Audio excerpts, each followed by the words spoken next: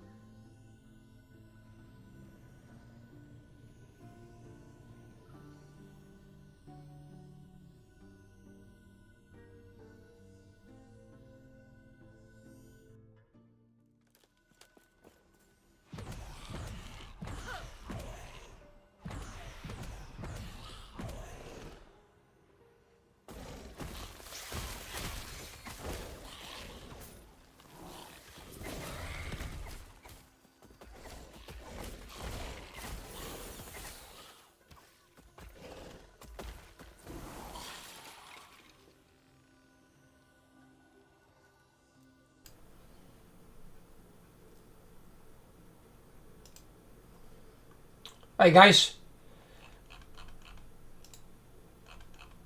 an afternoon overload. Hello. How you doing, buddy? Okay. What did I just get? A Weaver's Will on this thing. Oh yeah, I got that, didn't I? Yeah. Yeah. Those things are weird. And it's because I got one of these last time. I got like a legendary fucking relic. Because he gets +1 to all acolyte skills as well, which is really good.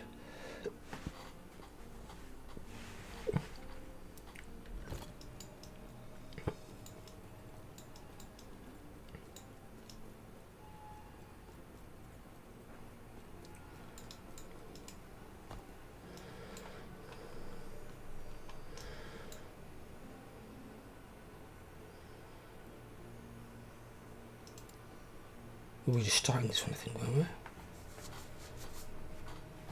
What you been up to? In now. It's alright, I'll just jump in one. Yep. Not much. Work. What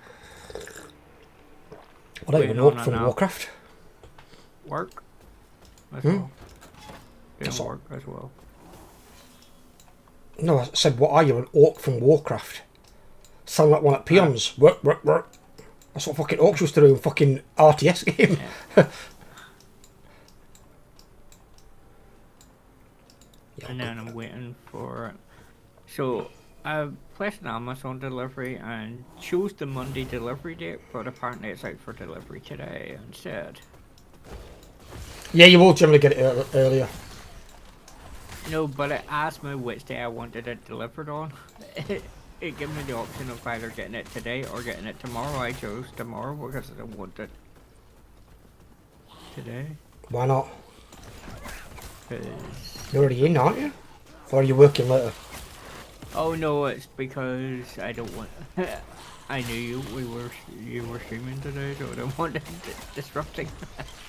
That's fine, just go and answer your door. Yeah. Obviously, if it's loud or anything like that, just mute your microphone. Not bothered. Yep. It's to me. Don't take parcels. Not take parcels on my account. You know, it's far easier to take them when you're there. I'd still be here tomorrow. I just wanted it tomorrow. I don't want it today.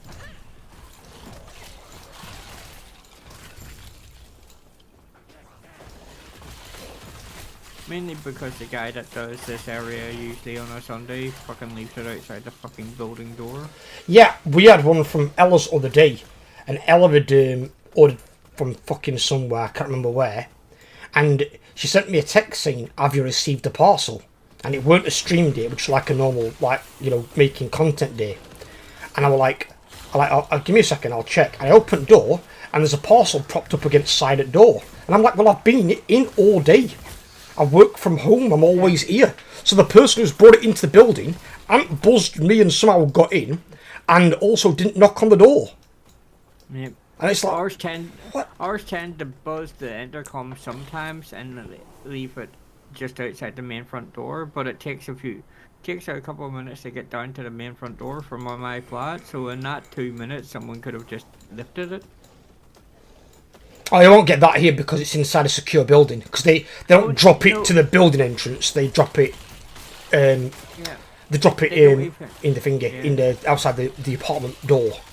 They don't even. Oh, if they somehow get into the building, they'll just leave it at the main front door. They won't walk up the steps or take the elevator up and leave it in. I'll just take elevator. It just takes 2 seconds. Yeah, they just drop it at the main front door again, and because there's no guarantee someone's trustworthy. Say someone is visiting someone and they're leaving and they see that parcel before I can get down. Because after they've left it, it takes about 5 minutes for the app to let me know that it's been delivered. Yeah, they couldn't leave it outside our building here because we're in the middle of a town. And as you said, it could be gone in seconds. So, and also we've got a camera on the outside of the building. So if a delivery guy comes and drops something outside and then tries to get away with it and say, no, I haven't, well, we've got a camera showing you stood here dropping off the parcel and leaving it at the main door in a busy town centre. It's like, so, yeah, they haven't got leg to stand on then.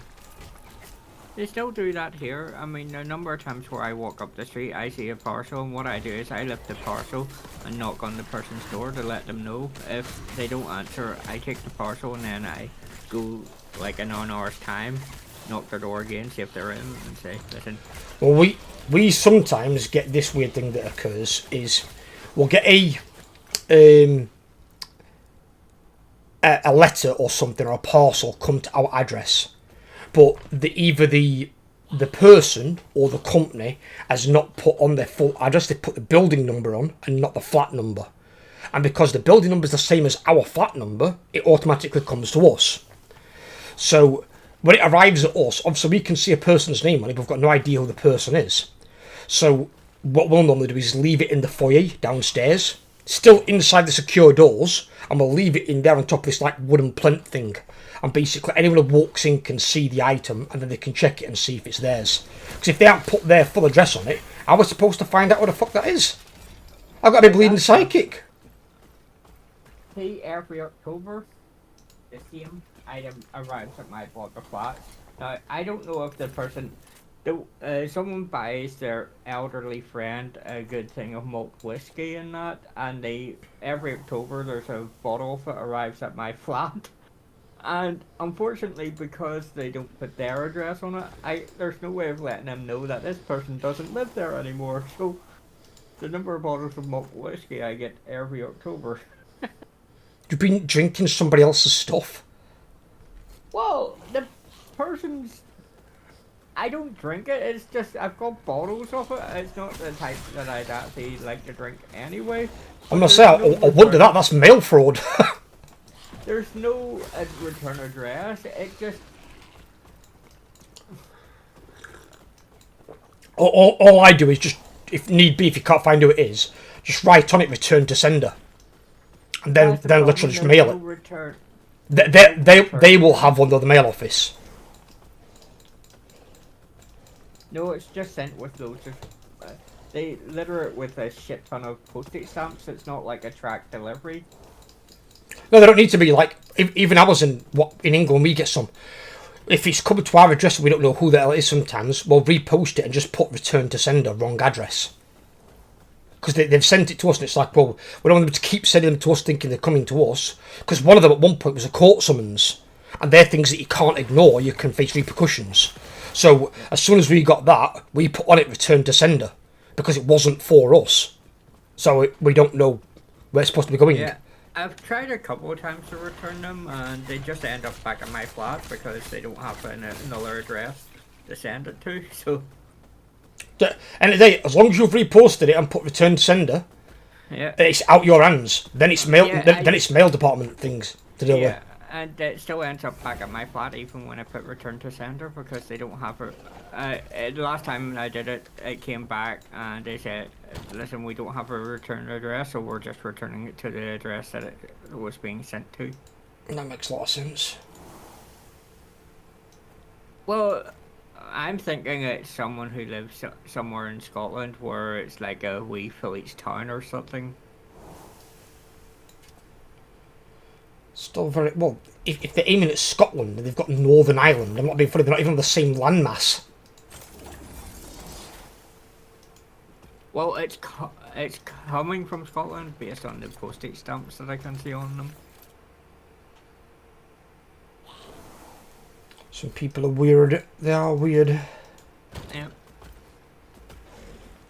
The one time there was an address with it, I wrote to the person and let them know that this person didn't live here, but every year, without last 3 years in a row, they've still sent me, they've sent another one to here. Can't get through to some, can you? Yep. There's no getting through to it's someone. Nice looking whiskey, I just don't want to touch it because... Not if it belongs to somebody else, no. I wouldn't even... I don't even consider think it. the person that used to live here is still alive even, so it's like, I'm not sure because the landlord won't tell me who used to live here because she can't, no. So. The Data Protection Act, she can't, no. Yeah.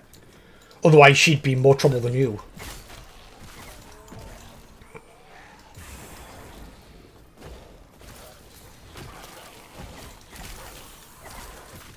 We just do the bits that we can, though, as I said. Return to sender, stuff like that. There's only one time I've opened some mail that wasn't mine, and this is by mistake. Because literally, you know when you get them little windows sometimes, like on the letter itself? The letters yeah, that you can't see the thing. Address. Well, in this case, it wasn't on the front at all. It was on the inside.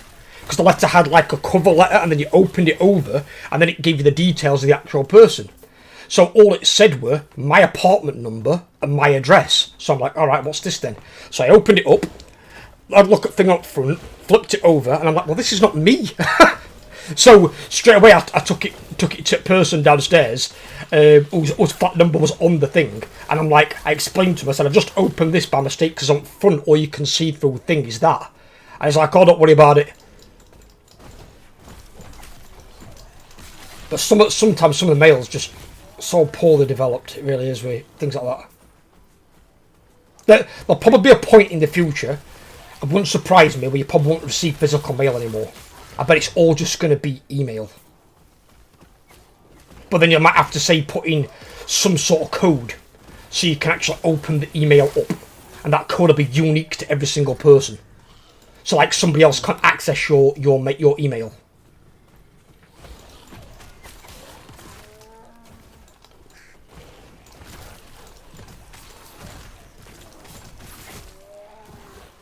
You know, kind of like your national insurance number. Yeah. Something just that's yours. The problem just makes mail fraud a lot easier for people. And that makes mail fraud harder because they can't physically steal something. And to get an email, it's got to be sent to the wrong email address to begin with. If they send it to the wrong email address but they've not got your code, they can't access the email.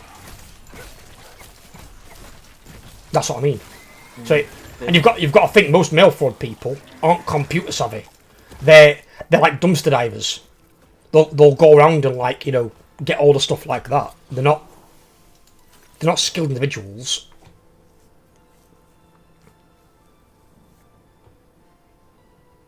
All this Weaver's Will's done is reinforce these same 3 skills. It's not giving me anything else on there. It's so weird. No, Weaver's will just enforce the same skills over and over again. Yeah, but initially it's got to give you 3, so it's 4 in some cases, and it's giving me 3 and then just reinforces them. Yeah, once it gives you the 3, that's the 3 that are going to be reinforced. Well, when it gives you 3, why can't it give you 3 that are like more relevant to your character, or more relevant to your spec?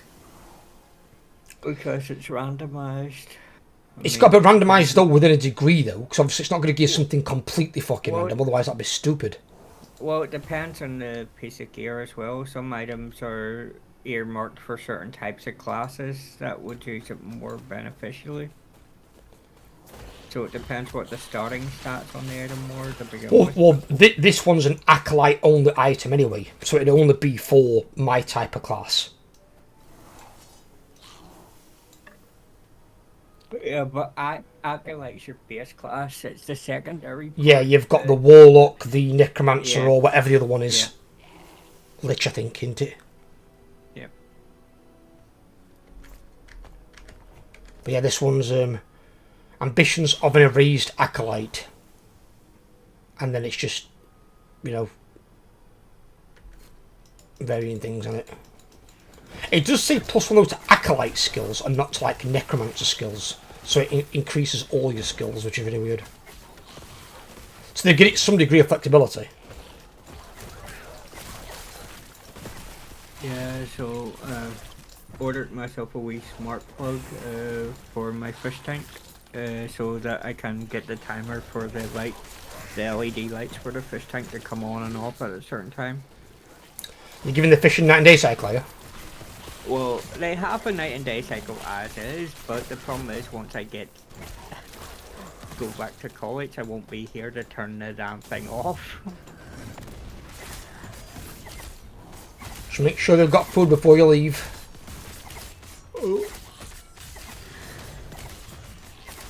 They should only get fed first thing in the morning.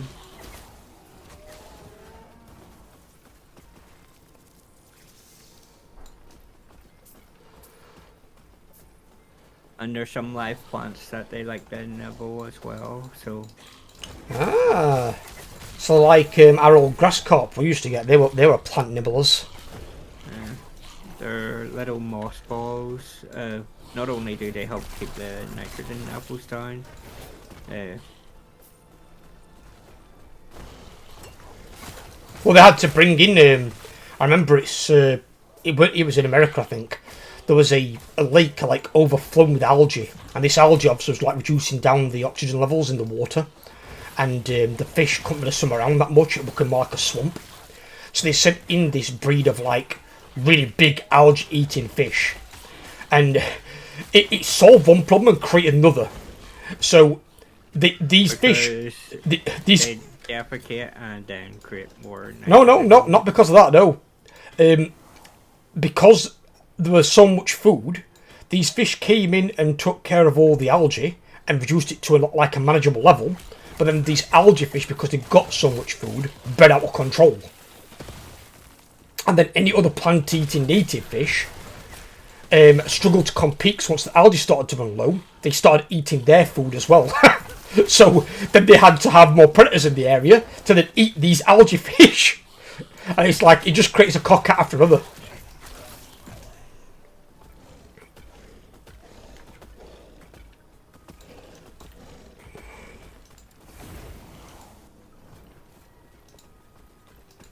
I think sometimes as we try and fix problems, sometimes, not all the time, but sometimes we end up making things worse. And it's like, just leave it to Mother Nature to sort it out. She's been doing it for fucking billions of goddamn years. At this point, she knows what she's fucking doing. Now, some species might go extinct, which is unfortunate, but in that way they call it natural selection. They're selected by nature. I think that's the whole point of it. Now, when it's something that we've physically caused, then yes, we have a obligation to step in and sort it. Like poaching on like elephants, lions, rhinos. That's something that's a man-made issue. Or loss of habitat for some creatures. Then it's up to us to find them a new habitat somewhere else that either simulates what they used to live in, or is even the exact same. That's where we've created a problem. But when it's not a problem created by us, let Mother Nature sort it. If she's created the problem, she can sort the imbalance. Like, have you heard that scary shit now about the weather system from in America, because the tornado valleys moved northeast, I believe. I watched a documentary the other day, and basically now you're going to have tornadoes spawning in places never spawned before, near cities that have never experienced tornadoes before. And it could have drastic effects. And it's only because the weather front's moving north because of global warming. And there's still people out there who refuse to believe global warming's even a thing. Yep. And it's like, well, clearly fucking not. Send me an invite when ready. I also ordered myself a wee dwarf water lily for the fish tank. A dwarf water lily? Yep. The kind of things that frogs rest on. The kind of thing you normally get your frog holes on. Oh no, that's a lily pad. Similar thing, right? Nope. A water lily is actually a flower. Okay. It floats just like a lily pad, but its roots will absorb any nitrates in the water because that's what it uses to. You know these key ones you get on the monoliths. They give you an actual key. Yeah. Why is it it's always an arena key? Not always. Most of the time, yes. All of mine say arena key. None of mine say for any other dungeon. Mine all say arena key. I've not seen one yet that doesn't say something else. Because won't they give you other ones like Lightless Arbor or the Temporal Sanctum of the other ones? Shops and done in things anyway. Yeah, but you seem to be able to get a lot of arena keys and then not much of everything else. Because you can basically farm arena keys through these, but you can't farm any other keys. You've just got to rely on a lucky drop rate, and the drop rates on these keys aren't that fucking good. The thing with arena is you burn through your arena keys far too easily, because if you die once, that's your arena. I know you've got to do it again. Also, it depends on the affixes you choose in the arena, because some of them can make the mobs hit bloody hard. Oh, yay, stand in the middle one. Oh, is it a thingy? Yep. Unlimited power! Yeah. I mean, my mana is not even going down.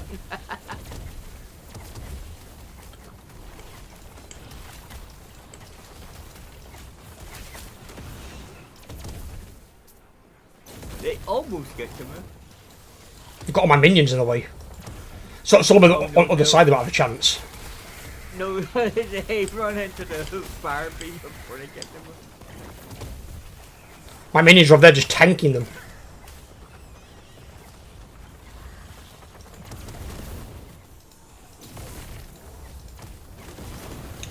Oh god, look at my shield. Woo-wee.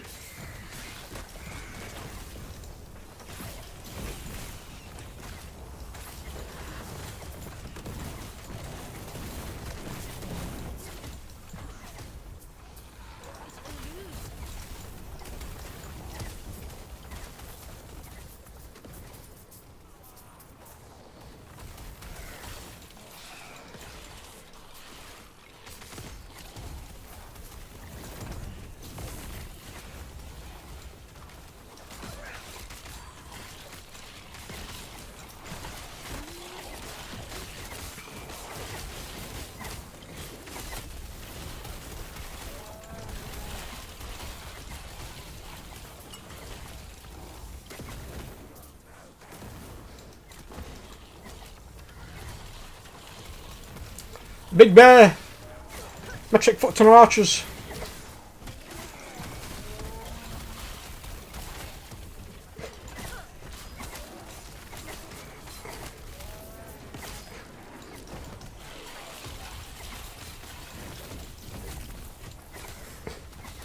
I hate these eyeball things. The eyes of the Emperor.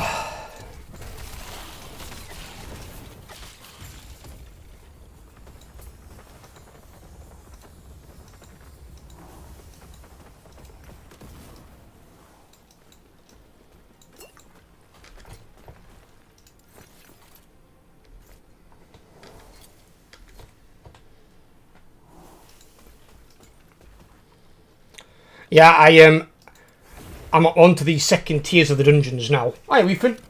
Got free WoW for 2 months. You got free WoW for 2 months? How's that work? What do they do? Get like a time card? I thought they stopped doing those.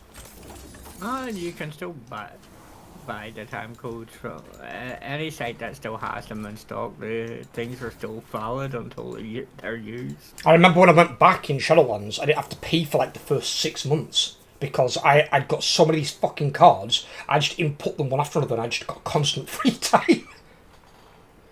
I was watching Alien 3 while spamming mining nodes, sold them on the AH. Yeah. I was watching... What?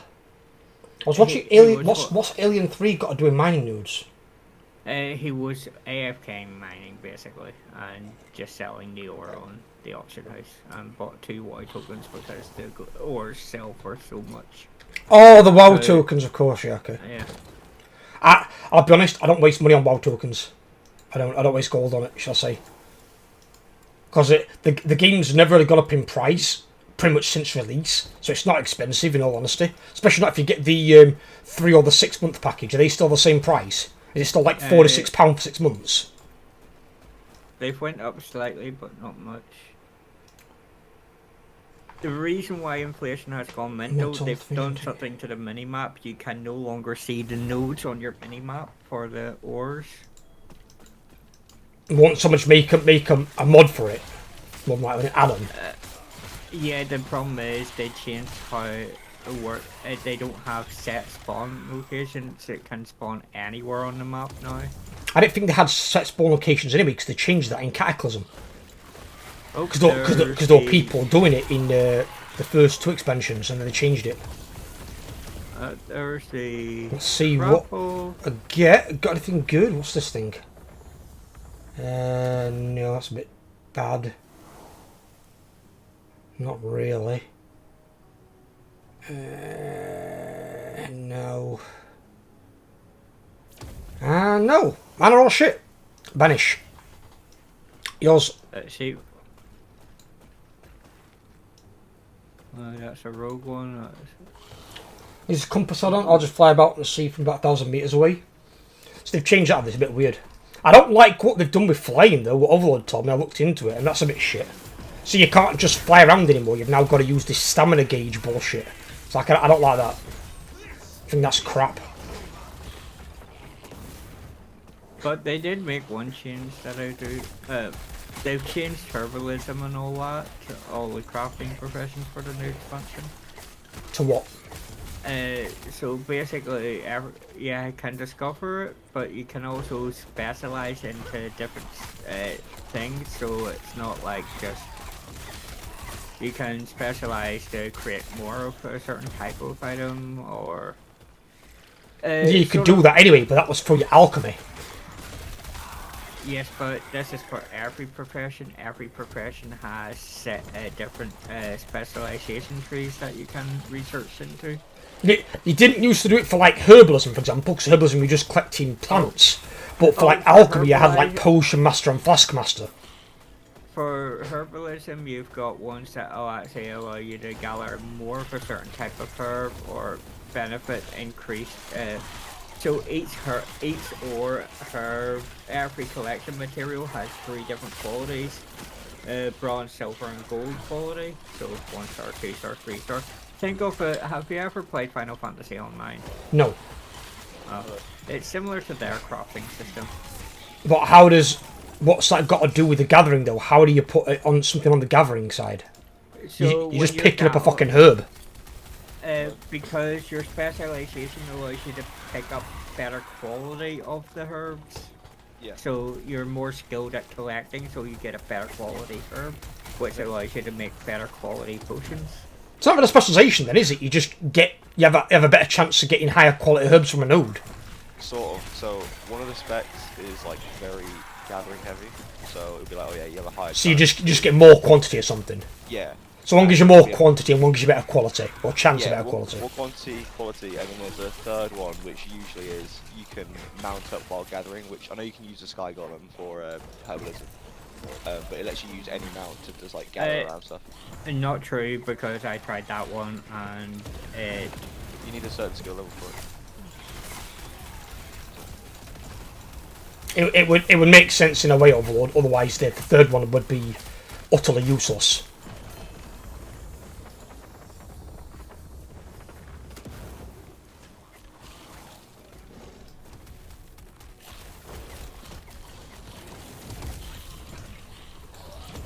But you enjoying it the way, Ethan? But you talk about inflation in a game, fucking hell, it's even worse in real life, Jesus.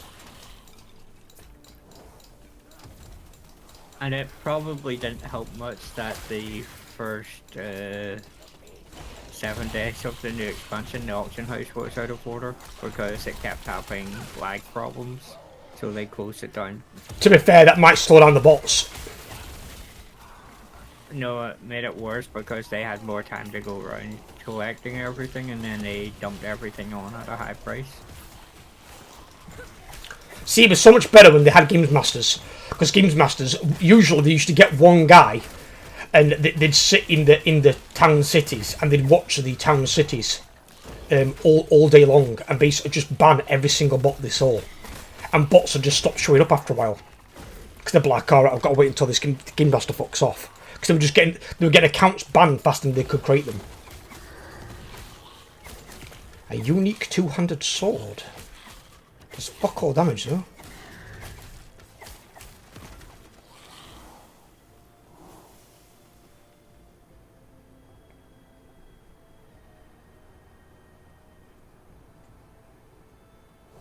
What the hell? The last laugh. Okay, now that sword looks wicked. But instantly kill enemies that are left below 17% health by a melee attack. That's quite an execution ability. I don't think anyone liked rep grinds anyway though, if it were like what they did with Covenants in fucking Shadowlands. Oh my god, it were AIDS. And you had developers coming out and saying, basically, you're not getting what you want, you're getting what we give you. And it's like, I don't understand that mentality from a developer. It's like, yeah, you work on the game, you make the content for the game, but we're telling you what we want, what we like and what we don't like. And if we tell you we don't like something, it's pretty much universal across all the players. Then don't put that shit in your game because nobody fucking wants it. We don't care what the developers want. Most developers don't play the game. we're the ones that has to deal with fucking Cho'Gath and fucking grinding bastard rep all the time. I'm not fucking saying Christ. It is indeed. In the new expansion, it's nowhere near as bad. No, I know they've learnt from it. Obviously, they'd learnt from it in Dragonflight, from what I heard. But it was just their mentality at the time in Shadowlands was horrible. And hello, Brett. It was just their mentality was, oh no, you're basically getting what we give you, and it's like that's not a mentality to have. It's like no, yeah. that's not it. It's when they like do. Obviously, they had to do 3 expansions like in advance because of time and stuff. So they'll have something, it'll go horribly wrong, but because of their development, it's like annoying to go back and redo it. So they just keep it as is. So then you don't see a lot of changes for a while. They've had to do it now. They had no choice. Yeah. There is one dungeon though that they released in the new expansion that once you hit level 80, it's the one dungeon everyone just leaves as soon as they join. Is it the flying it's one? the one, yeah, the flying one, yeah. There's a flying dungeon. Oh god, I won't be playing that one.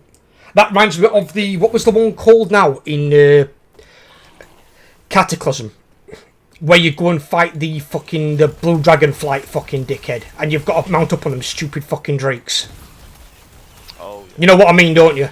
And everyone was like, every dungeon we can go to except that one. Because nobody liked not being able to play their class.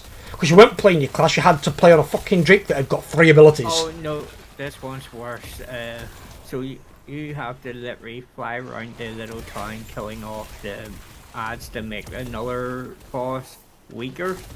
But then the last boss, one of the bosses, during a certain stage, you have to get on your flying mount and get out of the circle as quick as humanly possible. Otherwise, it just one-shots you. Is that the one with The ships and all Is that? I'm gonna say, is that the shadow guy on the ship? Yeah. I've seen that one in a thing in a video. There's one boss where like he has like I don't think you actually kill him. I think it is like some creates like 2 billion health. Yeah. And then like when he gets to 75%, he flies away and like follow him. So you Yeah, get that's to the dungeon I'm on about. yeah. As soon as I got into it, I could tell it was a bit annoying because like just navigating it is just. Can you imagine what that's going to be like on Mythic? I'm not being funny. If it were Mythic, I wouldn't be doing that shit. I'd be like, fuck it, like the key fucking tank. And it's worse because of the way the flying works. It's trying to make sure you keep The up best with the rest of the party. the best way to teach Blizzard, because we know they have very in-depth stats, is to not engage with something people don't like. So like when they used to have like push weeks and not push weeks, what have they done now, Ethan? They've got rid of all the affixes, haven't they? They've brought in some new ones, but they're not as bad as some of the old ones.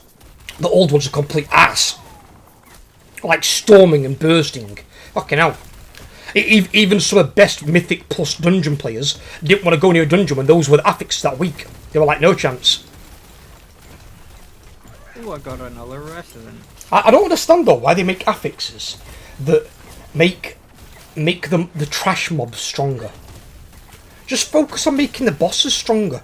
Trash is trash. Nobody cares about trash. You shouldn't have to be careful pulling packs in dungeons or raids. They should both be relatively easy, to be honest. That it should be. Oh, actually, we need to stabilise this fucking thing still, don't we? Shit. I don't understand why they do it. Iron Matrix. They need to just learn that when it's called trash packs and trash mobs, nobody wants to spend inordinate amount of time doing them. Focus more attention on your bosses and just make the trash tough, resilient, and make enough of it where it's not mind-numbing, where you just like get that much trash that people are just like, oh my god, is there more? Yeah. And just have enough, but it's just stupid sometimes. What's happening? We're just chatting stuff about while having a chill. How you doing, brother? You alright? Yeah, bro. Bro, I had some fucking experience yesterday when I tanking yesterday. That was an experience. You were tanking? Yeah. I won't trust you to tank. That's not a good idea. I mean, yeah, I had no options because literally I was literally waiting for like 20 minutes without a fucking queue, so I'm not tanking insta queues all the time. Have you not got 4 friends to get into a dungeon with? You can play with Ethan and Overlord, right? Yeah, I talked to Ethan. He was like, nope, I'm gonna stream. Yeah, I'm on Horde. Fuck you. Well, I'm a healer, so. And he's on Horde. Ethan, make a fucking character and play Matrix, you It dickhead. doesn't matter if he's on Horde or Alliance. Christ. Alliance No, and it Horde does players not can matter play if it's together. or not. That's Doesn't gonna be matter. this could be asked to play. Yeah, exactly, that way. At least then you play with a bunch of friends that you know are reliable, rather than playing with some random shitters. Spectre, I found the I mean, Nemesis he guy. could play with his friends. We don't know about it. We don't No. know about it. Ethan doesn't have that many friends. Oh, Yeah, It doesn't- your streams are the only. yeah. Spectre, Fuck up it, here. give you a new one, each one. What? Sorry, what? One at a time. I heard Ethan talking and then Overlord. What were you saying, Ethan? I said this is the only time I get to socialise. It's not quite that bad, no. It just go to house parties. Yeah, well, Oh, shit. I had really bad experience tanking yesterday. I mean, it was pretty fucking late as well, but... I shouldn't built be up like that. thick skin, really thick skin being a tank through fucking like 7-8 expansions of just tanking.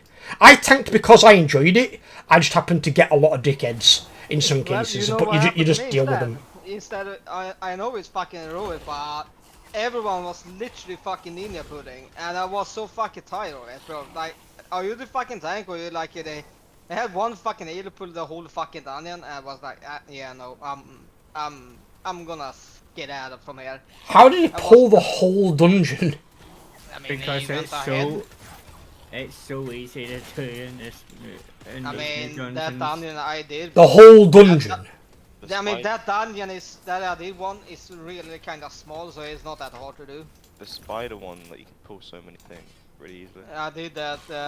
What was it called, Rookery or something like that. Oh no, if they've gone back to ones like it used to be with like BRD, where you could pull Yeah, mobs but- from like fucking above and below and they were fucking all like 10 feet apart. And if somebody moved out of fucking way or something, you like aggro 2 more packs. I used to literally hate told that. them to I literally told them to fucking We've fuck off with that stabilized. shit, but they told me it's a fucking heroic dungeon. Why are you caring so much, bro? I want to fucking learn the dungeons. That you're supposed to do, And right? also, I'm not I being want funny, to do heroic dungeon or not, if you get enough packs on you, you will die. That's where the danger from mobs comes, is in their numbers. And the healer literally killed us when they pulled the whole dungeon. So yeah, he couldn't heal. Nope. No. Instead of healing, he pulled the whole dungeon instead. How about that? I don't trust most healers. Healing is the hardest spec and class to play in the game. If you can master healing, you're a beast. Any guild will take you. Because healers are hard to find anyway. Good healers even harder to find. Anyone can be a shit healer.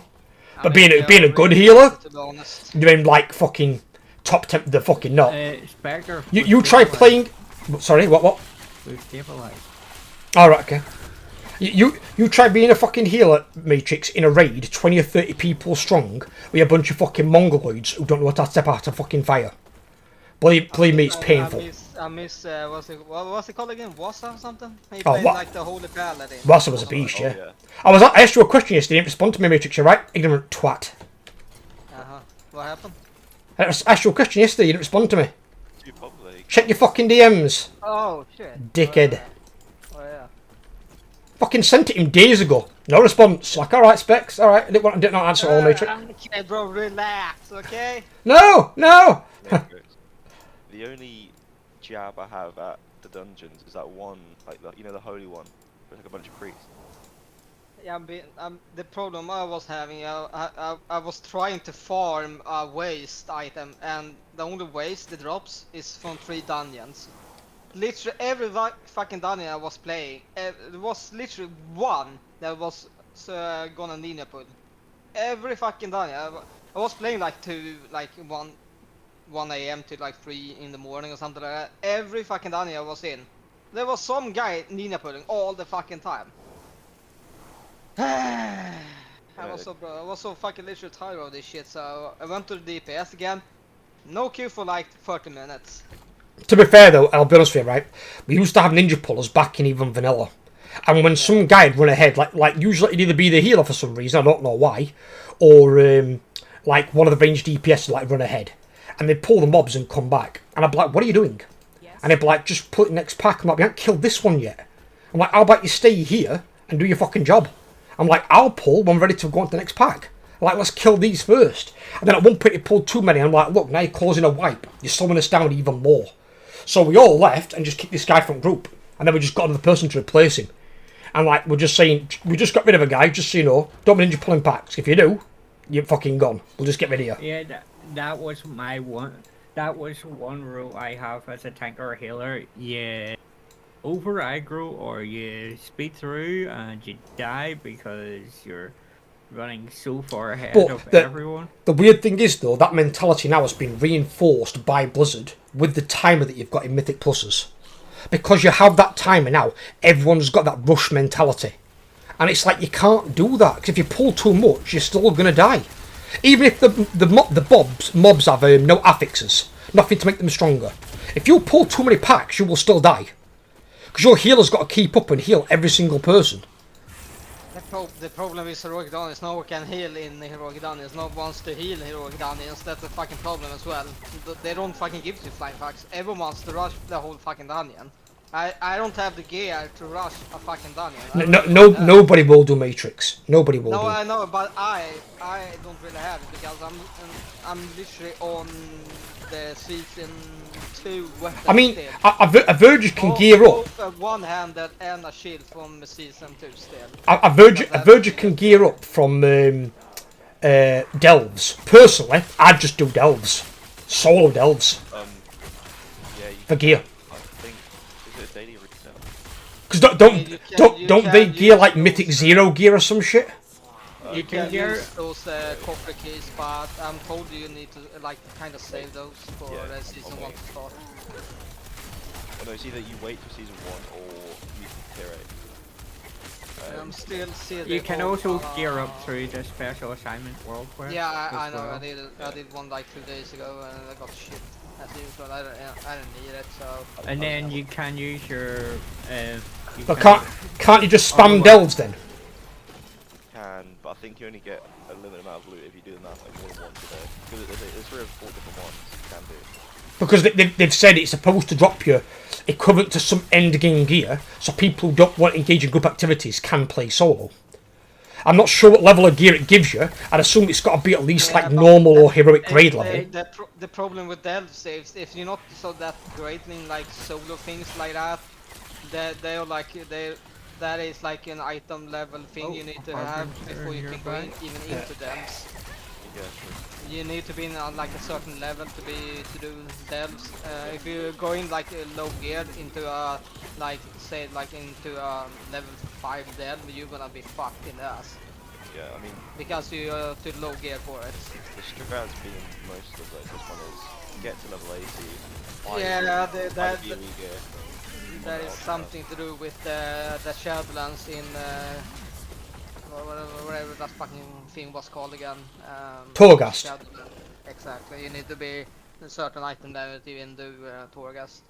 Yeah, but see, the thing with Torghast is, Torghast was a good idea. What made it bad were the fact you had to do it every fucking week for your legendaries. If they made it so you could do it as a fun thing and you could get some solo gear, Torghast was fine. I consoled Torghast as a fucking tank. And I did like no damage. Not everyone had to do Torghast for the legendary. You had to do some of it because you needed some of those fucking things, those ember things, whatever the fuck they're called. Yeah, I was more talking about like the conduits and stuff like that.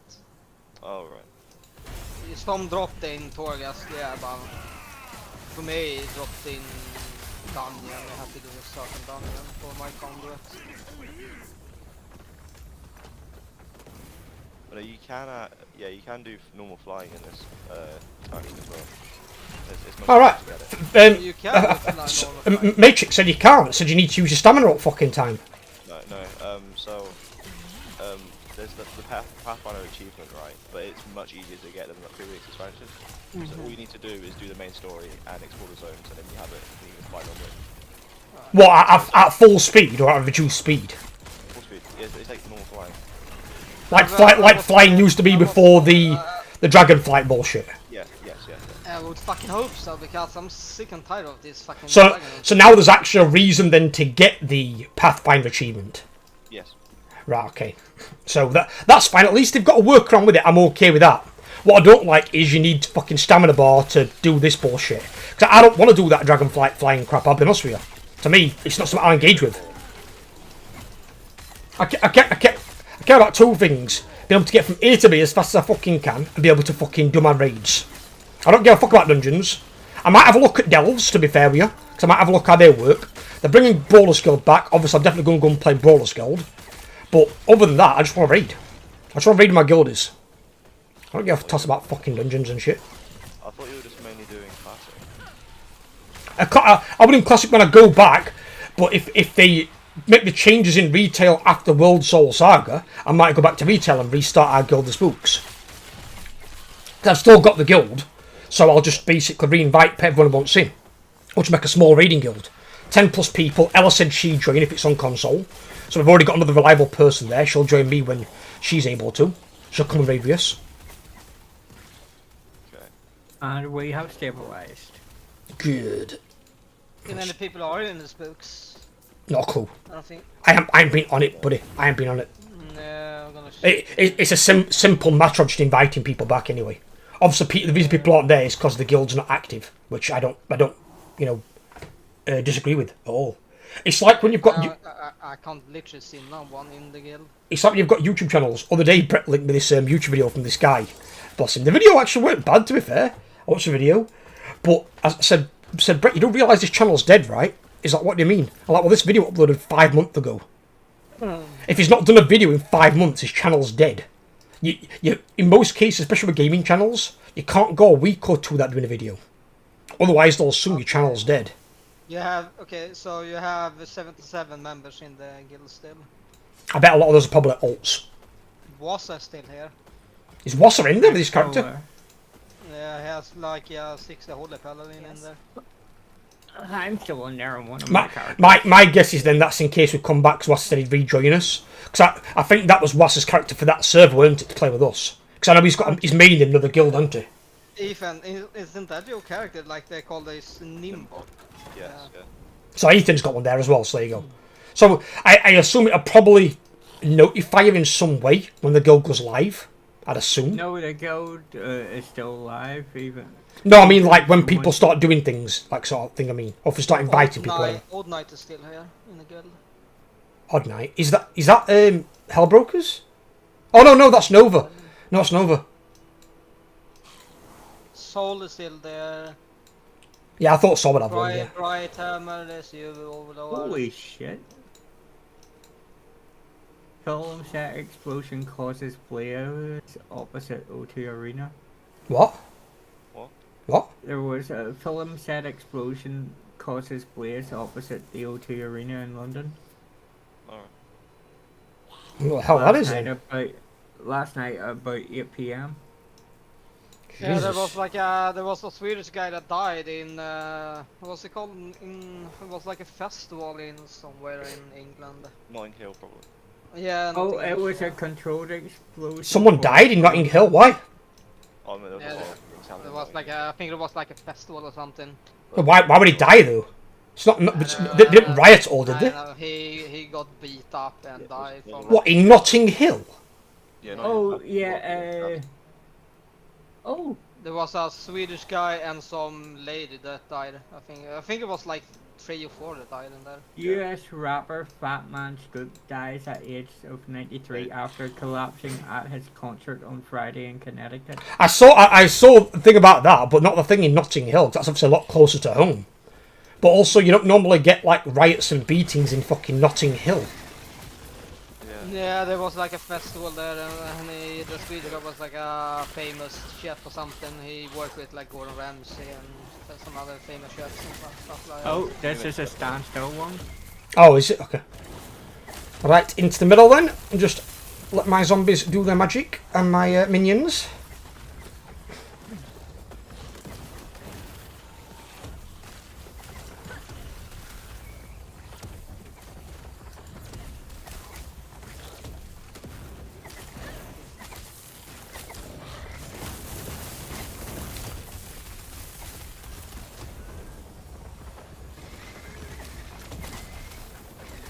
Alright, we'll see how many needle pullers we're gonna get now then. I just hope they really, really do take into account. If you guys, if any of you haven't done, if you can go on that previous stream that we were on, and you can clip the part where Ella came back home, and if you can just clip that bit, like a minute clip, something like that, and then like tag it to like Blizzard on Twitter or something, and see if someone from Blizzard or Xbox picks it up. See if it gets any traction. Because I'm not being funny, it's such a good idea to bring it to console and get rid of fucking add-ons. It really is. They don't realise the potential of how many players it will bring to their game. It'd be massive. And even if some of the hardcore elitist tryhards are like, oh no, I'm not playing it anymore, it'll be too easy or something or whatever. Fuck them. For what they'll lose and what they'll gain, they could gain several million players. Easily. There's no reason why you'd accept a few elitists who are like, start throwing dummy art at Pram, when you could get so many players. And the whole point of an MMO is for it to be massive. If you're not going to have it be massive, then why make a fucking MMO? You know, they need to really fucking think about what they're doing with it.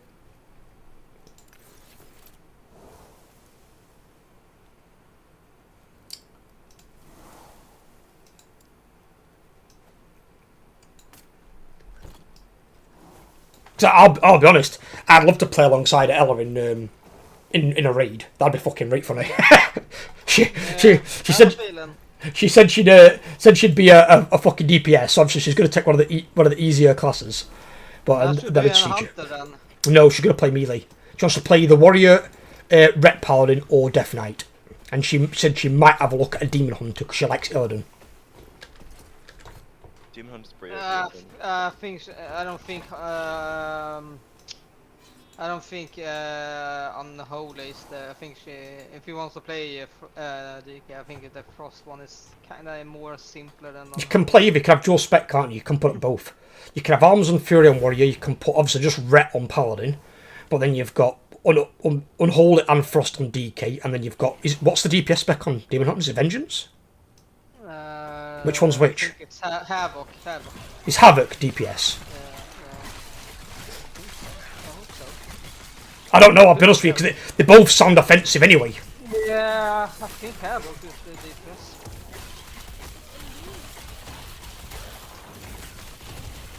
I haven't never touched the Demon Hunter, but I think Havoc is the DPS. I haven't either, it's not my type of thing. If I was going to go and be the DPS, I'd just go fucking Arms Warrior and just fucking delete things. That the friend I totally was talking about, I respect that he fucked me.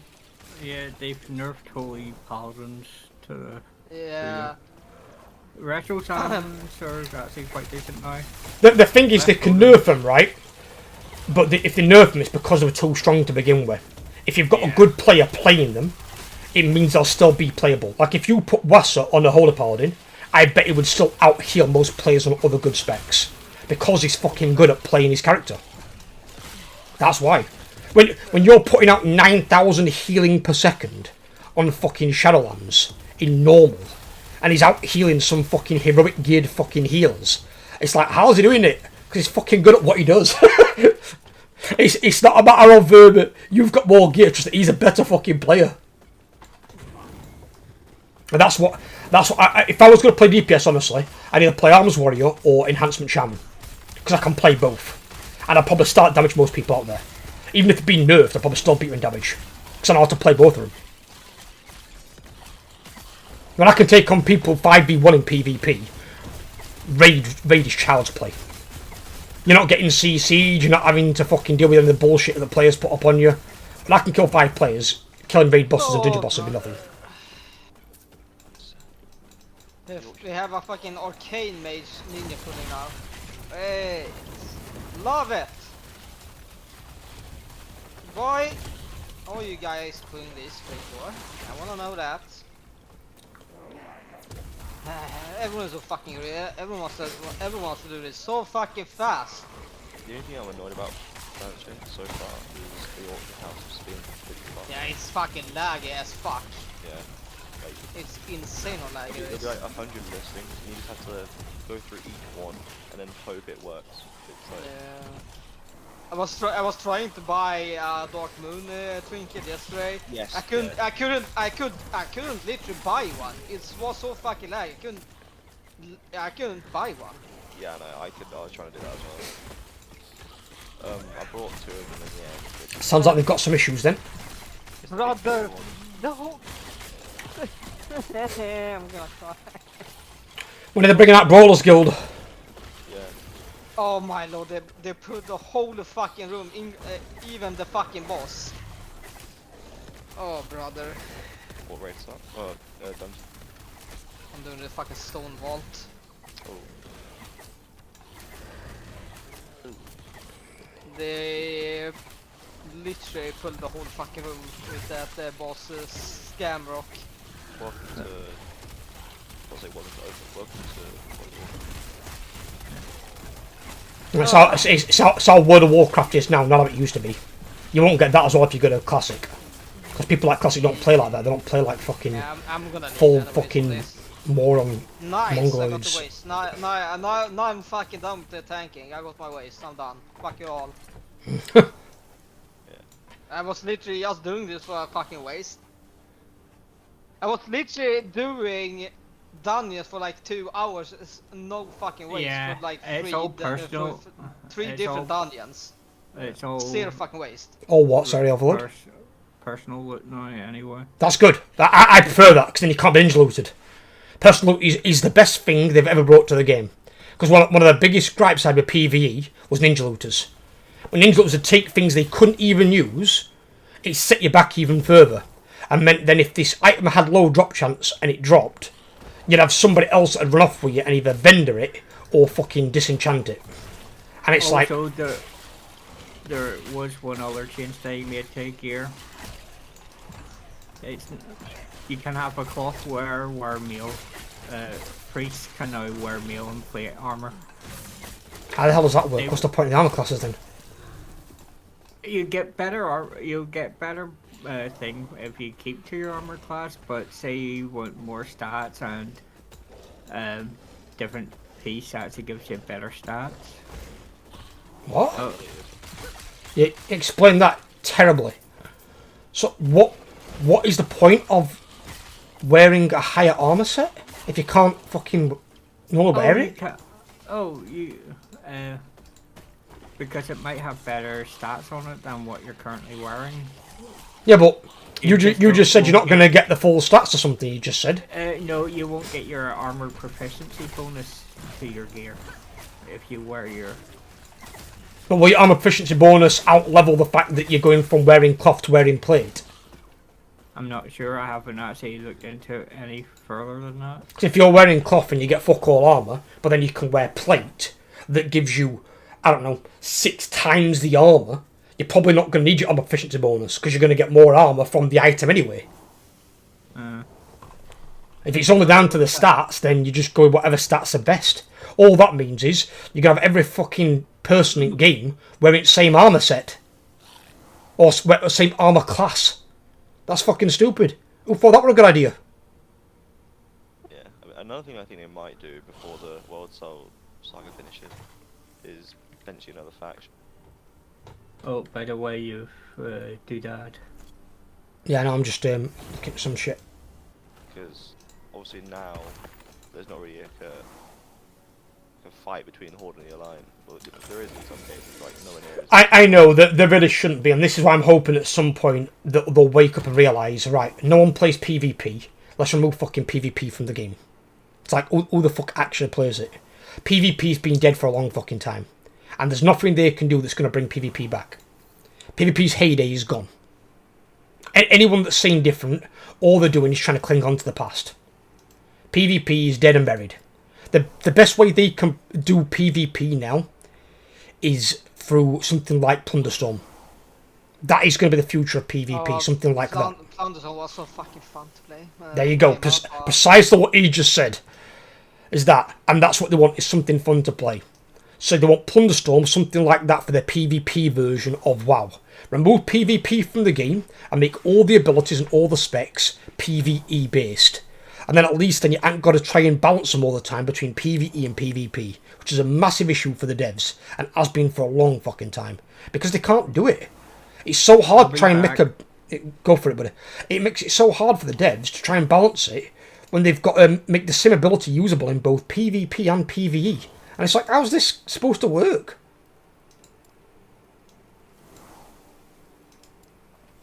It's ridiculous.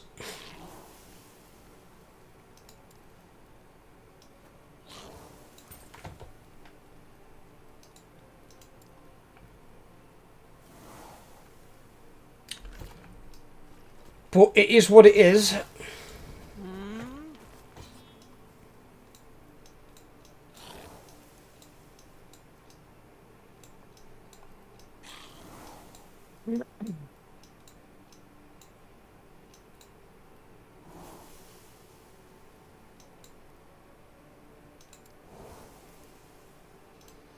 The thing is as well is they could do so much with World of Warcraft and make it so much better than what it is, and all they've got to do is make a few changes.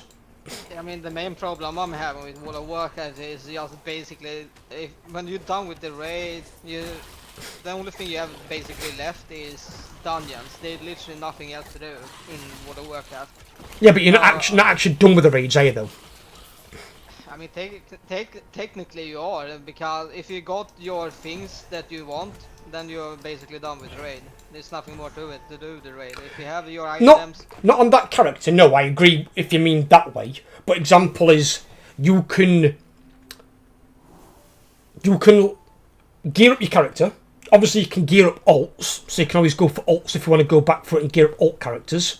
And then also you can help other guildies gear up their characters. One thing I used to always do, even if I never needed to go down like Molten Core anymore, say I were like full tier 2.5 geared and whatnot, I didn't need it from Molten Core, but I'd go main tank them so they've got a competent well geared tank.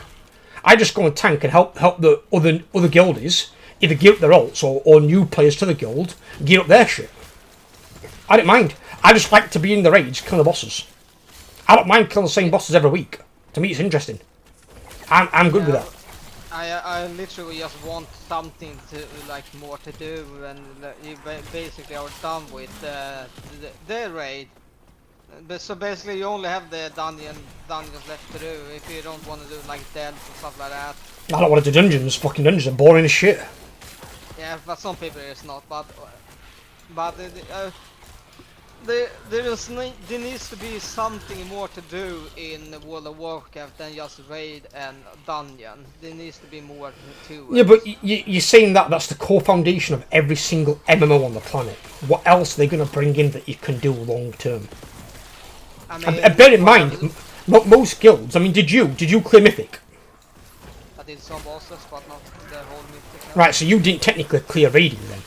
Nope. So realistically, you still had stuff to do. So a lot of guilds don't clear Mythic, and the ones that do, like some of them, clear it on like the last day of the like where where they can get the cutting edge achievement. Some get it on the very last day. Yeah. So not everyone clears it. So I don't think they need to add in something more. What they need to do is make Mythic raiding more accessible to other people, so more guilds can clear it. If I'm a developer and I'm developing World of Warcraft and I'm seeing 2% of our player base clear Mythic, I would class that as a massive failure. Massive. Nothing should be 2% in your game completion, because that means you've spent all them months and maybe even years making those raid bosses and those encounters challenging to have 2% of the people see the fights. That's a joke.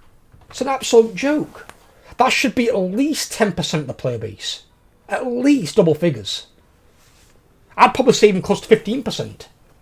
And then at least more people get to enjoy the Mythic raids, get to enjoy the encounters you've made. It doesn't need to be super elitist sweaty triads. Because even some guilds don't complete heroic. We know that because when we cleared our heroic, half the guildies that left our guild to go make their own guild, they didn't get past Sludge Fist. So they didn't even kill the third to last boss. I remember that one. So it's like they left with a load of active players, and then they couldn't even fucking kill fucking Sludge Fist on heroic. The bunch of shitters. It's like that. That's what happened to some people. They get these like delusions of grandeur thinking they can run a guild better, and then they go and run a guild and all they do is run it into fucking ground. It's like fucking idiots. That shit was kind of burning, to be honest. Yeah, fucking, it was deserved. Just a bunch of fucking idiots. Yeah, well, whatever floats the boat. End of the day, it's not my first bit of guild drama. I've always had fucking guild drama. I know how to deal with it.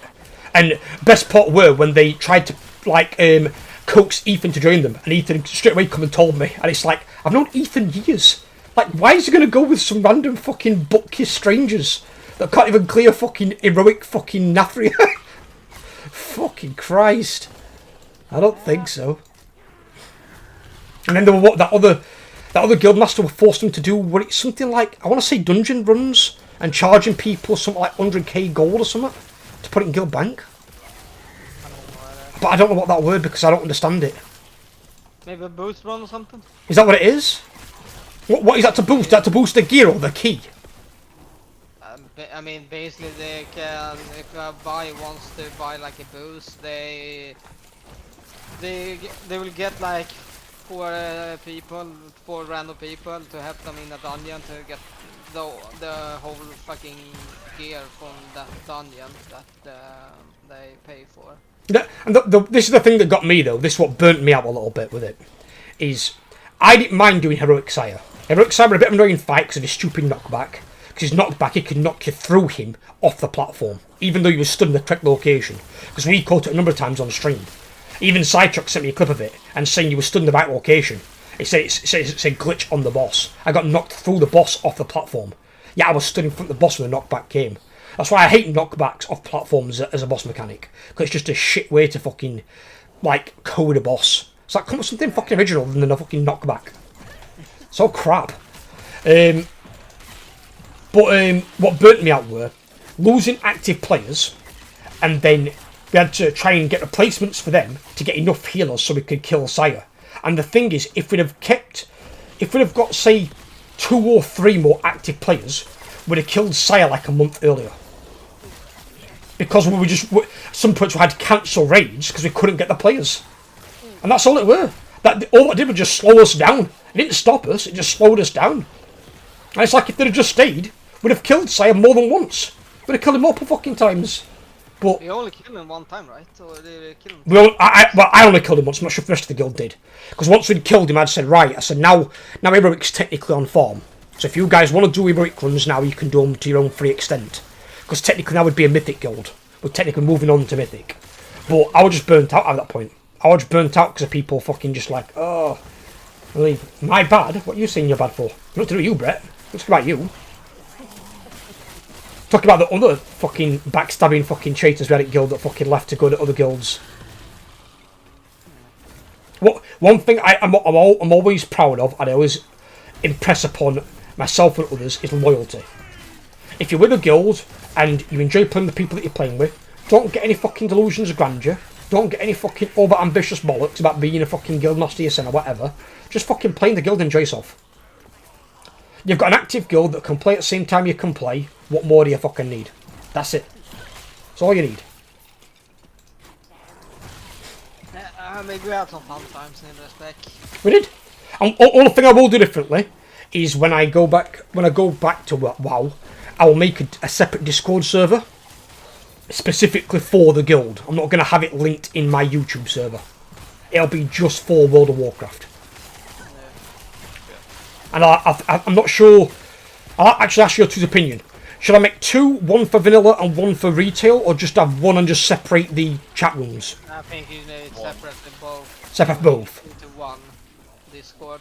Right. Yeah. So then, in which case, then I'll make 2. I think it's gonna be too much to have Then you'll be- into Discord.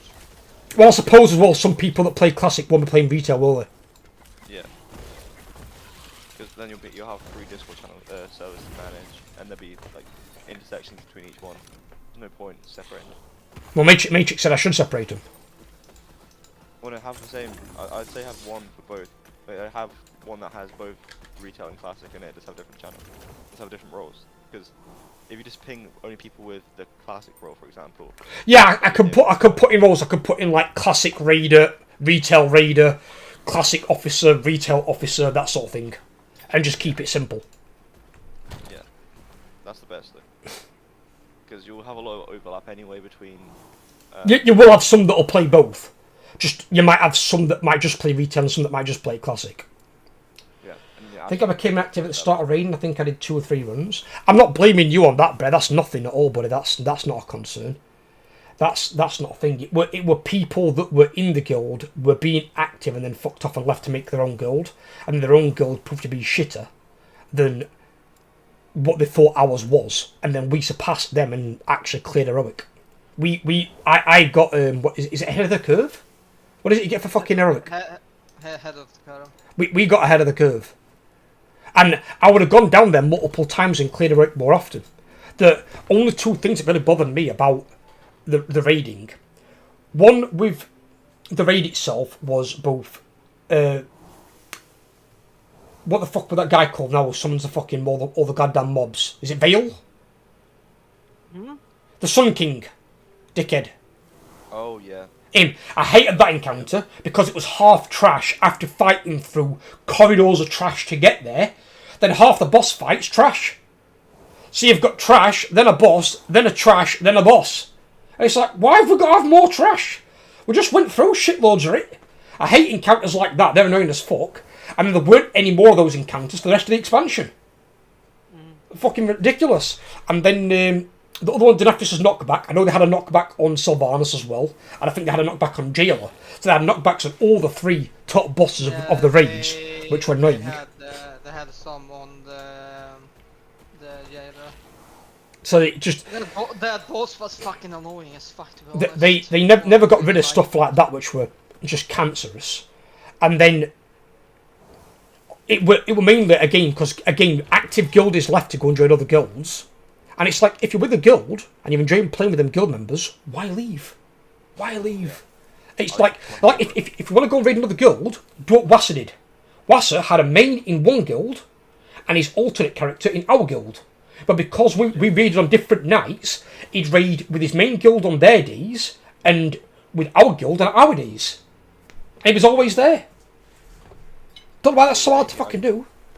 I think the only problem I had with the raiding days was it was like, because obviously I was still in secondary, so it was a bit late for me to... It were at the time because I was up thingy, but obviously now I'm doing full-time content creation.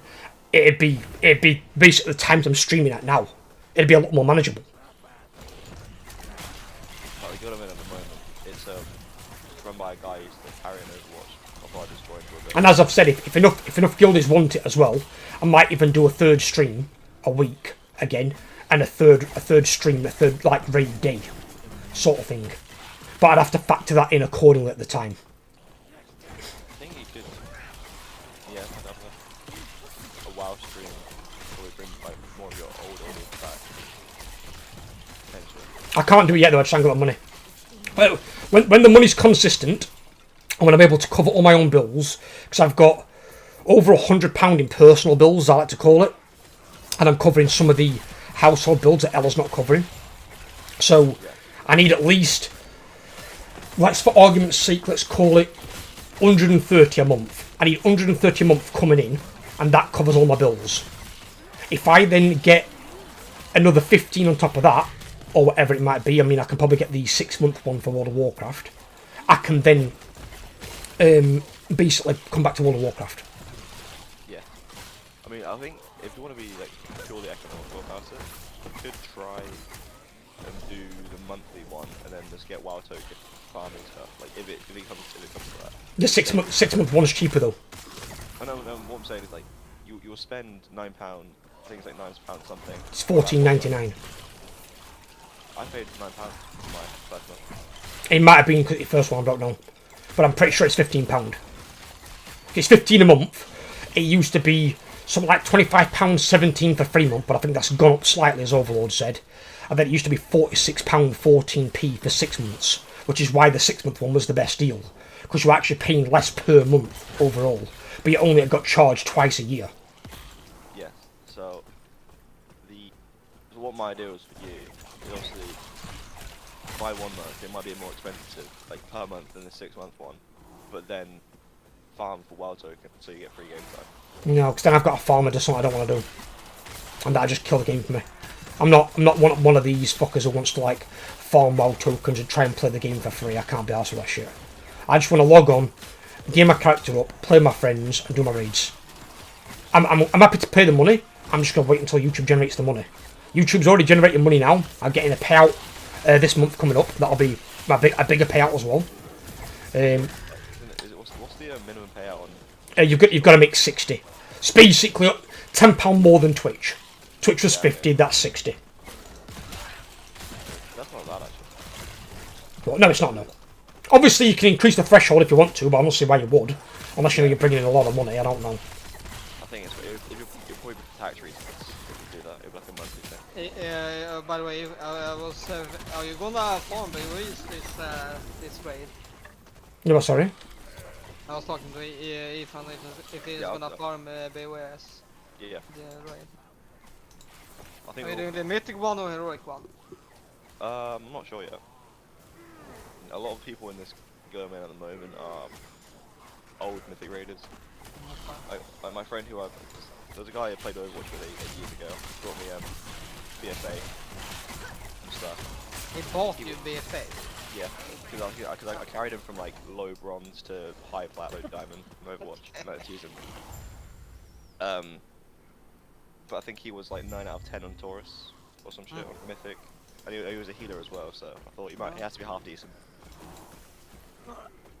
I mean, you can get some fucking good gold before the E farming.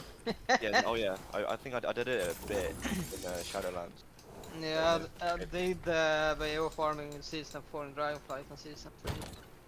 And you can get a pretty penny for it, to be honest. Everyone's BOS at start. And especially if they do BOEs that upgrade as well. Yeah. I think the like certain items they pay more for it, right? Yes, yeah, it's certain appearances as well. I think. But it's mainly like iron level. Yes. Take care. So I think I'll have to do at least heroic raid first, and then potentially like do an off raid. I don't know. It's one of those things where you start off farming normals, and then like later in the season do mythics and heroics.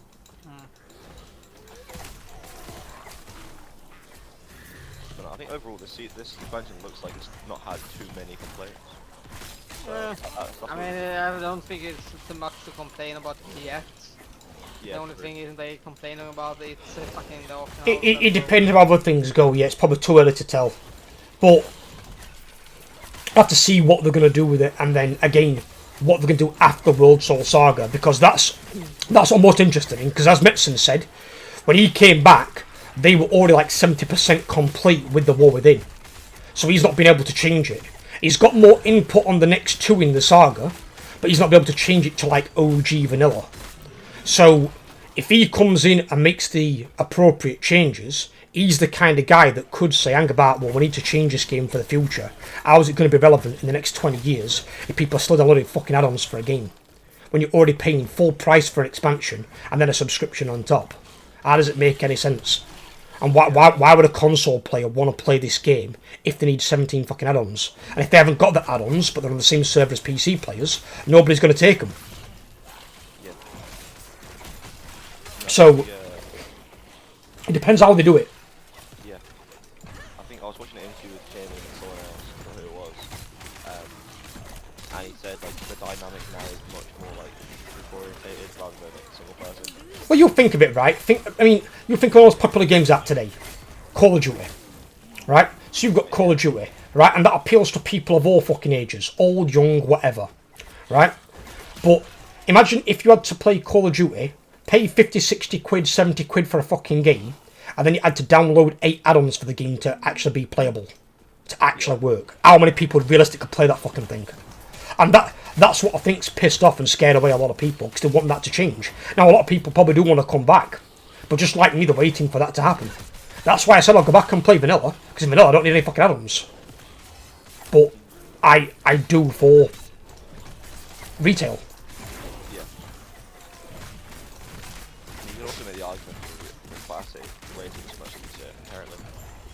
The raids will be easier, but they were designed differently back then, because obviously you didn't have like mythic raids, heroic raids.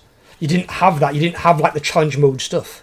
And also like the general skill level of the player base back in classic when it was actual classic. Well, the thing is, back then as well, there were no guides. There were no add-ons. That's the whole good point, is there were no add-ons. The add-ons that were made back then were very, very bare bones, very rudimentary. They weren't very good. And more often than not, they bugged your game out. So a lot of people didn't install them anyway. Yeah. So the only thing you might have seen that were on a lot of people was like some sort of threat meter. And I was just seeing it pull aggro from the fucking tank.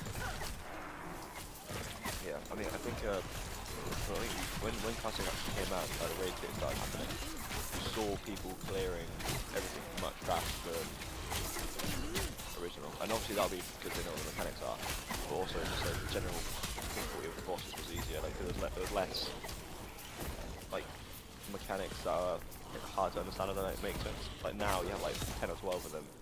You have to be in a certain position at a certain time, otherwise you'll white like the raid white. And that was the other thing as well, like back in vanilla there weren't any like raid wipe mechanics. There weren't anything that would wipe the entire raid. I know they said they're trying to get rid of those, and I know exactly who's told them to do that. Metson. Because Metson will be like, why have we got this in? Why have we got it where one person fucks up, you punish the rest of the fucking raid? Because I would hate that. If you've got one mongoloid who can't do a simple fucking mechanic, and then he wipes your entire raid, I'd be like, right, you're paying fucking repair bills. Because you can't do a fucking mechanic right that everyone else can do. Is it the 4 horsemen fighting? I think it's the 4 horsemen in Classic. There's like this thing where if you're too close to another player, you apply stacks or something to it. If you're too close to a boss, that's why you've got to pull them into the 4 corners. Yeah, he had that one guy who briefed the entire raid of hardcore and killed like 20 level 60 characters. That's because he brought them together, yeah, was the idea, and they got this buff, this stacking buff. But obviously that's why you won't play hardcore because of arseholes like him. When you've got someone named Tiny Violin, what kind of person do you think he's going to be? Yeah. Obviously going to be an asshole. He did it again recently. Yeah, I know he did it with Seathan as well. Yeah. Seathan, it's a bit harder to do though because you've got to run out in front of the I-beam on the pawn and it changes to other players. But normally you won't have anyone fucking retarded enough to do that, but apparently this guy's just that much of a dickhead. Yeah, but all you get is though, you get one jackass like him and he kills it for everyone else. Yes. That's true. And if it's like if he plays World of Warcraft and he enjoys World of Warcraft, so I know one of his accounts got banned. But if you play World of Warcraft and you enjoy it, you'd want to see the game thrive, succeed. If you're wanting to make people quit the game and stop playing the game, then you're not really supporting your game. You're a fucking idiot. Because you're not seeing the forest for the trees. It's like, oh yeah, if I make these players leave, the players I don't like anyway. Yeah, but then you're just killing your player base. If everyone thinks the same way as you, and they all make players leave the game, soon all you're going to have left is the arseholes. You're not going to have any other people left, and that's when your game dies. Yes. You can't do that.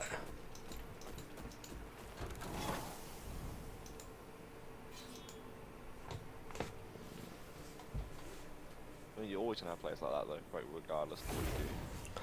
Yeah, but they can moderate it somewhat. But the problem is, with World of Warcraft having a dwindling player base pretty much since Cataclysm, when it started its decline, and it's just gone down and down and down. I mean, alright, like Saul said the other day, it's still the most popular MMO on the planet. He is completely right, it is. Right? But most popular MMO on the planet, but it's lost 5 million players. Now, some of them have said it's aging player base. Alright, true. But then again, look at the age of Saul. Clearly don't apply to everyone. Is all I'm saying. So age is not always a fucking factor. Yeah. So, you know what I mean? And he's a very good player as well. So it's like, it's not, that to me, it's like a cop-out. It's not a reason, it's an excuse. And I think the reason he lost 5 million players because they fucked up the game. They doubled down on making harder content, not making it fun. And all you've got is more of your RPers who like your vanilla stuff. Your classic players who you've split your player base, and then your elite ones, but your elitists are more so on your retail, or ones who want to follow the storyline. And that's basically it. And they're not doubling down on making it difficult is not a good idea. It's just not. It's not going to do any favours for the game.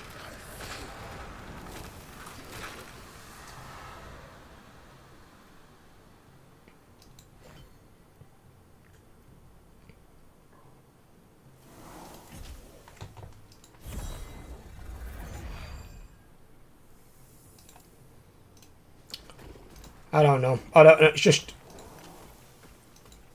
sometimes I think at a corporate level with companies that size, they can't see things that we can see on the ground as the players. Sometimes either that or they don't want to, and I don't know which is worse personally. But it's stupid shit like that, and it's just like, come on, please. Can work with us.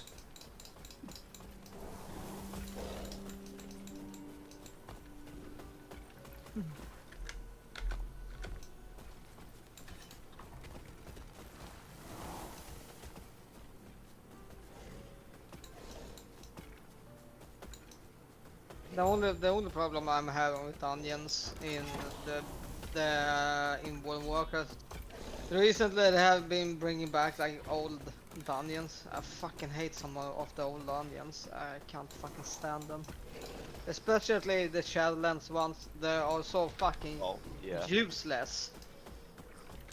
So we're gonna have the Mist one, which is so fucking I don't know, that dungeon is so fucking useless, it's so fucking dog shit. Everyone was literally fucking hating on that fucking dungeon because you had to do some fucking weird shit on it. And you have, so basically you need add-ons to even do that dungeons. You need add-ons for it. You don't need them, you can do it because one of our guilds proved you can do it with add-ons. I mean, it's gonna be like really fucking hard if you don't do it, and you're probably gonna fucking deplete the key. But see, this is where I think the thing is. This is not again another one of the problems. Get rid of the timer. Why is there a timer? Because it's fun. Invite. I'm back. You what? Sorry, Matrix. It's more challenging with the timer. Yeah, but people don't want that. They've said that time and again.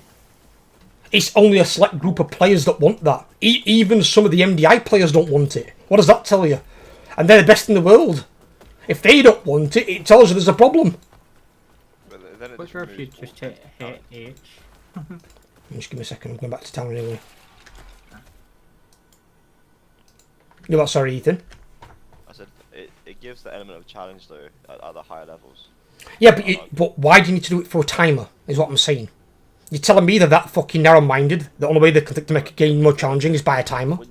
When you have like X amount of players who are very similar in skill level, like, you have like little things you can tell apart. I mean, if they want to put a timer on for the MDI tournament itself, fine. Yeah, that's right. But why put it in the core game? Why do core game people trying to get like Keystone Master need a fucking timer? I don't want to see a timer every time I jump in a dungeon and feel like I've got to be rushed. Because that's what you get, is what's happening to Matrix now. You'll get some little mongoloid run ahead, Ninja pull the entire fucking dungeon because he's rushing. The timer will automatically, people will see it and think, right, we've got to rush. That's what they think, instinctively. There is no timers in heroic, but there's not in heroic, no. But they'll treat heroic like mythic. Because they'll be using it as practice for when they do the mythic pluses. That's what they're doing it for. I didn't get the invite because you were travelling back to town, by the way. I wasn't, because I was at town at the time. Because I can't invite you when I'm travelling. Because the loading screen's up. No, I think I said to you before, I'd be happy if they had a timer that started at 0 and had no effect on like the loot that you got. Like, you don't lose your key to do it in a longer time sort of thing. So players can still see how long they're doing the dungeon in, but not have any consequence of not doing it fast. Yeah, but if that's the case, you can just get a fucking time add-on up on your fucking computer, not like one from WoW, like one outside of the game and put a timer up. You can put timer up on like streams on fucking Twitch. You don't need to have that built into the game. Timers never ever make things better, ever, in a game. Unless you've got a game where it's like a fucking based around a time factor, where it's like a race or something like that. Timers have never ever made something better. There's no reason for them. It just makes people rush. I'd argue that MDI is some sort of race. Yeah, but there's other factors to it, other ways to do it. And bear in mind, you go into dungeons, there's not usually just one linear path that you can follow, so you can go a few different paths for a start. And then it's also the bosses. I think they need to make the bosses more difficult, and not the trash. Leave the trash as they are, give the bosses more mechanics. You want to make them hard, you want to make it challenging, like Matrix says, give the bosses more mechanics then. Get rid of the fucking timer. Yeah. If you get rid of the timer, people won't have to rush. So you won't then get some moron running ahead of you, Ninja pulling half the fucking dungeon. You'll be like, don't matter, we've got limited time. Let's just take our time, do it right, and not wipe. Because if you can do a dungeon without wiping, you'll do it faster than somebody that does wipe.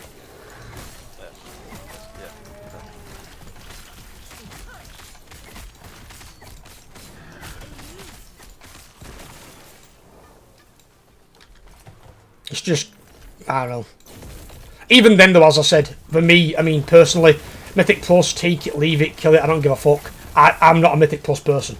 I can't stand Mythic Plus. As Max calls it, and a lot of the Echo Raiders, the minigame.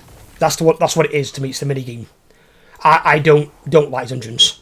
Once I've got the gear where I can do normal raids, fuck dungeons, I'm gone. I'll be in the raids, see you fucking later. Stay to your 5-man fucking shitty content. Fuck that crap. It's an MMO. It's a massive multiplayer online. I want to play with a lot of people. not 5 people that I can play with in any other multiplayer game online. I can play with 5 people in this. I want them to bring back a 40-man raid.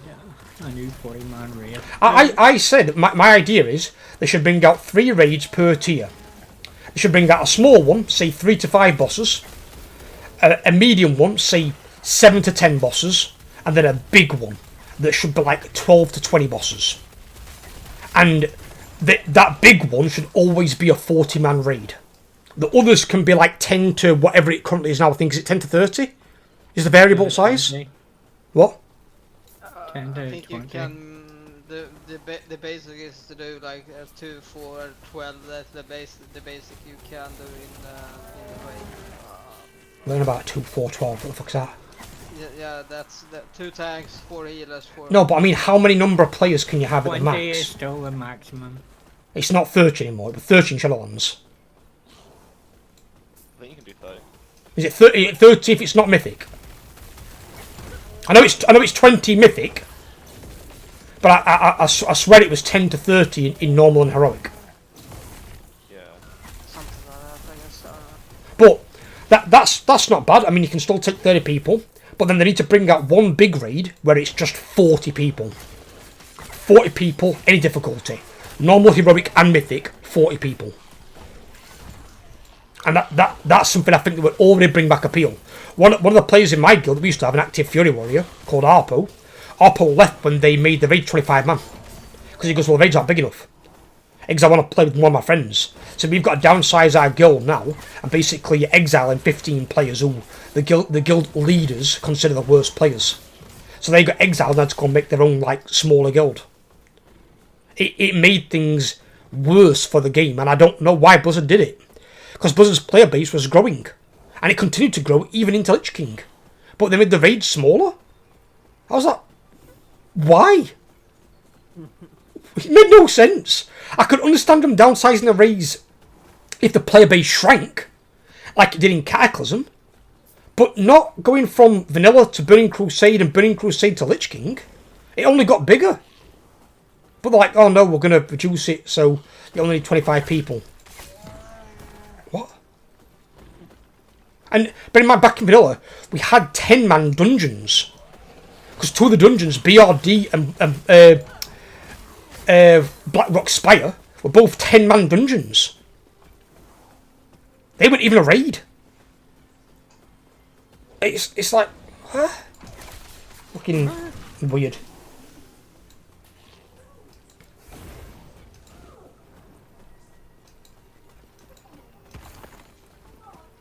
But what do I know? I've only played the game for like fucking 14 years. Exactly. I've got more experience than some bin fuck alive. Shreef! Or should I call you Trash Panda now? As you've changed your name finally. I wonder when you were going to actually own up to that. And change your fucking name. Panda. Hey, if he wants to be Rocket Raccoon, you leave him alone. Sorry. I'm messing with your Matrix. But have you not seen Guardians? Have you not seen Guardians of the Galaxy? Nope. You've not seen Guardians of the Galaxy? Couldn't give 2 flying fucks about it, to be honest with you. Really? No. You know the interesting one? Have you noticed that the only one that actually even knows what Rocket is the only guy from Earth? Everyone else refers to him as a different type of animal. Or Peter. Uploading video. So on this account now. Got ya. There's a fucking cat. Cat? What cat? I thought you said a cat. Someone was a cat. No. You're just Swedish. It's fine, buddy. Shut the fuck up, bro. Every time I think of him, I just think of Chef from Weirdo. Muppets. Are you calling me a fucking Muppet Overlord? Now, today, guys, we see little Misty. Today, it's Misty's birthday. She's 1 year old today. Are you, darling? Hey? Are you on the calendar now? Are you 1 year old? Hey? You a whole year? 365 days of annoying your dad. Yeah. 365 days of annoying dad. Yeah. Happy birthday, Misty Plico growing up. What we did is I gave her extra treats on her food this morning. So normally I put on like maybe 1 or 2 treats. She got like 6 or 7 treats. So she got those on top of her food. Can't remember asking. Overlord asked. Actually, let me just go and see if they need some more food. It's almost 2 still o'clock. can't remember Give me a sec. asking. What's up, baby? Want some yum?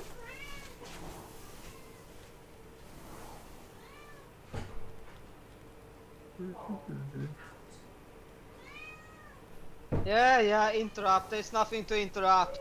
Alright? There's nothing to interrupt. Alright? Nothing to fucking interrupt. Stop saying interrupt and there's nothing to interrupt. Back together, I don't think they're going to make it till August next year, to be honest. What? They Poor don't guys. like each other. Yeah, they're probably more than likely going to get drunk at Christmas and fall out. That's why I made sure to get ticket protection on the 2 tickets that I managed to get. I'm not. I'm more of a blur. Well, to be honest, it's more it's my it's friend crazy. that wanted the tickets, but he's taking me with him, so he gave me the money for them. But I managed to get them at the cheap price before the. Because Ticketmaster used dynamic prices, so the more people in the queue, the higher the prices get. What's your step? What's your step, F1? What's your step, buddy? Lucky Tom's fed. What's your step, Spec? Step, what happened? They're telling me to watch my step. What's your step? How about you doing? I don't know. Why, can you fall off it or something? I don't know, but... No, but if I need to watch my step. They're telling me to watch my step. Okay. If you get too much annoying, someone might push him off the step. Okay. I don't think you can do that in World of Warcraft, but okay. What? Do You what? can if you're a priest. Do what? I don't think you can push somebody off it, no. Well, it's not so much You as can a with the push. Roki, you can Yeah. do so. He can fucking literally fucking kidnap you and fucking Fucking drive you hell. off a fucking don't cliff think- if they want to. That's a lot of it. Oh, I've got an item in my thing for you as well, Overlord, if you might want. A legendary staff. Have you seen those evokers back? The draconian thing. Exactly. Yeah, I wouldn't play that. They can fucking literally fucking joink you from anywhere they will fucking want to and drive you off a cliff. If they want Okay. to. They can, if they want to. It's almost as bad as the whole League of Faith thing that's back again. And They people brought wonder back- why PvP is dead. And it was bad enough when you used to go into Eye of the Storm, you get a moonking, a big fat fucking moonking, jump in the middle of the fucking map, and then fucking knock everyone off one side. And you'd be like, no! You'd just be flying to your death. Well, the only thing I hate is those fucking rogues. They can fucking kiss my ass. Yeah, I know, right? Stop talking, Econ, alright? Yeah. I know you're saying those bastards. I had a guy who used to fucking PvP we called Devlin. And we were playing Paladin, I was playing a warrior. And he got a glitch. A weird glitch happened. So he got knocked off Eye of Storm, and he used his bubble.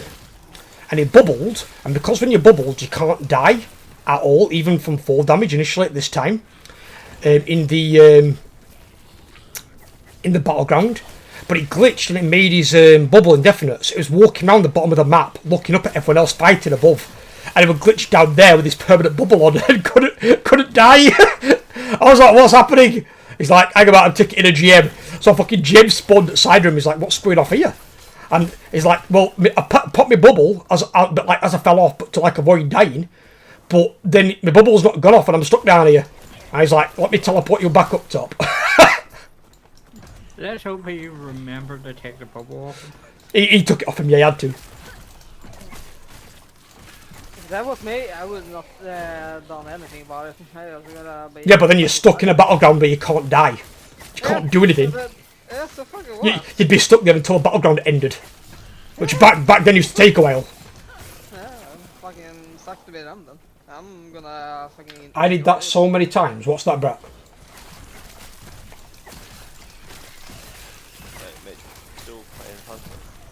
fuck no. My fight hard character is fucking dead to me. Fuck the hunter. Hunt hard. Shut up. I never liked to hunt hard. Yeah, of course you don't. What spec are you as well? I'm playing my Red Paladin. I mean, what spec was fight hard? Was it survival? The I mean, did the most with the Beastmaster, but when survival So, was really fucking great. did you respond to my thing on Discord, Matrix? Now I'm gonna do it now. Alright, okay. I still haven't done it. Fucking Christ. Shut up, old I send him a message, asking him a question, I get a response 3 days later. Look, it's not an emergency, isn't it? I'll be fucking dead. He's one of your side techniques. On a Matrix side objectives, yeah, learn to use fucking Discord. Yeah. Shut up. Side quest. Leaving you undelivered, he's ghosting you. It reminds me of what fucking Thor says to fucking Stark, where he goes, you could send me an email or an electronic letter. He goes, why do you have a computer? He goes, no, I would need one. But he wants him to send him an email. It's like, okay, well, I'm sending it to you then. I replied. Do you happy now? It depends on the reply. Spectre, you should wait a few days and then respond to the reply. It's fine, it's good. Now, the idea was, I want it by you two. The idea was, you know, our first kills on the bosses in normal in Nafria? Yeah. I can record them from my Twitch and upload them on YouTube, but I've got to edit out the music. Otherwise, it'll get copyright claimed. I think it doesn't auto like remove them. No. Oh right, okay. I was looking for your. It's not the in-game music. It's my playlist music. Oh yeah, the Spec- audio output, yeah. Right. I was The in-game looking music for could be your- fine. I was We looking for have your kills reached, on the raid. We did. I'm gonna put them up and make. I'm gonna make a playlist for it. I take it someone jumped in the sink, or is that the missus in the background? Actually, I don't know. I mean, there's a cat on the floor. Bilbo's there licking himself, so it's not the cats. Must be a missus. I heard a lot of plates or knives and forks. Goes. No, not a warrior tank. I hate warrior tanks. The hell's all that noise? Fuck it. They can fucking suck it. I think you might have to go investigate because there was no response to Give me a that second. question. They're so fucking useless. Oh, that's what you're doing. Okay. Well, wait.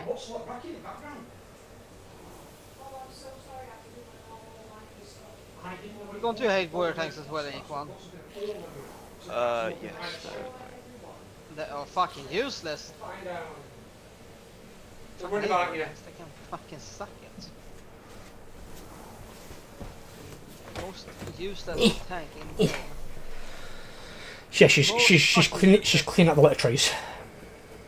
Most fucking useless tank in the game. Warrior tanks. They can fucking suck it. Fucking warriors. Nasty bastards. I was watching some of those raids back the other day as well. Some of our kills, the first kills of the bosses, were so fucking messy. When you've got to consider when I think the last normal raid that I personally raid led, we went through Nathria. We didn't wipe once. We one-shot every single boss. But when we first did it, there were so many people dead. I mean, like when we did Huntsman, I think there were like 6 or 7 people alive. We had to revive a DPS because we had no damage. I fucking love the Huntsman fight. Huntsman were pretty good. I enjoyed Huntsman as well, yeah.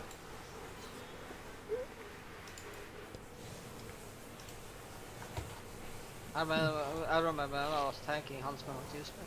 I was watching one of the old Denafrius back. My voice was pretty high. Rafting I fucking hate Denafrius. I really do. I hate that fucking fight. That one on Calithus Sunstrider.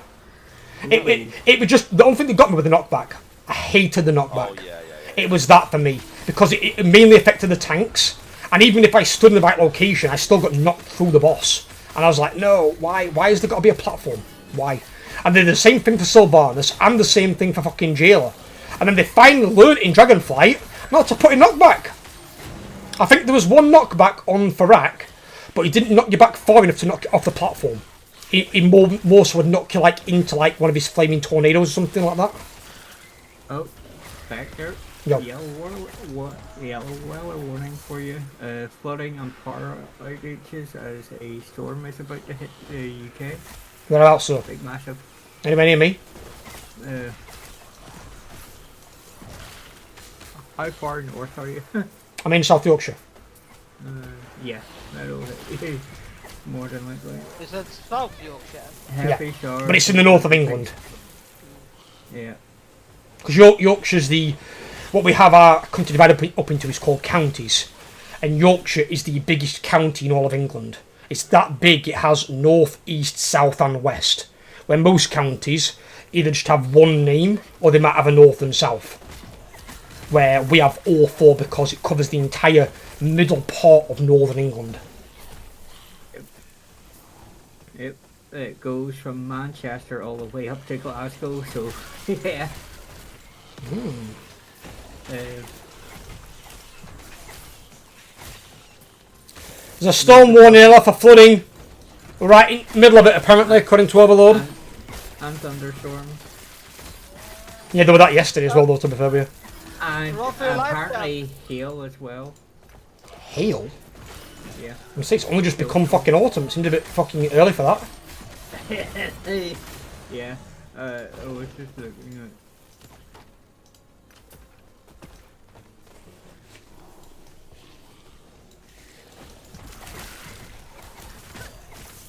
Oh, you found the ambush.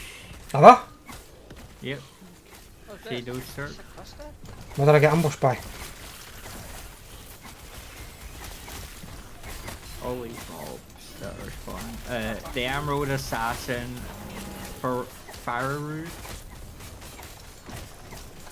It's a very big bear. It's a foul druid, quick kill it. I can show you something. It's not the bear, it's the small thing beside the bear. The thing that your big thing's currently smacking. What the hell is that? I can't even see what it is. How small is it? We're like a fucking pygmy.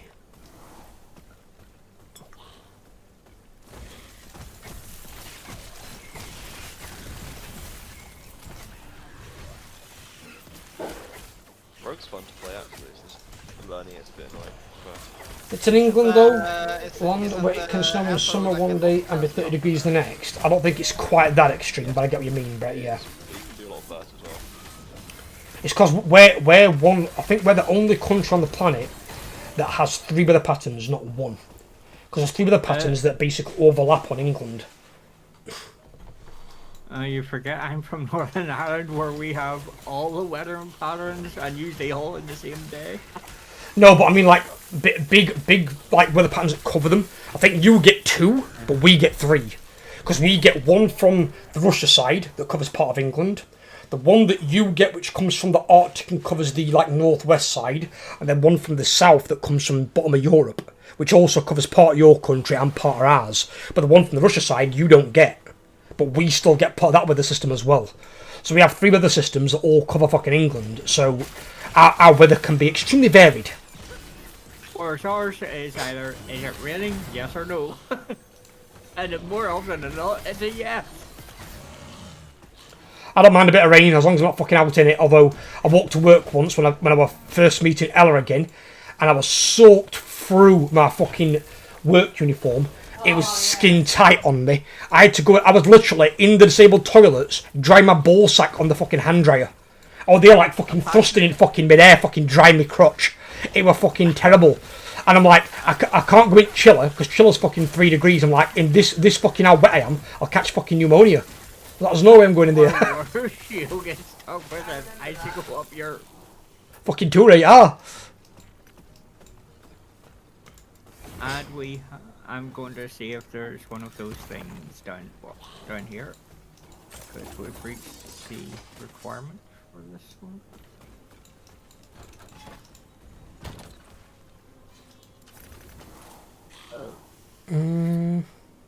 I've killed a few of the big respawny bosses, but Respawny bosses? Yeah, it's the ones with the green glowy things above their heads. If they've got that green glowy thing above their head, they're going to respawn after they die.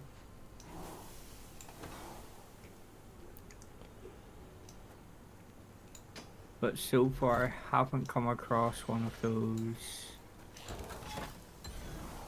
thingy jiggers, but I'm keeping an eye. Ah, need Overlord to fucking leave that echo. Oh, I'm here just trying to get the stability. I was getting the stability up and seeing if Stability's maxed, but I need it out so I can go into another one. I was also looking to see if there was one of those. The magma arenas. Is this where they come to us? More than likely. Yes, it is. I'm staying right here then. Right in the bloody middle. And I'm going to grab As that. usual, you are a fucking useless bastard, aren't you, Steph? I don't need to be, darling. I've got my minions. Minions in this are actually good, not like in World of Warcraft where you can't do shit with them. And You we are a are, fucking useless bastard, aren't you, Steph? Does make me wonder, right, why they've brought in Necromancer as a class for the Forsaken, who then taught it to some of the humans taught it. So you'd have it for both the humans and the Forsaken in World of Warcraft. They never brought in Necromancer. And then you could rise the minions. sure Diablo's bringing out a brand new class for crying out loud. That's Diablo, I don't give a fuck about Diablo. Diablo's been shit since fucking Diablo 3. Diablo 2 is the best one. Cares about fucking Diablo. I've got Last Epoch, I don't need Diablo. All of RPG I might play is fucking PoE 2 when that comes out. Yeah. Diablo's a fucking joke. No, I'm just saying if they can bring out.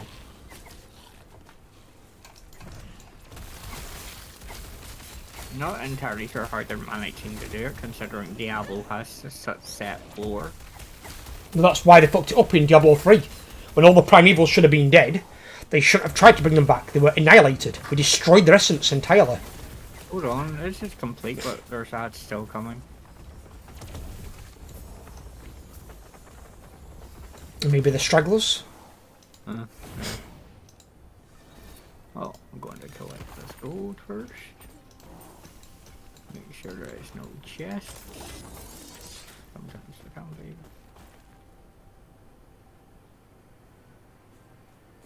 Open my chest. What the fuck? Okay. It's a new skull. I want to see what this looks like in my hand. I've got to feel the power of the skull. I've got to feel the boner. Oh, look at that! It's actually quite cool. Look at the floating skull with a fucking icicle shit coming out the side of the head. Oh, thanks. Actually, not done a bad job on that. Oh, can I see the staff you were going to show me?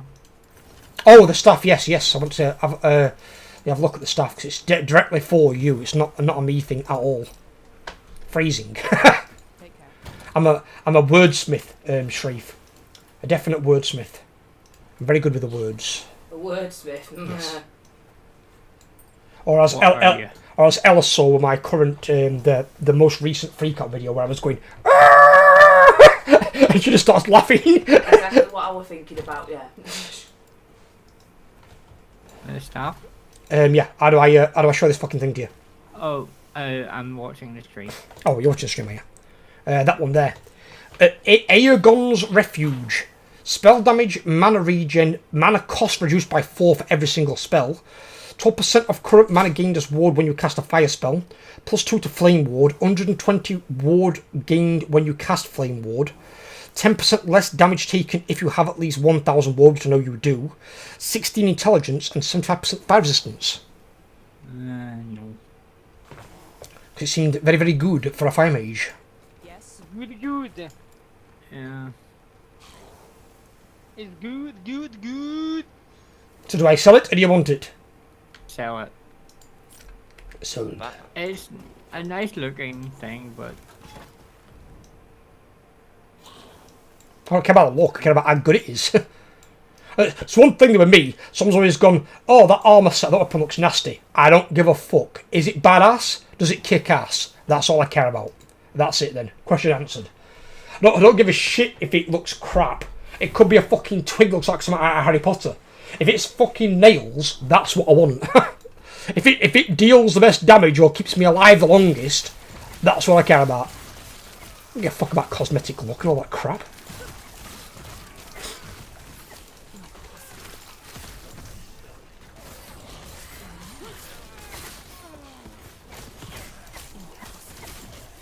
Uh, 84.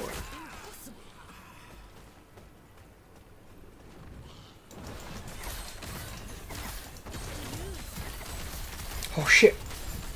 Big motherfucker!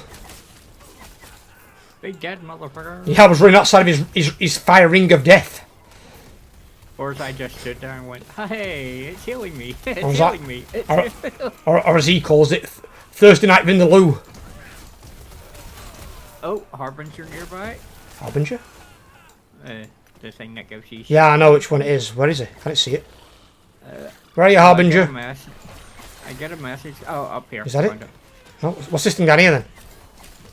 Is your one blue? No, it's got a pulsating white circle. Oh, I think that's a boss. That's that's the storm gate. Oh, balls, right, don't do that, come back. Back, minions, back away from that. Is that a bad guy? Oh, it's a bad guy. No, dead bad guy. Ah!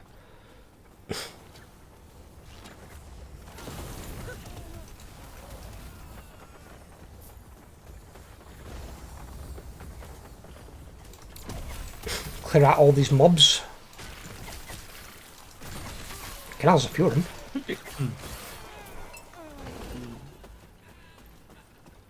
Alright. Let's see what we got. Have I got a challenge now for this, have I? Okay. What the fuck? The shit.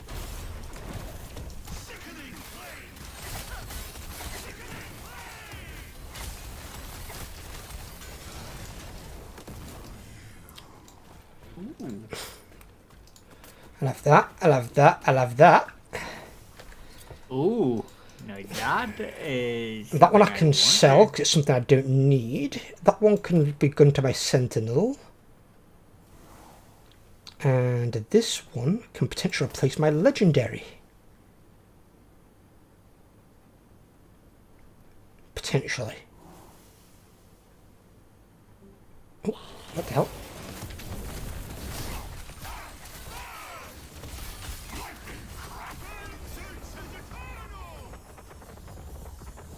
So I just got a helmet that I actually wanted. It's a circlet. It's got legendary potential. It's called Calamity. 74% increased fire damage. Very good. 116% chance to ignite on hit with fire spells. Very good. Whenever what? you a chance to ignite the mobs that I'm targeting. Increased fire spell cast speed. Alright. And I take some fire damage over fire damage over 2 seconds whenever I kill an enemy with a fire skill, but fire damage to me actually heals me. So Very good. whenever So you're basically like Daenerys fucking Targaryen, you're just not burned. oh, take a look at the crown on my head. That's the new hat. A crown on your head. Yeah, Where are you? that's it. Oh.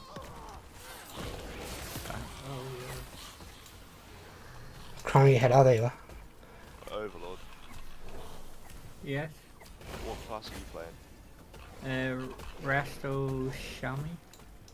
Oh, okay. I did have a Holy Paladin, but it's so bad now. Yeah. Well, you're saying it's bad, but again, if you know how to play it, it won't be. Oh, it's not that. They changed a lot of. They got rid of most of the decent healing spells altogether. Yeah, but I'm telling you though, there'll be still people who will play it. It'll still be playable people who are good at playing it. The thing is, the meta, people talk about the meta all the time, but the meta is more reserved for the people that are like the top 1%. Yeah, and even if we were doing Mythic Raiding, I still wouldn't tell people they can't come. If they want to play a spec, they pay for the game the same way we all do. So they can come on whatever spec they want. As long as they're good at playing their class and playing that spec, I don't mind. If their healing's good enough, their heal per second is up there, I'm not going to complain. If their healing per second's dog shit in fucking dumpster, then yeah, then they're going to have to either switch the class, switch the spec, or fuck off out at raid. Because we can't carry people. Like, I'm not being funny, and it's offensive to you all over the order, but when you're playing damage on your characters, fuck me, we're awful on yours. You need to increase yours somehow. I think you were you were overcapping, I think, though, on your warlock. Oh yeah, you weren't spending your point. No, you need to burn more damage. Because I know we tried. I think we were Ret to begin with. Was it Ret on Light Hammer, whatever the fuck it was called? Yeah. So he tried Ret. I know Ret weren't good anyway. And then he tried a Fletcher Walk. Now I know Fletcher Walk is very good, and he seems to do damage because you're just applying your dots to everything. But his damage was lower than the tanks. So there was just I think he was just saving too many shards. I don't know why. So I need to get round. I am better as a healer now anyway. If you want to be a healer, that's fine, but we'll have to test you first. You don't get tested until you've been inside a fucking raid and been given the asset test. That's when you get tested. 5-man dungeons are not a test. Anyone can go to a dungeon and do good damage or healing. The raid's where it counts.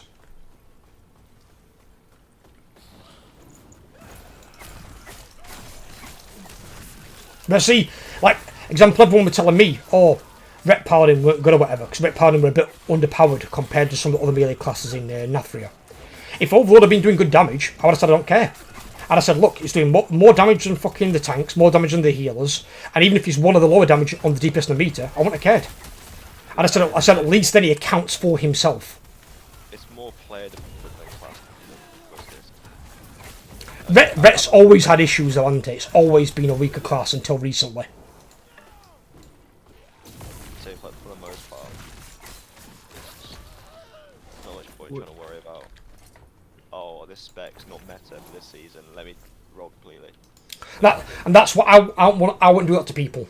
If somebody came to join our guild, and they just got a character to max level and got it fucking geared to raid, I'm not going to say, oh, your spec's wrong, you can't play. Imagine hearing that how bullshit that'd be. That'd cause somebody to fucking quit the game, that shit. Be like, oh, great, I've wasted all this fucking time. I wouldn't tell them they can't play the spec as long as they can do enough damage, enough healing, whatever it is. Obviously, as a tank, you haven't got to do either. As a tank, you've just got to do the mechanics and survive. That's it. And part of the thing of being a tank is you're reliant upon your heals. So all tanks can reduce the damage they take by quite a large amount. But it's down to your healers. If you die and you're not fucking up a mechanic, that's your healer's fault. Your healer's got to keep you alive. If you haven't got any cooldowns, you can pop to keep yourself alive. So you depend upon them. Go for it.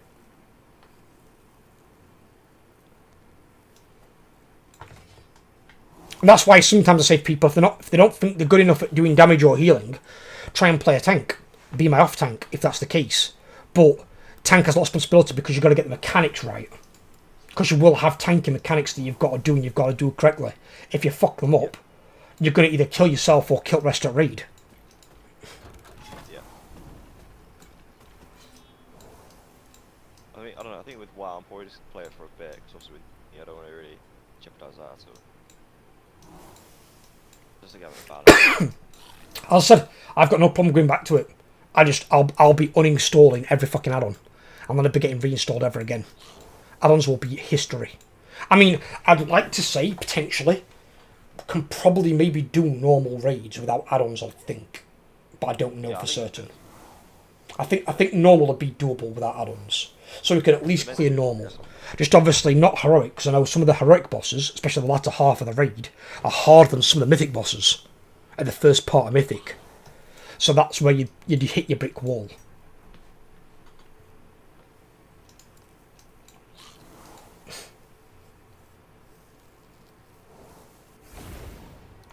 I like the whole point system where you get all of the spending of stuff damage.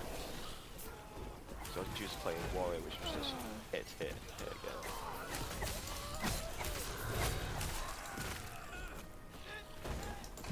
I think in some cases they just need to simplify a lot of things down and get rid of some abilities that they don't need. Like when you've got cleave on warrior and then you've got sweeping strikes, which basically are the same fucking thing, and it's like, why have I got two abilities that are the same thing? And one's got a cooldown of 30 seconds. and then one just costs a ridiculous amount of rage. And it's like, just make it simple. Come on. You don't need 2 and 3 abilities that do the same fucking thing. Just have one.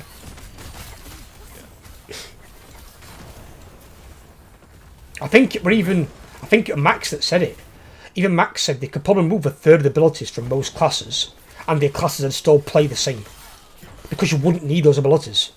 Because they're completely irrelevant to your build. Because you don't need to press them. They're not part of your key rotation. They're just like if you've got max mana or whatever you've got, and you can basically dump some of your what is the word they refer to it as? Like example what is we call it rage jumping. But like something you can just dump your resource. That's it, your resource hunting. Otherwise you don't need them. There's a harbinger up here. I don't know where you are, so you've probably got the direction.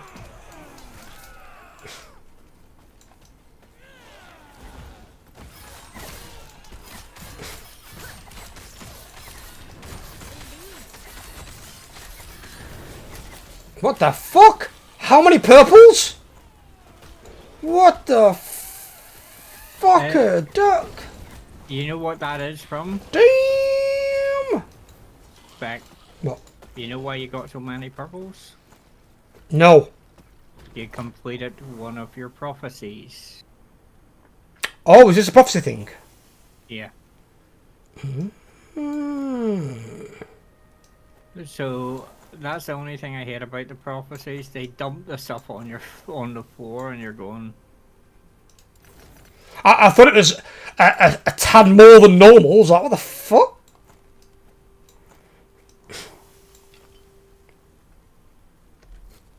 That is a lot. The boss is right onto the side of that pillar overload if you want to see if there's any purples there for you. Not this way. To your left. Oh no, there were none. Alright, okay.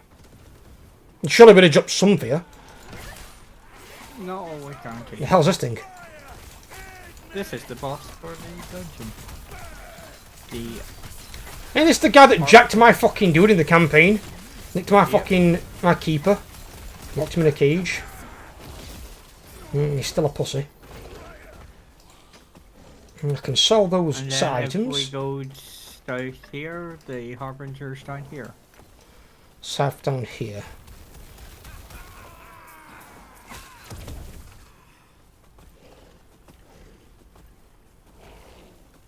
Ah, I see. Are you getting your item this time? No, I'll be empowering. Empowering? I think I've got a new set, haven't I? What have I got? A helm, a one-handed hammer, a shield that's only going to be useful to my sentinel. What the hell's this thing? What's Spriggan? Is that like another class? Which item? It says summon Spriggan and one to Spriggan form.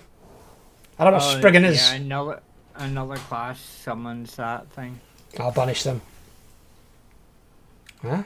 Banishing will result in any items you have been replaced being lost. Huh? I haven't replaced any items. What do you mean?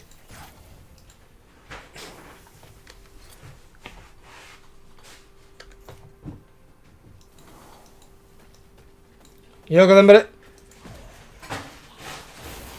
Power. The next one I have to challenge, but this is my third and fourth.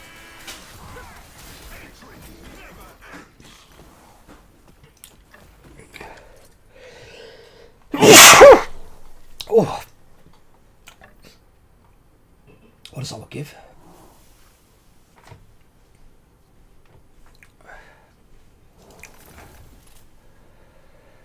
Right, I need to check these things out a second.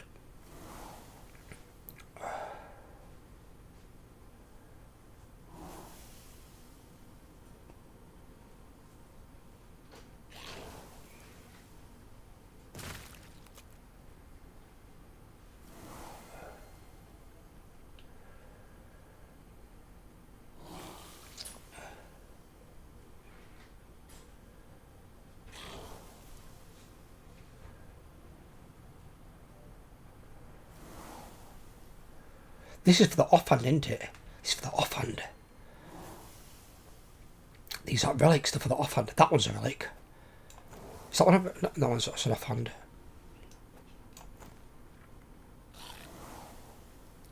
Oh, they're offhands. That one's a relic. That one is a relic.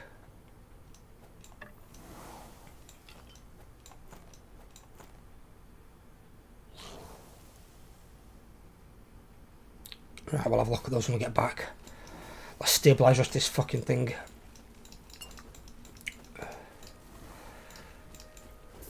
Shall we stabilize very soon?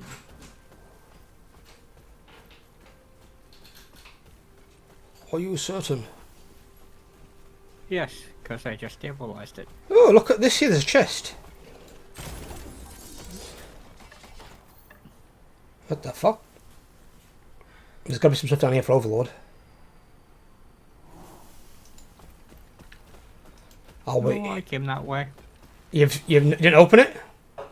Oh no, I opened it and there was fuck all in it. Alright, okay. The chests are unique too. Similar to those Harbingers, they're unique to the character. Alright, okay, that's pretty cool. That's why we both get one.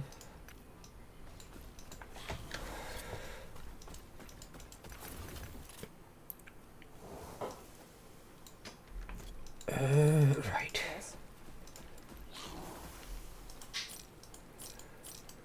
Get rid of those, all that shit. Okay.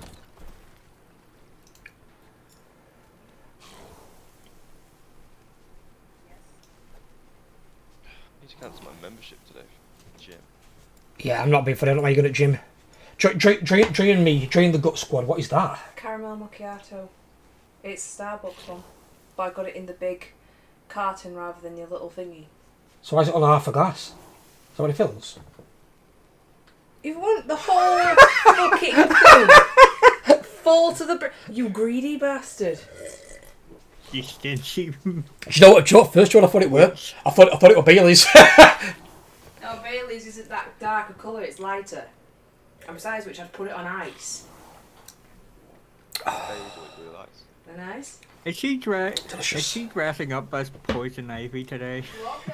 Is she dressed up as Poison Ivy? I don't know. Are you just as Poison Ivy, darling? Me? The chat's asking. No. You not? No. Just a lot of green. Poison Ivy from Well, I did not realise that Poison Ivy recently took up being looking like a hobo. I don't feel like a hobo. I don't look like Poison Ivy. I think the strat now is just spam heroic dungeons with a tabard on. Get your rep up. Get your gear up. The only thing you can do. Yeah, I mean, I made something like, over the last day I made about 6 million just from farming herbs and making potions for everyone and flasks. I mean, my profession, so I'm only doing herbalism and mining, but I thought gathering's easier and it's like a more steady gold farm, I guess. It's just the whole getting enough profession points to actually like refine things, get them up. That's the annoying. Yeah. I watch while I mean- eating my food. Go for X2. Best way to do it, but it's what I do. For Exactly what I the do. alchemy one, you can try and learn a recipe once per day, and then you've got the forceful method, which you can do it as many times until it explodes, but then you have to wait 10 minutes before you can use it again. What's that for again? Sorry, what? Alchemy has this research learning thing, so you do it, and each time you have a chance to learn a new recipe, but at the same time it can explode in your face, and then you have to wait 10 minutes before you can do it again. Lovely. Because everybody wants something that explodes in their face. That sounds not hazardous I to your have health at that. all. I'm watching while on the trend mill. Is that like where you go onto it and you just get attacked by different trends, rather than on the treadmill where you actually start running it in a line? You're trending on that mill. Is that how PewDiePie becomes like so popular? Was he on the trend mill? I need to get me one of those.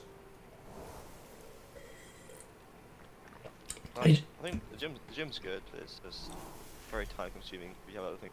It is. And money. Exactly. Exactly, says Brett. It's not on the treadmill, boys. It's on the trend mill. The trend mill of it. That explains your fashion sense. Oh! Dodged. Fucking burned. To be honest, I find what I like clothing. See, I should probably wear some jeans and that for college, but I'm so used to the. What is cloth. trending now? We'll have to ask Brett. Brett will know. Brett's on trend mill. He's managed to afford one. What course are you doing at college? Esports. Oh, okay.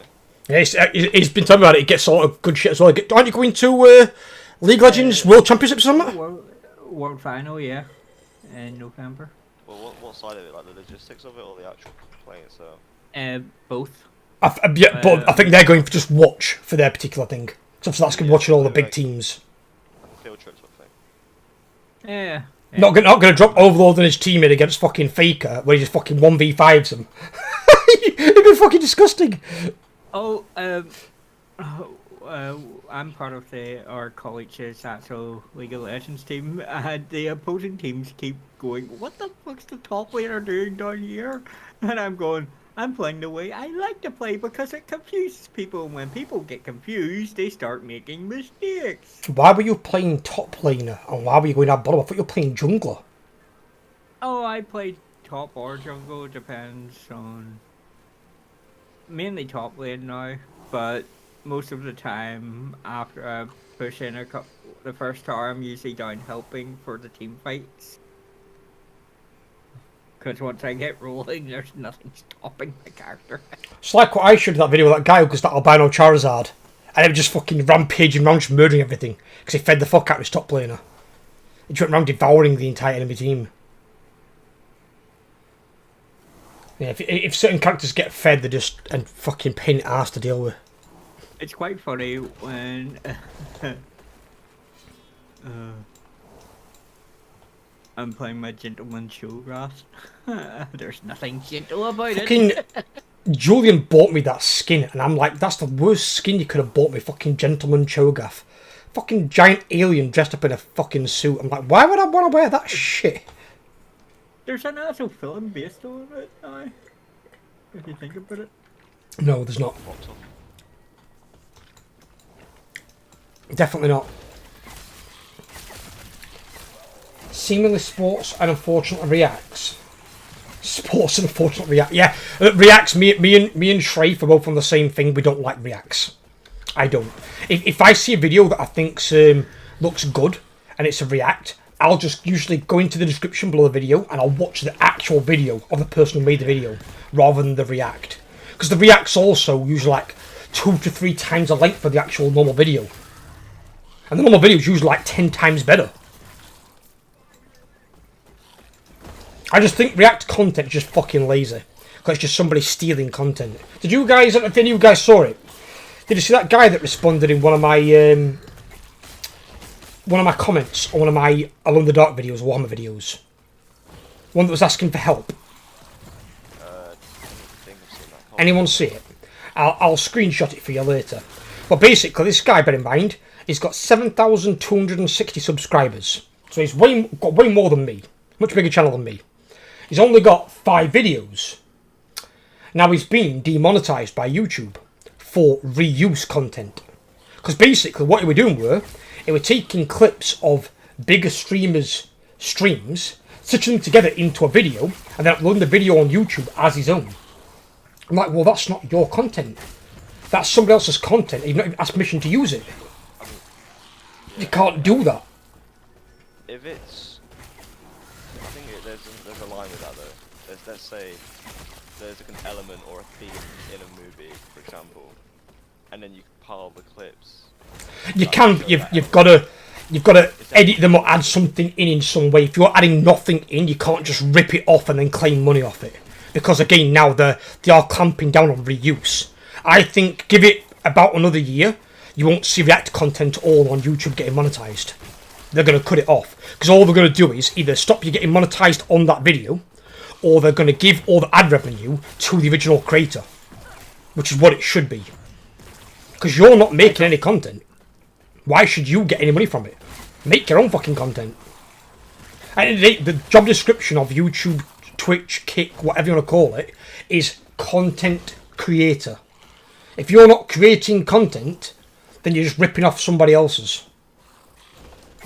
Yeah, true. I think you get like those some videos, not reaction videos as much, but it'd be like, oh yeah, moments in X, Y, and Z where this is presented, sort of thing, and then they go into the film or video, pile those clips. I think that's alright. Yeah, but again, you still might have to add something else in there. You can't just do that with a string of something. Otherwise, again, you're not making any of your own content. You're just putting their stuff together to make it a video. Yeah, and but I think if you're doing that, it's like that could be argued as transformative because you're showing a certain part of like, a certain element that you couldn't really see on its own. Yeah, but like what he did, if he was doing clips of their streams, stitching them all together, but then adding nothing else to it, you can't do that, no. No. Because then you're just using somebody else's content and you're trying to get clout off other big content creators. And you've not even asked for permission. Like, example, I've got a guy, right? He's used some of my content for my Twitch streams. So he'll use, like, the full video. He'll use my audio. He doesn't talk in his own videos anyway. He's got no commentary. So he'll upload them on his channel. But he asks me first, can I do this? So I said, yeah, do it. Purely because he asked. Because he's asked to get permission. So then if YouTube came to me and said, have you given permission to upload this video, and he's monetized it, yeah, let him do it. I've said he can do it. I said, as far as I'm concerned, it's promoting my channel for free. I ain't got a problem as long as they ask. If they don't ask, they've got no right to the content. How long does it take to DM somebody on Discord and ask? You're either going to get told yes or no. More than likely in most cases. Big creators probably won't get time of day. But I'm not the kind of people that ignores people. I'll at least give them some sort of answer. But as long as they're putting like a link in the description to my channel and stuff like that, then I'm okay with it. Yeah. What did you get this time? I can try and power those two, see if they'll get better.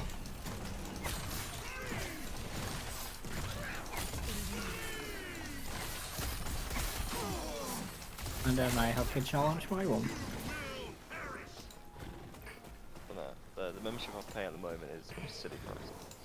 I'll be honest with you, when people say they need to cut expenditures down, the first two things they cut is gym memberships and like Netflix type stuff, but they'll cut down the one they use the least. So like if they've got Disney Plus, Netflix, Amazon Prime, they'll cut down the ones they use the least. Like we used to have all three, Ella's cut down just to Netflix because Netflix we use every day, but we don't use the others that much. They're only for like certain series. I have Amazon Prime, but that's mainly because I'm part of a Wii gifting community, so I buy a lot every month from That's Amazon. fair enough. And that's again, you do gives what's me of value access. to you. It also gives me access to the Prime Video, so my Disney's included as part of my O2 contract, so I don't have to pay anything towards that. The only other one I pay for is actually Netflix. So, I've been getting asked as well, am I doing membership videos? And I keep saying no. Is it something you guys want me to actually do or not? Because I don't personally see the point in it. No, they don't get a lot of views anyway. I don't see the point in it. I really don't, because it's like I'd rather you all be able to watch it. You just become a member if you want to support me. Because I think I only need now three more like recurring members, and it unlocks the what's it called? Emote. No, not the next emote. No, that'll be a bit away now because we've sunk off all the gifted ones. But the recognition on the channel page and the videos, that unlocks in 3 recurring members. So with 3 more of those, we've got that unlocked for you guys. And as far as I'm aware, I think it stays unlocked, even if you fall below that 8 afterwards. Oh, So at least found they've got the it. mage. Found the mage? Yeah. Oh, the guy in the prison? Yeah. Give me a second. I think a lot of people say like, if you're like homeless, I guess, getting like a membership like that's good though, because obviously then you have access to showers and all that jazz. Not that sort of membership, dude. On YouTube. Oh no, I was referring back to the thing on like the camping thing. You said like to like Netflix and things you don't use too much. Yeah, they're normally the first things they cut if people get into like financial difficulty, because they're a luxury, and it's like, right, well, if you can't afford that luxury, ditch it, and you can always restore it again when you need to. I know broadband providers actually do things for people that are on benefits, and we have reached stability. Yeah, indeed. Well, what I did is today with my gas company. They said they can help you out if you're struggling, and I'm like, well, I'm not in work. I've not got a steady income, and I'm like, I can't afford 95 a month. I don't know how it's jumped, and the lady on the chat was trying to tell me this is what it's gone up to in the last 3 months, and I'm like, that can't be right. I'm like, we've been using the same gas electric for the last 2 years, and I'm like, it suddenly jumps from May to June and goes from £36 to 95. I'm like, where? I'm like, what is it we're supposed to be using extra? There's nothing else. Makes no sense. I mean, the only thing I use my gas for is to wash my dishes. I've got an electric shower. I mean, we use gas, but I was to be fair, it's not our gas, because our gas again, wash pots, cook, and heat the shower or bath. That's it. Ours will be electric. The electric is what sent it up, but I'm like, how are we using any more? I've been doing this since last November, like my content creation. So if it would have gone up, it would have gone up much sooner than June. So it didn't take 7 months to suddenly go up. So I don't understand why they suddenly got this increase. Which all that says to me is, they've increased the price per kilowatt, but rather than increasing it a bit, they've tripled the cost. So I'm paying basically triple the amount for electricity that I was paying for only a third of in May. So it's not that I'm using more, it's that they're charging more. And it's still the same electricity. It doesn't do anything better than other electricity. It's electricity. You know, it's not like you get a better quality of electricity. Yeah. It's fucking stupid. But they're just... Yeah, so where do you get, Ethan? That's something you've got to be careful of, buddy. When you get your own place, fucking keep an eye on your gas and electricity companies and your fucking internet companies. Because your prices can just fluctuate for no fucking reason. And if you call them on it, you usually get it reduced and you'll get a refund or whatever. Like I got a year refund from BT. I was being overcharged for a full fucking year. But you've got to watch them like hawks. They're like little children that have just got hold of your bank card and running around with it. The most my electric's ever been in any month, and that was back in start of July, and that was £65. But that was only an extra tenner because I had to pay it late. So 55 is what mine tops out at. The cheapest it's ever been was £44, but that's because I was away for work so much that month. Well, what they've sent to me is they sent me a fucking a message with all like jargon bollocks, and basically I've reduced my bill from 95 to 50, but they've said the rest of the money that you're not paying, you are going to owe us in October next year. So I'm going to owe them anything between £230 to £550, right? I've got to pay it off later, basically, yeah. And they've said if you miss any payments of this £50, like if we're charging you, we can't take it out of your bank for whatever reason, said you'll have 2 weeks to pay it or we'll send debt collectors. So basically, that's like my legal jargon I've been given. I'll let her know about it as well beforehand, because obviously something that's going to affect both of us in case. But I'm hoping I have enough money coming in between now and next October from YouTube, where I can send the price of the gas electric back up and not have to worry about it. Because that's a long time away. It's not even October yet this year. So that's a year away, over a year away.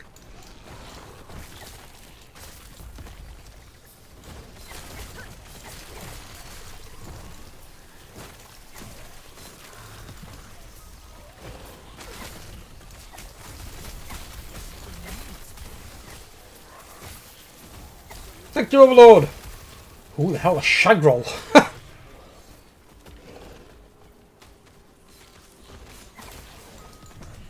haven't done one this week. Bless you. Well, thank you very much, buddy. All the same. And if Shagrod pops in chat, I'll make sure it says thank you to you. What is this thing? Are we doing this thing? We are doing this thing. Sorry, I accidentally crashed into it and had it on. What the heck? You are? I accidentally crashed into the damn thing and started it. That's fine. I don't mind about being started.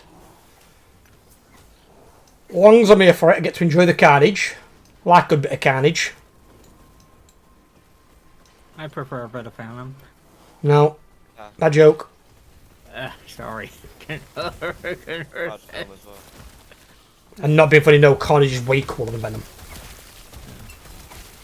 That'd be Well, depends who Phantom teams up with.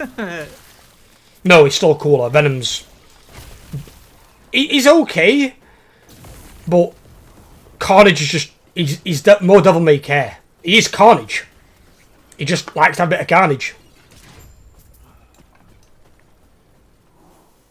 It's going to be interesting seeing Red Hulk. He had to come round at some point. He should have been round a long time before, and to be fair with you. Yep. Because they also Well, need the Worldbreaker Hulk and Apocalypse Hulk. The problem is they kept screwing up the Hulk movies. Oh yeah, big time, I know they did. Even when she was asked to do the part for it, Liv Tyler, she was like, didn't they already do that movie? Because they already did it with Eric Bana.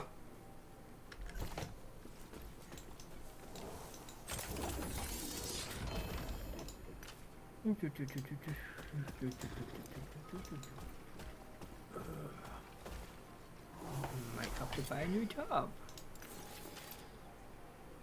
What is this? Stats in this item are doubled for 1 second after using a potion. 1 potion slot per equipped Weaver item. Okay, that's a lot. 37% increased armor, 47% of mana spent gained as ward. 13% more damage to stunned enemies.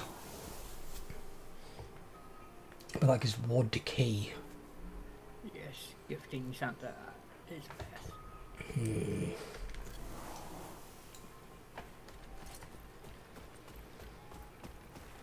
And it doesn't cost me a penny. I might put that onto the Sentinel. See if he was doing anything with it.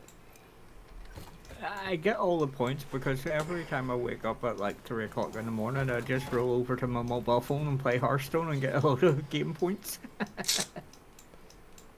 Bagger. What, does that give you points for YouTube? And because it's through a link to my Google Play account, yes.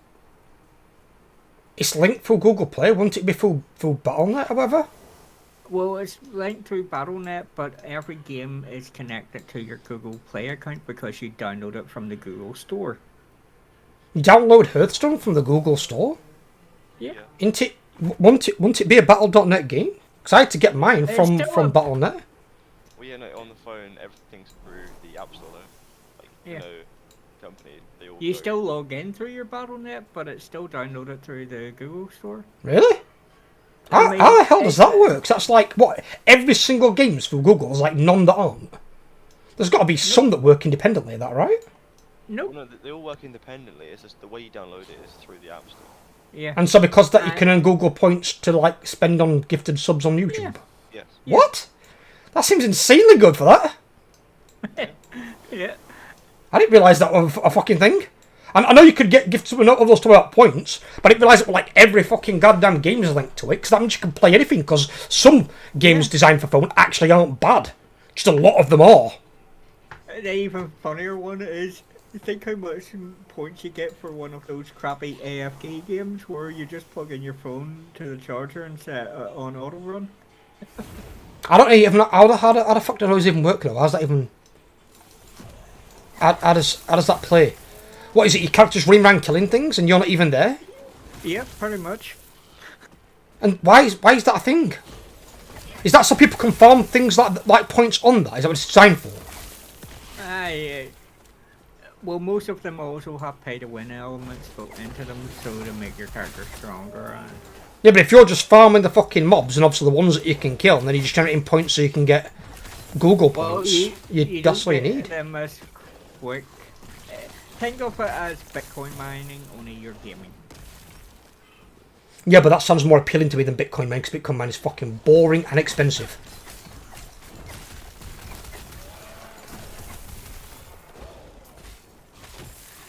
And Bitcoin is what fucking reason I had to wait 6 years for a fucking graphics card. Because them dickheads bought them all.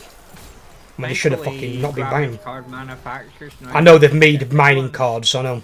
Which is good, because they shouldn't be buying graphics cards. Especially when some of them actively came out and said, well, I'm not even a gamer. So why the fuck are you buying a graphics card then that's worth 800 quid? And there's gamers out there that actually want the graphics card that's worth 800 quid. And this dickhead's not even playing games. It's like, oh my god. They're the kind of people, if I could get them, I'd just pin them down and beat the living piss out of them until I couldn't lift my arm anymore. Like, I'd have to literally beat sense into their brain.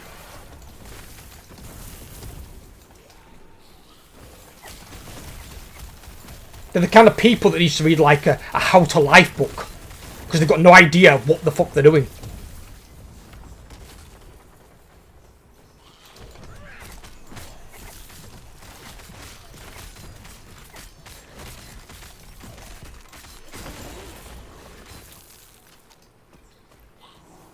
I heard a lot of people are pissed off with the early access WoW thing. Apparently has made a bit of a bad call on it. Then they slowed down leveling, so basically the people who got early access basically got advantage level faster. But I'm always under the assumption though, let's say you get these early access and you can level faster. You've still got to wait for the rest of your guildies to get to max level, haven't you? So does it really give you any advantage? You've still got to wait. If you're one guy in a guild of say 25, 30 people, you can't go and raid by yourself. You can't do dungeons by yourself. So you've got to find 4 other people for that, and if you want to like do dungeons or raids where only your guild is, you've got to wait until the rest of them to get to max level. The So only thing early access is good for is farming all the mats, so when the auction house goes up- That's one thing it is good for. You are right there. I will give you that. Because well, early access, I don't think in WoD, but in WoD I managed to get in and eventually get it working after fucking 2 weeks of server fuck up. I was able to sell these top end skinning mats for like a couple 100,000 a piece. I made some right money in WoD. Yes. Take care.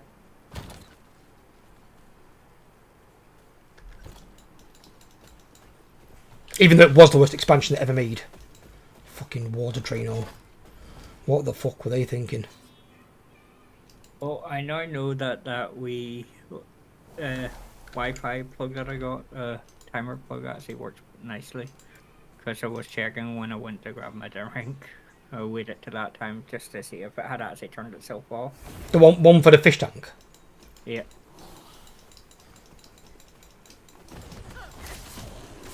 I've been here in a while. This is like fucking started game, this.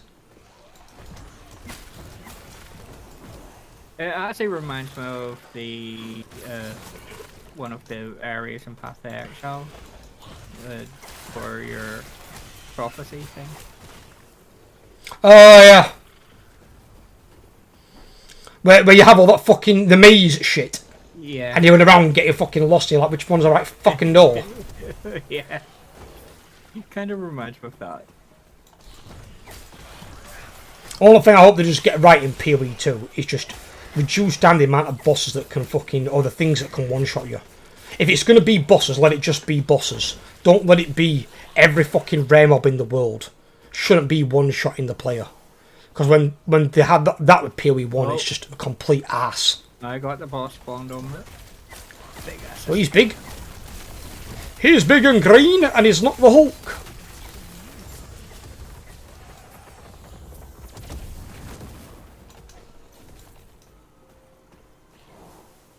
Oh, cool.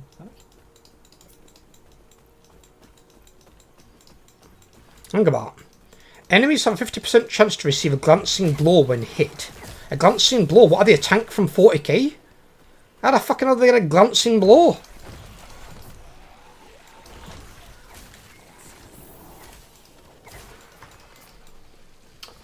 But wow, it's just a bit stinky. Anyway, hi Jay, how you doing, buddy? WoW was in a not great place. No, the add-ons I just think are far too prevalent in the game these days, and people are far too dependent upon them. Oh, I fine. But that's why if I go back, once I've got some consistent money coming in, I'll be going back to play Vanilla Classic, because you can play Vanilla Classic without any add-ons at all. I know, because I did it the first time round. This time round, though, I'll be doing all of AQ and NAX without add-ons as well, though. Because I had to install add-ons for AQ40. I had Guildmaster Midas at the time. But I won't be making anyone do it, because I can't stand add-ons. A lot of them are going to be getting uninstalled and fucking deleted. Oh, have I got a fucking... Oh, we're even powered, aren't we?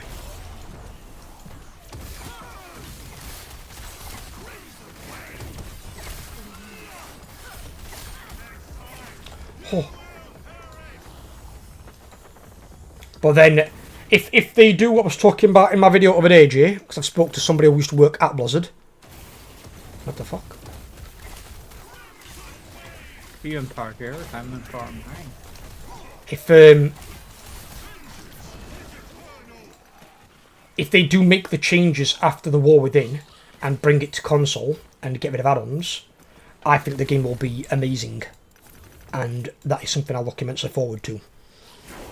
Because there's people like my girlfriend said she'd try it if it was on the console. So it'd be great. It'd be absolutely great. I might give that one to my thingy. My guy. My dude.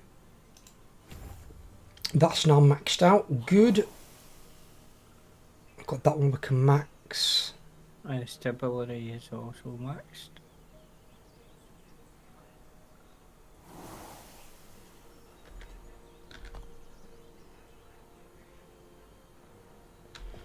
I mean, there is a way of... Let's have a look.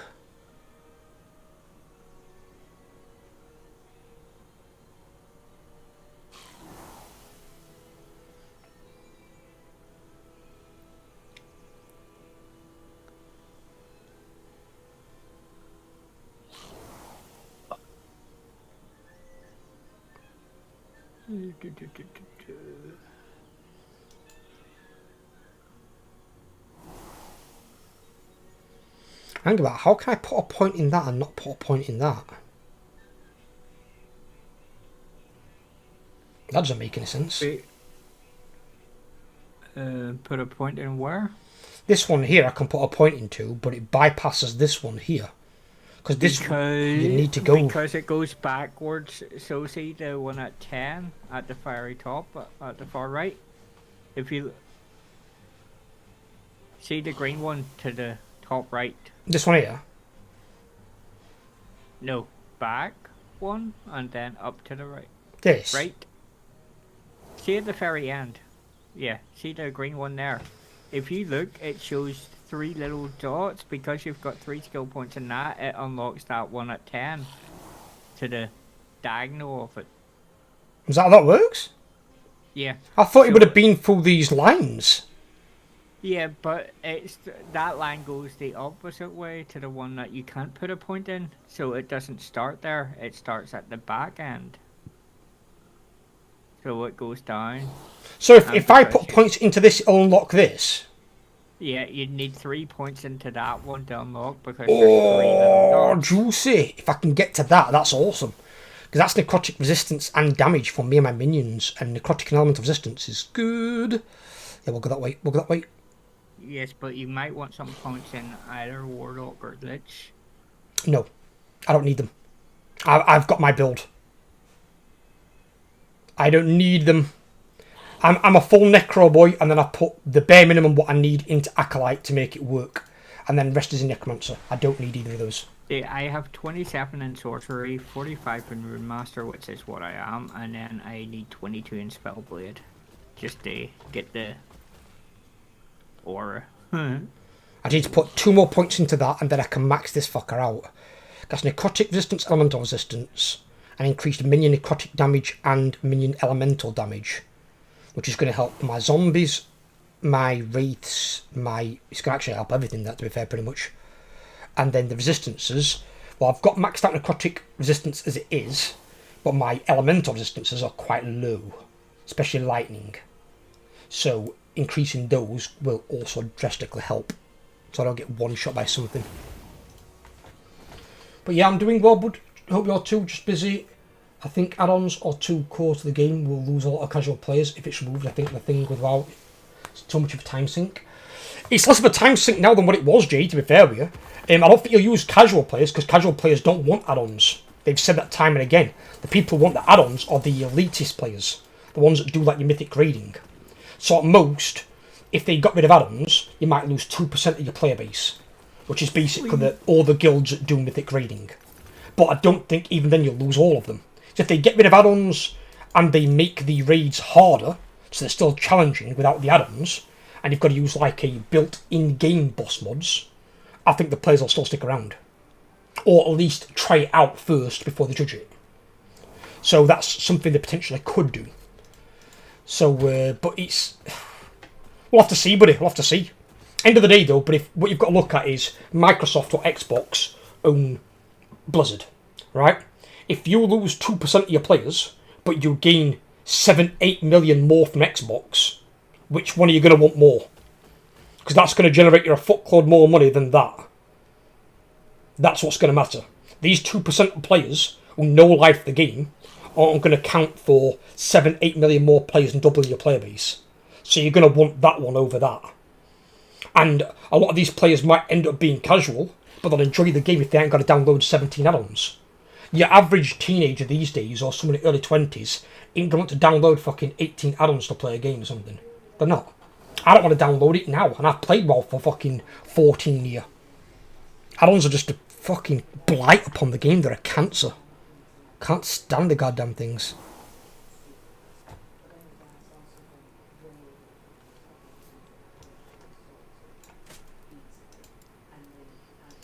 Add-ons are a tumour. You're not wrong, Trafe, and the best way to deal with the tumour, dude, is cut it out.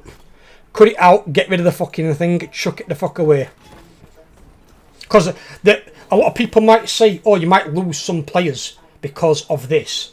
You might lose players if you get rid of add-ons, but how many more will you gain by getting rid of them? Because I guarantee you, you're going to have a gain. There's going to be more that don't want them than do want them. And the only reason people want the add-ons is because they need them to do mythic raid bosses. If the mythic raid bosses are changed, where you no longer need add-ons to kill them, the players won't care. As long as they can do the hardest content, and as long as it's not a complete walkover, players won't care. It's going to be mainly your top 2% elitist players. What the fuck have I just clicked on? Oh, that guy's here. Are you here, Overlord? The thing's here. Nice spawn location. I've got a challenge on top of this fucking thing. Okay, fuck it. Let's challenge him. Where the fuck are my minions going? They've had away from him.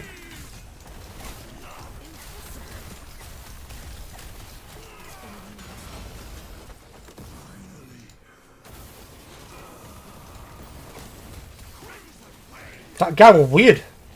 He made like an orgasm noise and went, finally! Ah! Oh. Like, what the fuck was that about? Did he like want to die? Maybe he just likes being punished. Ooh, dirty. What have I got here? I've got 2 chest items. Got 200 stuff that we don't need. We've got a ring with 1 legendary potential. 3 to all attributes, okay. Oh, Spec. What? This guy here with the green thing on top of his head I'm bringing towards you. So that green symbol, if you see that, that means the mob will res after dying. Oh, it's like the, what's it called? The warpstone fucking crown thing from Warhammer. Yeah. You know when they've got it above the army's head? So if he's, what's it called? The Nemesis crown. Yeah. Yeah, so if he's got the Nemesis crown above his head, he gets back up. Yep. Pretty much. I'm assuming he only gets up once, right? Yeah. There aren't double reviving dickheads, are there? Nope. Not that I've ever run across. Oh god, imagine if there is. Imagine if you get like a Deadpool mob that's got to be fucking killed like 3 times.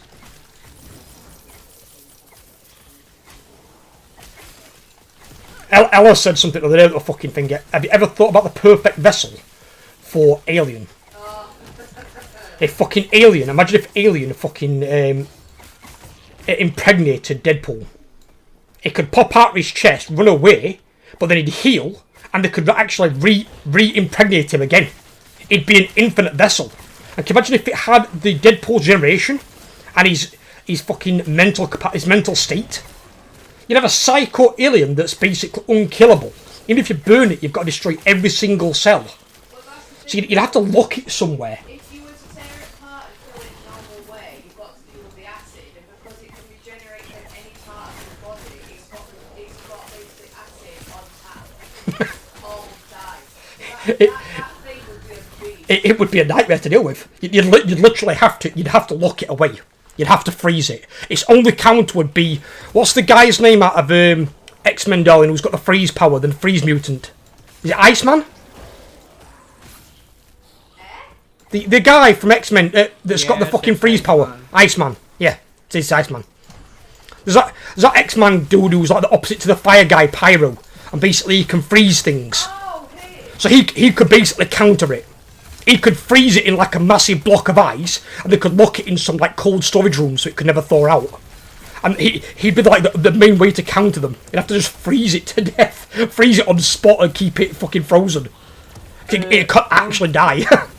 Unfortunately, you have to remember, even in space, even in the cold vacuum of space, the aliens were able to survive. So it can breed. It'd still be alive. It wouldn't die, but you could freeze it and stop it being a danger. And if you looked in like a cold room so the ice wouldn't thaw, it'd be basically an eternal prisoner. But you could never kill it. It'd be impossible to kill, pretty much. Unless it got like Infinity Stone deleted.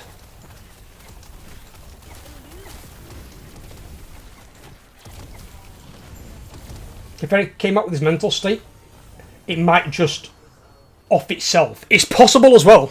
It might have to try and kill itself, but the problem is because it regenerates. It'd just come back, wouldn't it?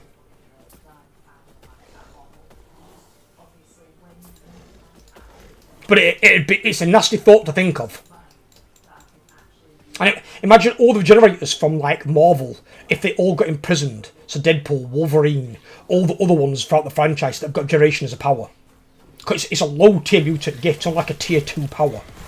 If they all had that and they're all like lined up in like an alien stronghold, being face-hugged repeatedly, bursting out and creating new aliens that can generate. You'd have an army of generated aliens. It'd be a nightmare.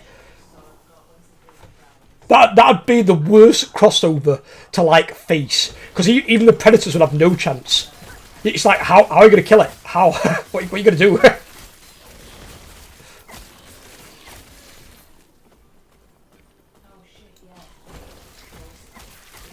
I mean, maybe the Predator nuclear bomb thing on its arm, maybe that might do it. Maybe that might like burn every cell and kill them. But that means Predators are going to have to either chuck that down and use it, or literally suicide themselves to kill these fucking things. That'd be horrifying.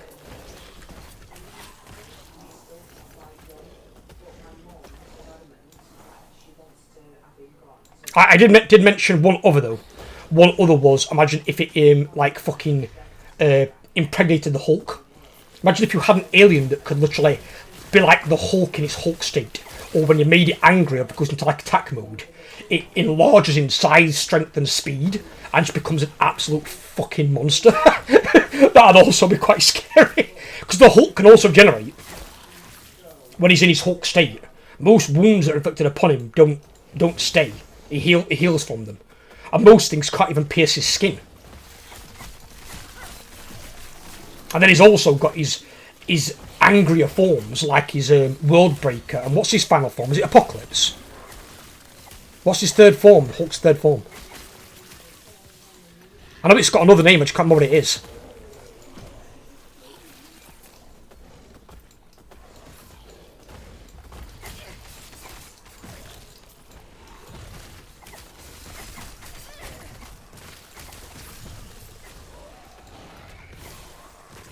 That is what it was made for. Well, it's to find the perfect host, isn't it? Yeah, and make itself even stronger, and basically shed away like any weaknesses. Even like the fucking hell, the Alien Isolation game, they can breathe in vacuum. Predators don't care. Aliens don't care about the extremes of hot and cold. They're not bothered by no oxygen. They don't need it.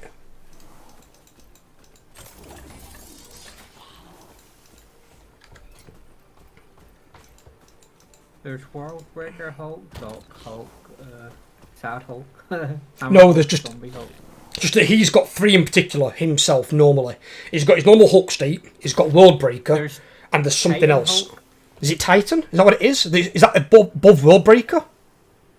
Because there's that one comic book where he fights all the Marvel superheroes, and basically because they'd sent a nuke to the planet he was on and killed his wife, it came back to Earth madder than anything, and basically was beating the shit out of all the heroes. Only one that I think fought into a standstill was Sentinel.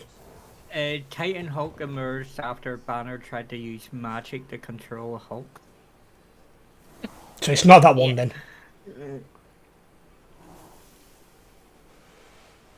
I wonder if Deadpool could survive a thermobaric weapon. I think I know which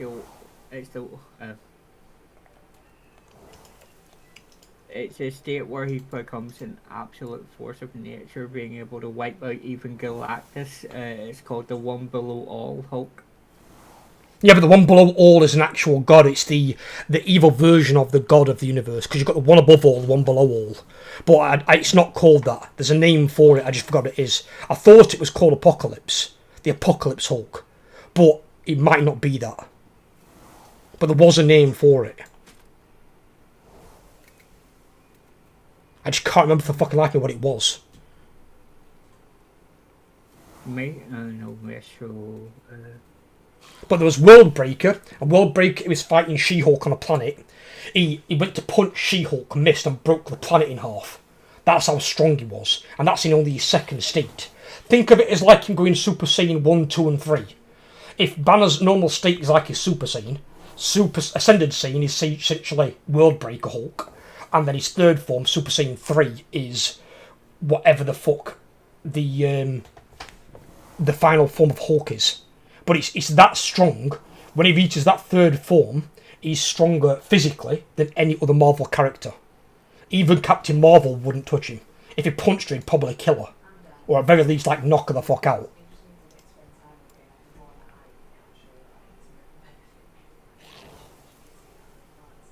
I think at that point, picking up Thor's hammer for him would probably child's play. Oh, I'd say, let's see.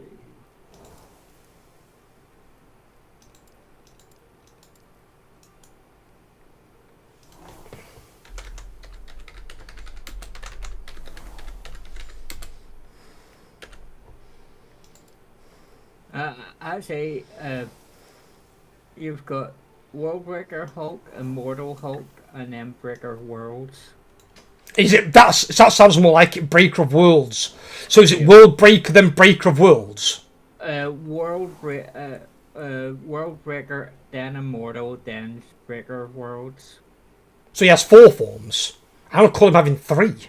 He actually has 8 forms in total. He's got other ones offshoots. I know he's got offshoots, but I'm talking the core universe. He only generally has 3. It just gets bigger, greener, and meaner. World Breaker, Immortal, and then Breaker Worlds. Right. Okay. So he's got World Breaker and the Breaker of Worlds, and I think that's the point of where he can scream that loud. His scream can be heard in adjacent galaxies. Because he screams that loud. It's bad enough to begin with when you hear it, but obviously if he can scream and be heard in different planets, you'd be like, what the fuck is that? Like somebody pissed something off that's really big and really mean.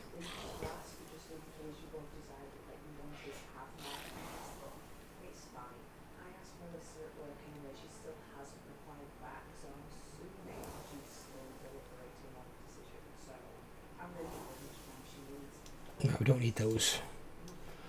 Pop those in there. We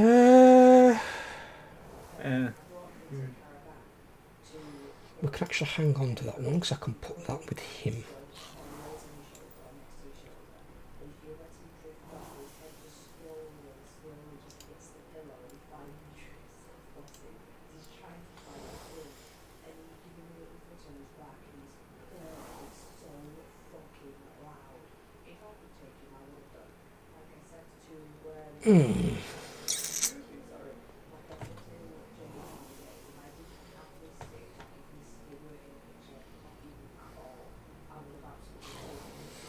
See, I wonder if there's a legendary version of one of these things.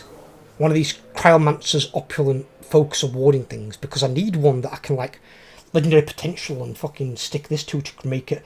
How else do you create legendaries other than through that, like a legendary item? It can't be through a unique and just a purple. There's got to be other ways to do it. Is there a way to do it through forging? What? You know legendaries, the legendary items? Yeah. It can't be just a unique with legendary potential and then an exalted item, a purple item. There's got to be another way to do it. It has to be one without legendary potential. Yeah, I know, that's why you said you have a legendary potential one for the unique. The second item has to be a purple item. Yeah. And then it makes a legendary. But that's only in that dungeon. There's got to be another way to make legendaries other than just that. No, Can you that's the only forge way them? to do- Well, I've seen some drop. You can get them as jobs, you just can't craft them other than doing it through that dungeon. But you have to remember that dungeon has 4 tiers. So Yeah, I once know. And you can get high level legendaries, can't you? Which are even better. Yeah. I've seen somebody's with like fucking 13 fucking affixes on it or something stupid. Is that right? Yeah. Like, what the hell? how What the you hell is do it. that? That would be the tier 4, but you have to get extremely lucky for that to happen. Well, obviously, So you'd have appropriate level items, though, wouldn't you? If he's got like a level 99 item with a So 99 the way it exalted. works is there's 4 different stages of legendary potential. There's LP 1, 2, 3, and 4. So the higher your legendary potential is on an item, the better the stats of the legendary that you receive is. Oh, so like when I've got legendary potential 1, that's the first tier. So Yeah, I it can goes get up to 4. I can get a unique with LP4, and then obviously then smash that together with a high level Yeah. exalted item, a purple. Yeah. Ooh. But the best way to get legendary potential 4 is through Soulfire Bastion, Why is that? because that's where most of the legendary potential gear drops most of at the higher tiers of that dungeon. Well, wouldn't you just be able to do any of the dungeons at the highest level? Because in the highest level, the max level, they're all at top level items that drop. Yes, but different dungeons give different types of things. There's only 4 dungeons. Yeah. Not like you've Yeah, got but much they variety. Yep. And technically, one's not even really a dungeon, is it? Because it's the arena. You just fight waves of mobs and then bosses. It's more like a horde mode. Well, actually, there is the other one that isn't arena that is really hard to get into because it requires a key with the lowest of the drop rates. It's like arena, but it's called, well, it has arena in its title, but it's not actually arena. It's called the Arena of Champions. That is the arena. It's the same thing. No. Because I went there there the other day and I had to use the key to jump into it. I had to Oh, use no, the arena there's- key. Yeah, there's one called there's an arena key, but there's an arena legendary Arena a of Champions. Yeah, there's a arena key called the Arena of Champions, but it has such a low drop potential, and it's like the Uber Champions. Oh, so it's just like a more upmarked version of that, where you probably get better loot and much harder mobs to begin with. It's still the same thing, though. It's not a different place. You still go to the same location for it. Just the key opens it up differently, obviously. It's a lot more difficult as well. Well, of course it will be, but it's going to offer you best loot, innit? You're not going to go there and expect to get shit, otherwise you're going to feel fucking robbed. Like now, I've stopped collecting anything that's not a purple. I want purples. The experimental items from the mages aren't bad sometimes, so I'll look at those. And then uniques. But the uniques, again, most of them I just sell if I don't need them. Because I only need the ones with legendary potential on them. Otherwise, I can't upgrade them. And even the ones that I can upgrade, I only need the ones I'm going to upgrade for my characters. If it's like a one-hander that I'm not going to fucking use, I'm just going to get rid of it. Oh, there's one of the green guys. And he will race right into my beam and die automatically. Because the one thing is, not all of them are, most of them don't come back with full health. Some Full health, I know some do. And I've seen one that has a weird one, he comes back with full health and full shield. Yeah. And that must be like one of the high level boss guys that did it. So he's a pain in the ass.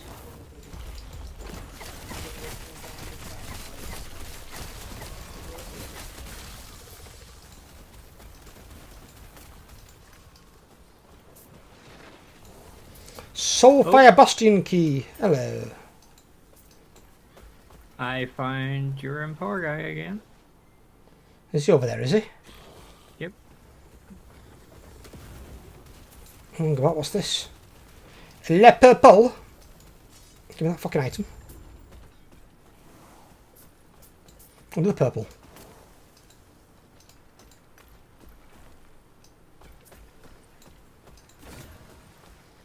Hang about, what am I doing with this one? What the hell is that thing? That's a one-handed mace? That's not one-handed.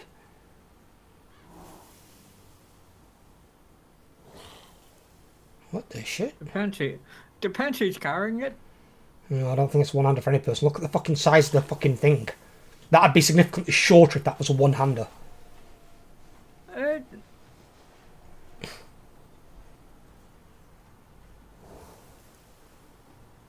No, none of these are good. These are all shit. We could have here we're doing vengeance build, I suppose. Oh, I have to tell. Yeah, but you don't do vengeance because vengeance is dog shit.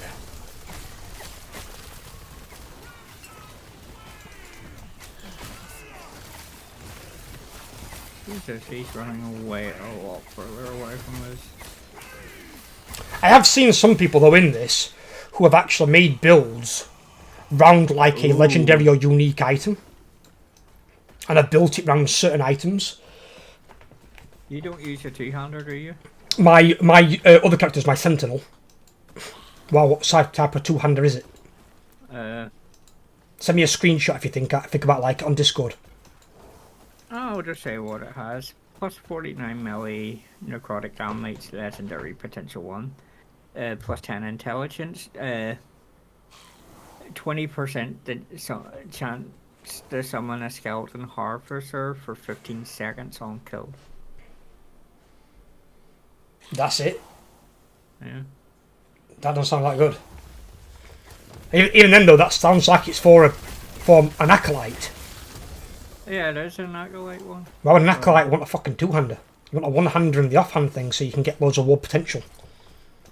Well, I suppose anyone could use it. It just has a chance to summon an acolyte skeleton thingy, which It'd be no good for my sentinel. My other sentinel that I'm planning on building, the one-hander and shield guy, he might actually have some minions of his own, because 3 of his abilities actually summon minions, but they're all temporary, where the ones on my necromancer are permanent. But they basically do damage, but they also increase his survivability, so you're pretty much unkillable. But that guy will max out at like 3,300 health. So you go more for health with that build, you don't go for any shield. Like my current guy, he's going to have health as well, but he's not going to have that much, I don't think. He might have like 2,500, maybe 2,800 push. But his is more, he steals health back while he does damage. So as long as I'm dealing damage, I basically can't die unless I get one shot. So I've just got to avoid anything that might one-shot me. But by looks of it, since your health can't go stupidly high in this game, you can't get characters even with 4,000 health, I don't think. And certainly not with 5. So you don't get things that really hit you that hard. Otherwise, you wouldn't be able to use those builds. You'd need shield. But I have seen characters though with like 10,000 plus ward. Which technically ward would be your health. So you can get the ward really high, but you can't get the health so high. Which is kind of strange. But then again, I suppose with a physical character like a Sentinel as well, you're also going to have a fuckload of armour compared to like an Acolyte. So you're going to mitigate a lot more damage. And we have stabilized. Lovely.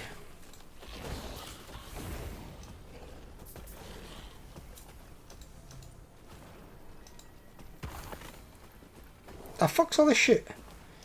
Ugh. Keeps dropping me rares. Is there ever a point where you get these things over where they don't drop your fucking rares? I'm guessing you've got to do corrupted ones, haven't you, or something? You can. They can't keep dropping your rares indefinitely, though, can they? No.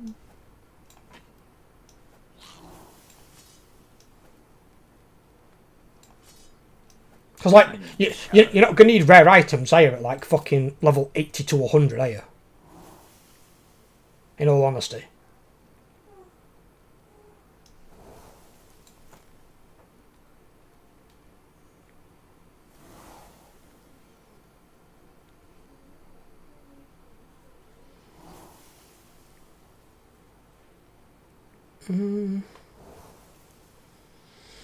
Summit here, Overlord, if it's any good for you. Paramancer's Opal Ring of Endurance. 8% increased cooldown recovery speed. 1 to all attributes. 35% increased fire damage. 25% increased critical strike chance. And plus 25% endurance. No, my current rings are actually better than that. I'm not surprised. It's not amazing, it's not bad either. Yeah. And also because you do fire, it's got a lot of fire shit on there. And keep an eye out for any fire stuff for you.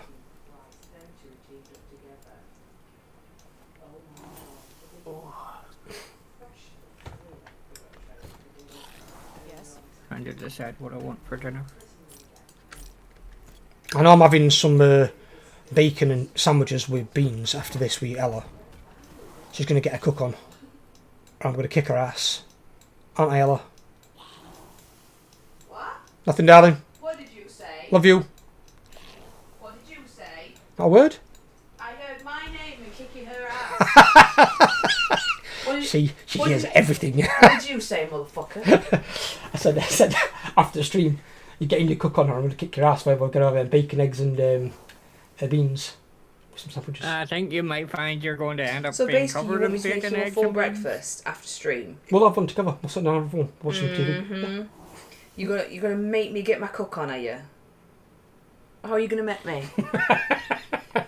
Bitch. Oh, bitch. Bitch. Bitch.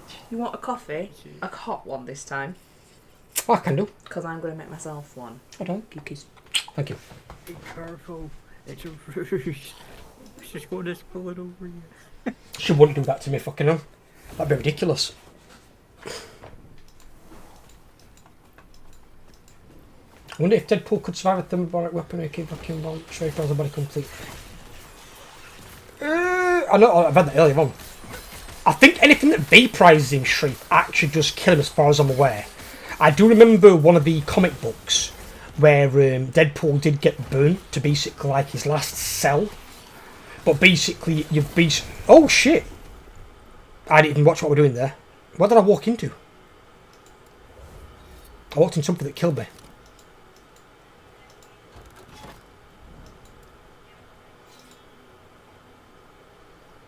What the hell did I walk into?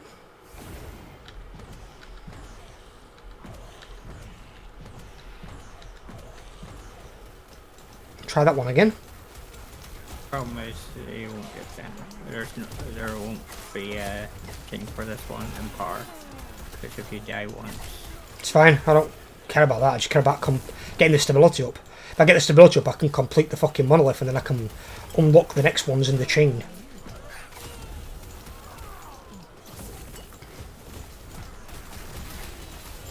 I don't know what the hell was one-shotting me though. I don't get it. I look back and I were dead. What was I saying beforehand? Sorry, yeah, Deadpool. We're one in the comic book where he got basically burned to what they thought was dead, but it can regenerate from a single cell because Deadpool's got the strongest form of regeneration. So as long as he's got at least one cell alive, it can regenerate his entire body from it. Where like Wolverine's got strong regeneration, but he can be killed. His isn't as strong as Deadpool's. if you put generation into like 3 tiers, Deadpool's basically like your tier 1 is your best. I think there's only like him and maybe one other that can generate like he can. Tier 2's like Wolverine, and then tier 3 would be like Sabretooth. Because Sabretooth can generate, but he's not as strong at generating as his brother. He's got like the basic generation, but he can come back from certain things that might kill him. But like if Deadpool got if Sabretooth got his head cut off, Sabretooth wouldn't come back, he'd be dead. But if you cut off Wolverine's head, he actually would regenerate from that. But there are things that would kill him. Like if it burnt Wolverine, like complete, like crispified him sort of thing, like an incinerator, Wolverine wouldn't come back. He'd be dead. Perfect example is the new Deadpool movie. I don't know because I haven't seen it, so don't give spoilers to people that haven't watched it. Probably. Dumbass. It's a brand new film.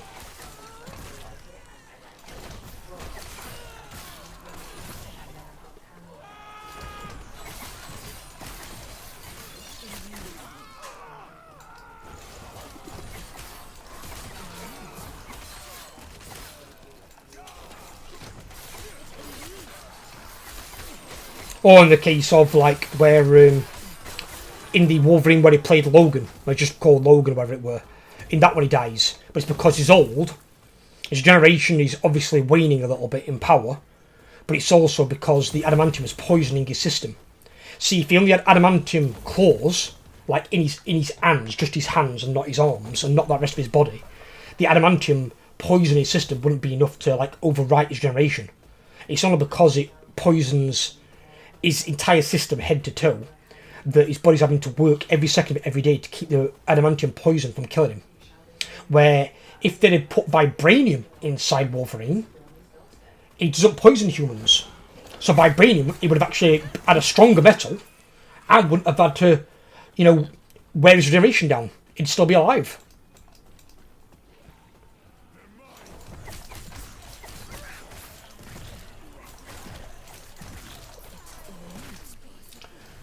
Wolverine's would be stronger than Deadpool's without the adamantium infusion. It's not stronger than his, it's not. It's actually confirmed in the comics by Stan Lee. Deadpool has the strongest generation that he's got. Wolverine's is still strong, just not as strong as Deadpool's. Deadpool's is fucking off the charts.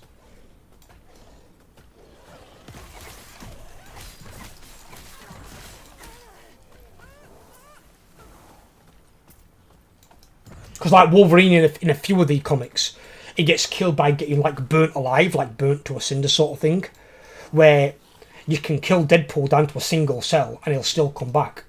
And bear in mind, at a single cell you can't even see him to kill him. You've literally got to kill him like Cell out of Dragon Ball Z. He's literally like perfect Cell. Where you've got to kill every single cell of his being in order for him to die. Otherwise he just comes back.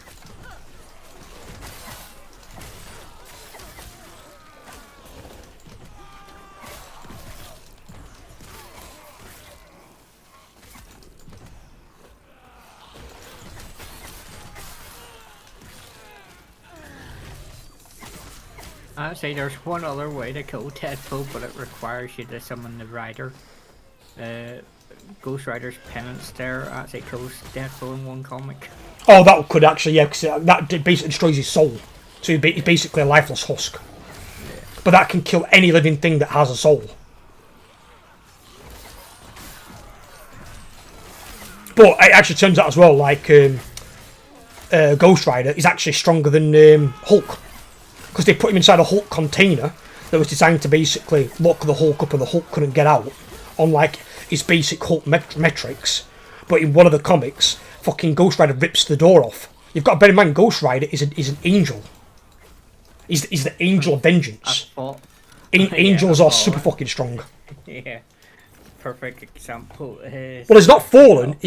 Castiel is like him, but he's not a fallen angel where he's bad, and Castiel's not either. He fell but to kind of fight Lucifer, but then Lucifer beat him and he's now become like Lucifer's weapon. But once he gives it over to Johnny Blaze then takes it from him, but he purifies it so then he can feel the angel again. So rather than it being the orange flame, the flame turns blue because then it's purified. It's kind of like Raziel with the Soul Reaver. When the soul is purified of all corruption, it's stronger than it's ever been, and Cain can then see things like the Elder God. Once the Angel of Vengeance is purified with the Ghost Rider, his power goes up dramatically. Because it's more of the angel coming to the forefront, and that angel, fucking powerful.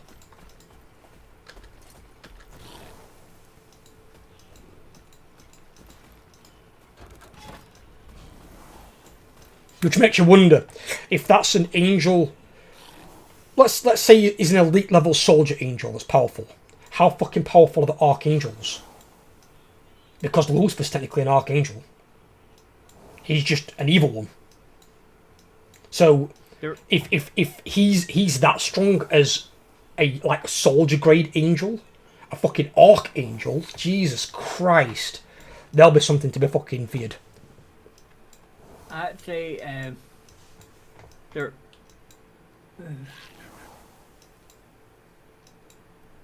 is one X-Men character that can actually kill Deadpool.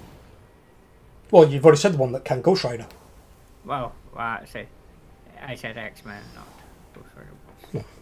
A hero, basically. Yeah. Basically, it comes from it's Agent Strikers from the Weapon X's second in command called Agent Zero. He's immune with anti-healing powers, but he also sprays it. He can spray acid on the thing, and the corrosive acid actually takes his anti-healing power into it. So, if I'm not mistaken, Sentinel can come as well, can't he? Because Sentinel can burn with the power of the sun. So he could literally evaporate Deadpool and every cell. So there's a few that could kill him. He's not unkillable, just his generation is as good as it's ever going to get. You're not going to get better than his generation. His generation is really, really off the charts. That's one of the things that makes Wolverine in some way stronger, because the metal around his bones makes it so it's almost impossible to destroy his skeletal structure. And because his skeletal structure can't be destroyed, it means Wolverine can always regenerate. And because his brain's like sealed inside his skull, it's always safe. So he's always got a way to like come back. But if they put vibranium inside him, it wouldn't poison him like adamantium. Adamantium's toxic.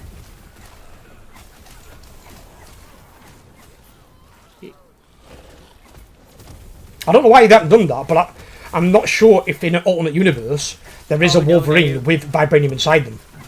They tried it in a what if comic, and then they realised that they could only do half of them because at the time it was so. Yeah, but they've got a mountain of it in Wakanda. We know that from Black Panther.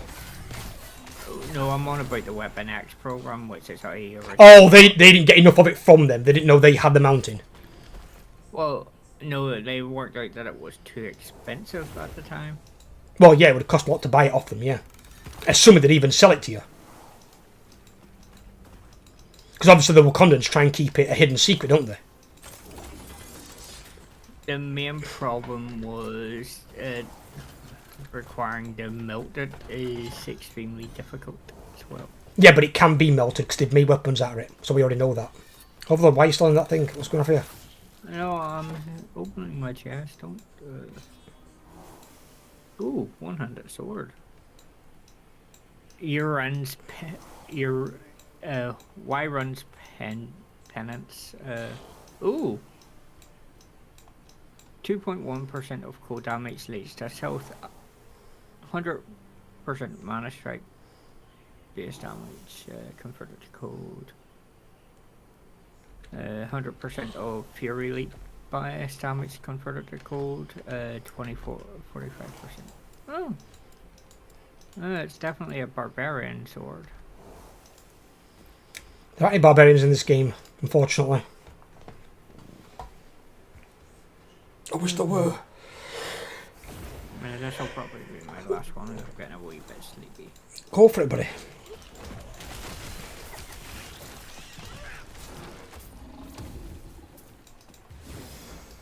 Oh, got a spirit shrine. Yes. Give me monsters to kill. I need to hammer the experience.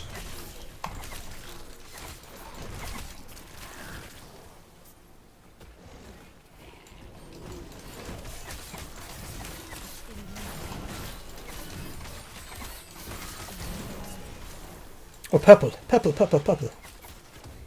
Give me the purple.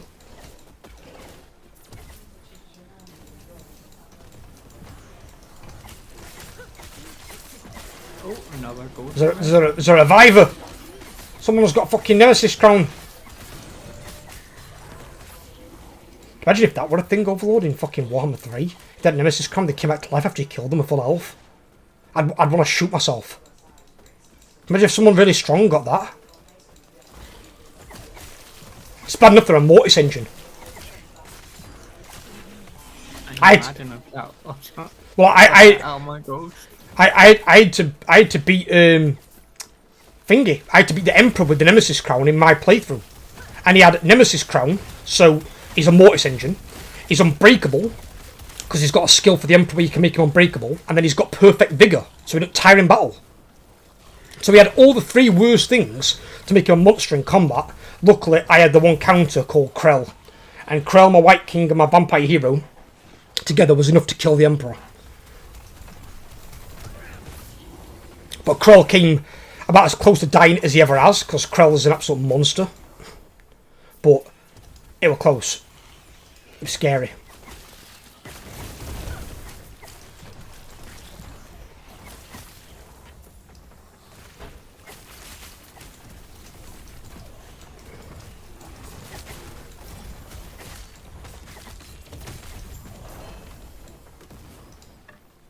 Ooh.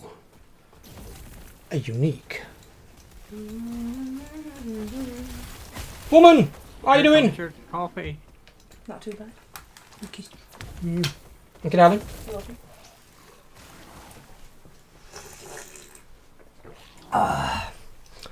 A good brewski.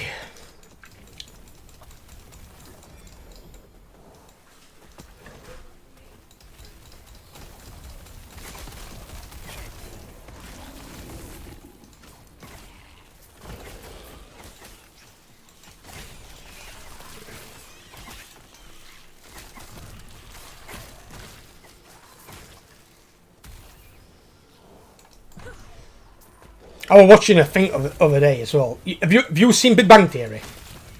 Yes. Right?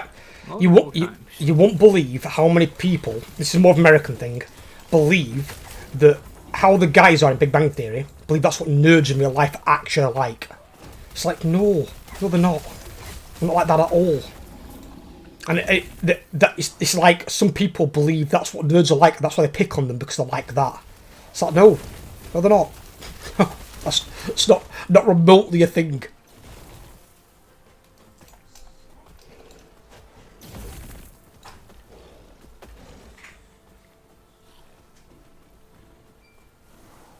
Overlord's the kind of guy that would blink, and he'd blink and he'd land inside someone's cupboard.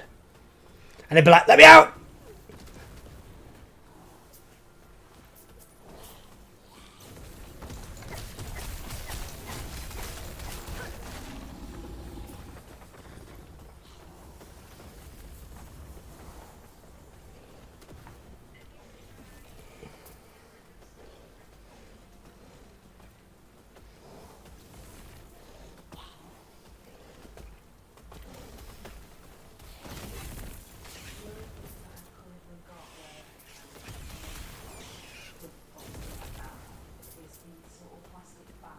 And stability reached. Hey!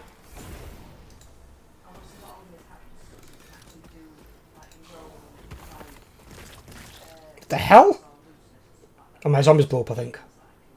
Yep, they did. I wonder what the fuck that were. I was like, I just opened this thing up and just got assaulted by two big bloodlusters.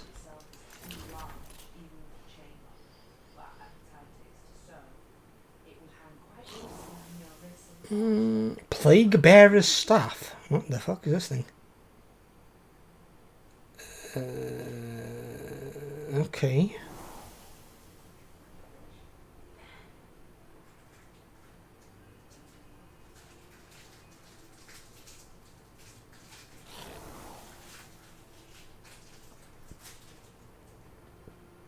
Nope.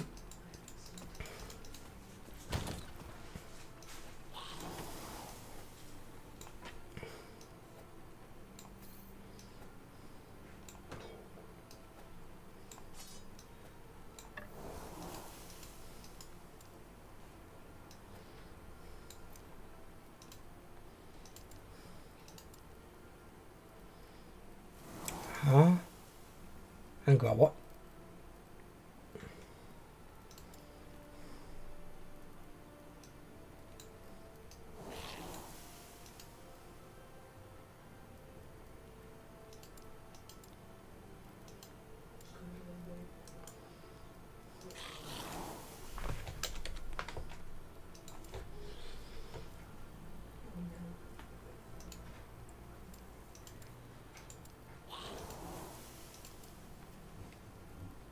There we go. Something from there I need to put in there. We could put in those two things, I suppose.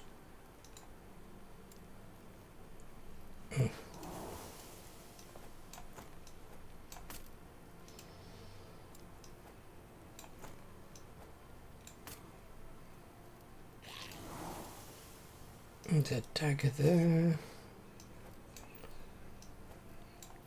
Holy crap. Holy crap, what? Children found dead, all aged under the age of 4. Jesus Christ, dude, that's a bit grim to read out. The fuck? House in Surrey. What, has like it been set on fire or something? Nope. Property was okay. Well, they don't just die. What was it, like a carbon monoxide thing? Doesn't say.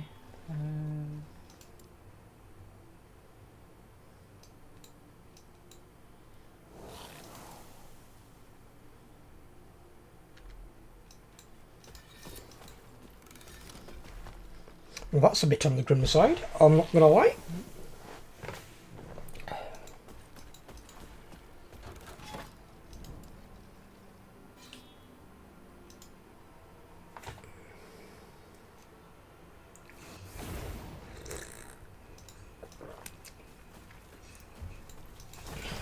I've heard about that, different topic slightly, that Embracer Group, how many studios and how many staff they've laid off this year. Like 4,800 staff they've laid off, some obviously coming towards Christmas season. And they've closed something like, I think like 60 studios, something it said. It's like, fucking hell, they're terrible for gaming. Buy all these studios, so they're obviously owned by some rich dick. They've settled on hard times for whatever reason. And they just shut down studios and, you know, fire people. It's like, fucking hell.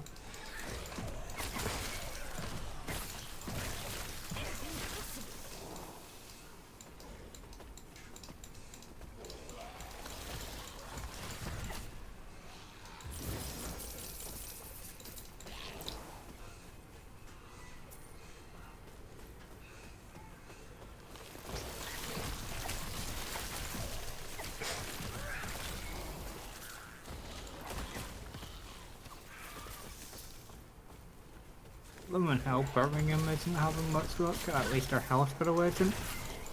So There's more than one hospital in Birmingham, dude. It's a big city. staff were trying to, so a guy leaning over a table in their coffee shop, staff just thought he was tired and sleeping. Guy was actually dead. Someone had left a dead body in their coffee shop. What do you mean somebody left one? Yep.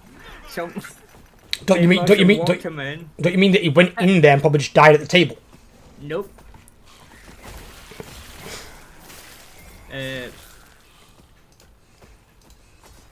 Security guard realized that he had not moved in 3 to 4 hours after attempting to wake.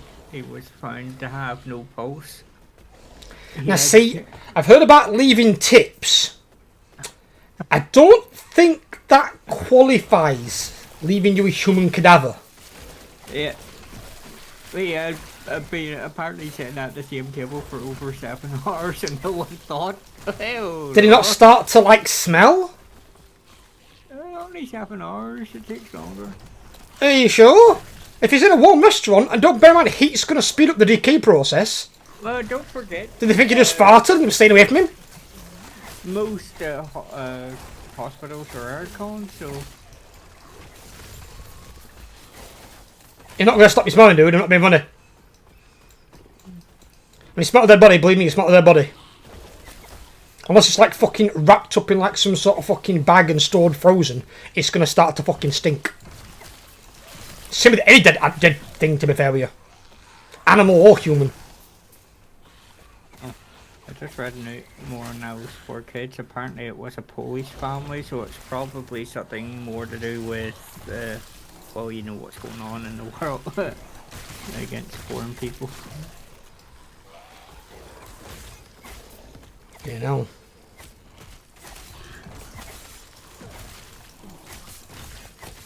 These days, though, I don't know what you guys think about this, but I think compared to, say, 15, 20 years ago now, all the news seems to report on is bad things. Doesn't seem to report on any positive stuff anymore. Very rarely. Yep. If you get a big scientific discovery, maybe that might make front page, something like that. But unless it's something big, they don't report much. Even the Olympics doesn't get the shine it used to. It's always like, oh, this many have died, or this happened here. Just as you said that, the next news story to pop up on was 17 bodies found after a Russian tourist helicopter crash. So I mean, it's never good stuff anymore. The newspapers are grim as fuck.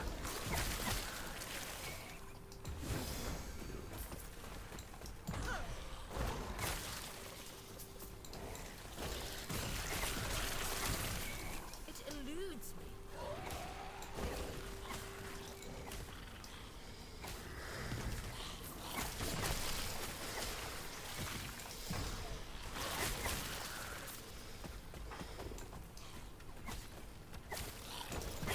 Well, that's actually quite cheap considering who owns it. So they're selling Elvis Presley's diamond ring in a celebrity auction, and they said it could be sold up for 35 to 65,000, and I'm going for Elvis Presley's ring. Yeah. I'm not being funny. Somebody sold a fucking toupee supposedly wore that went for more than that. Yeah.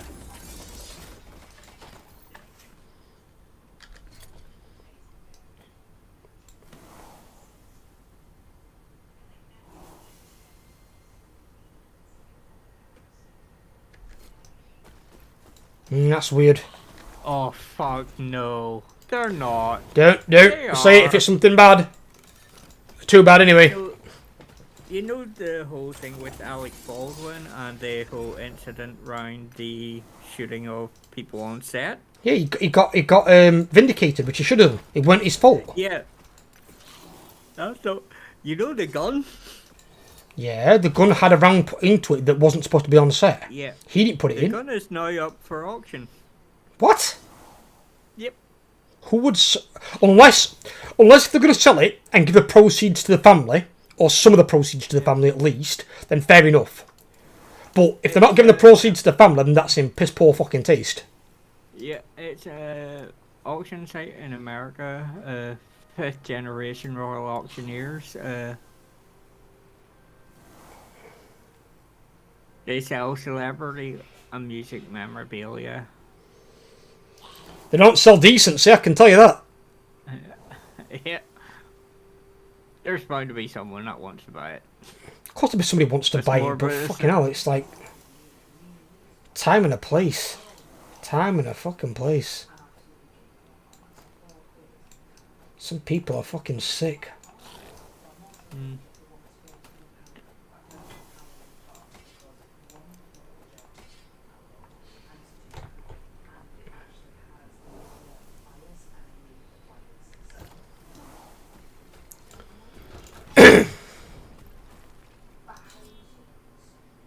Solarum Arena. Ooh. Fucking hell, that didn't go for that much.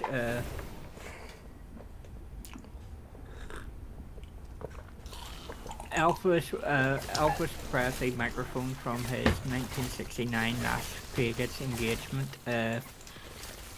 sold for just over 1,600. Why is suddenly everyone selling Elvis Presley shit?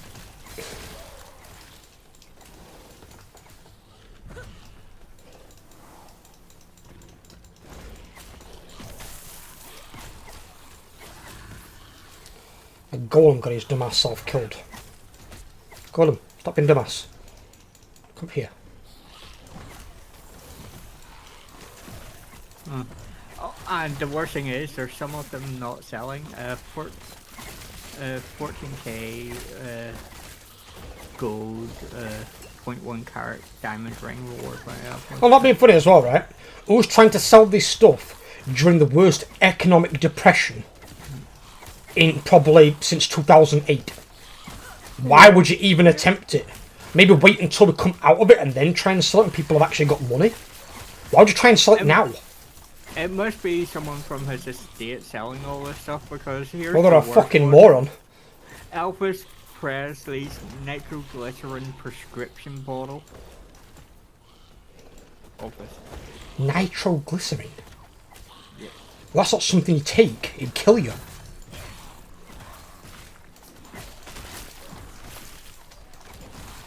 Ain't that the shit that freezes you? Am I wrong? It can't. There's different types of nitroglycerin. This Is is there? the medical version of it. What, you take some shit that's gonna freeze you? This is a fasto.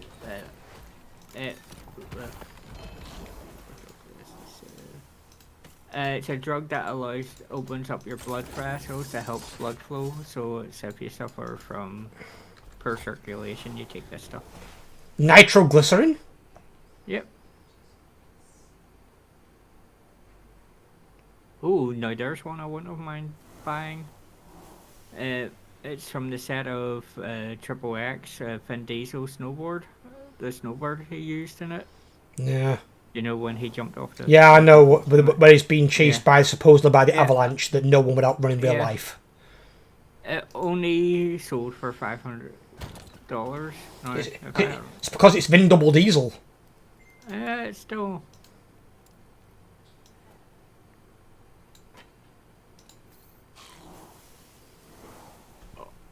Fucking hell. I thought that would have sold. 1966 Batmobile Inspiration Cadillac sold for just over 45,000. Did you know? I thought that would have sold for more. Well, usually car enthusiasts might go for it if it's a good nick. The Ghostface costume from the opening scene from Scream 2 got sold for just over 4,000. Take care. I mean, badass costume for Halloween, what the hell is that thing? Oh, I found something. Found a weird thing I've not seen before. Echo information. Completing this echo resets the timeline's web of echoes. Whether the stability no. active modifiers and so- quest echo progress persist. Corruption increases the damage and health of enemies, but also the rarity of items they drop and the rarity of echo specific rewards. Resets echo web plus 6 corruption, 68 timeline stability. Yep. So what, it resets it to 68 stability, but increases the corruption so I can get better shit? So what you want to do first is see all your quest echoes that you've currently got locked, because you're at max stability for that area. If Yeah, you yeah. do those and then reset that increases your corruption. Why later on- is the two of them? Because one of them takes away corruption, one of them adds corruption. No, these both add it. That one adds 6 and gives you 68 timeline stability. That one adds 6 but gives you 74 timeline stability. You got one lucky, then you got one that increases the stability slightly more, so it starts off from a higher stability. But why would it have Once two it when you can only resets. reset it once, right? Because once you complete you one can- of these, it'd reset it, yeah? Yeah, but you're not always guaranteed to get them both at the same end of the spectrum. I mean, sometimes you get one at the top, one at the bottom. But and it's even whatever. if you did, why would you need two? Surely you're only gonna... Well, when you complete it, some resets people- it, right? Yeah, some people want to increase the starting stability higher. So it's just a little bit easier to randomized. complete it the second time Yeah. round. Yeah. So these reset things, are these on every single monolith web eventually? You'll come Yes. across it somewhere. Right, and then Yes, that's how but you there's up the two- corruption. There's two versions. There's one that will reset and lower your corruption. Say you're doing it and you find the higher corruption too difficult because you're under geared for the higher corruption. Oh, so you can sometimes- take it back down if you need to Yeah. fiddle around with it. But if you increase it and you can handle it, obviously I'm guessing you want to keep increasing it. Yep. Because then you get higher. What's the corruption cap out at? Well, for the higher end level 100 stuff, there's a certain mob that you need to kill to get to the Ubers, but you have to do each web at a minimum of 200 corruption. Well, I've heard somebody saying that he's done a web corruption at 1,000. Yep. So is that the cap 1,000? Probably. Right. And I'm assuming when you're doing 1,000 corruption, they're not only hitting like trains, but you're also getting, I'm guessing, really, really like a lot of high tier items. Yep. Higher chance of. How does it correlate corruptions to gear? I'm assuming if you're doing 200 corruptions, for example, like you said, I'm assuming at that point you're not going to be getting any rares, are you?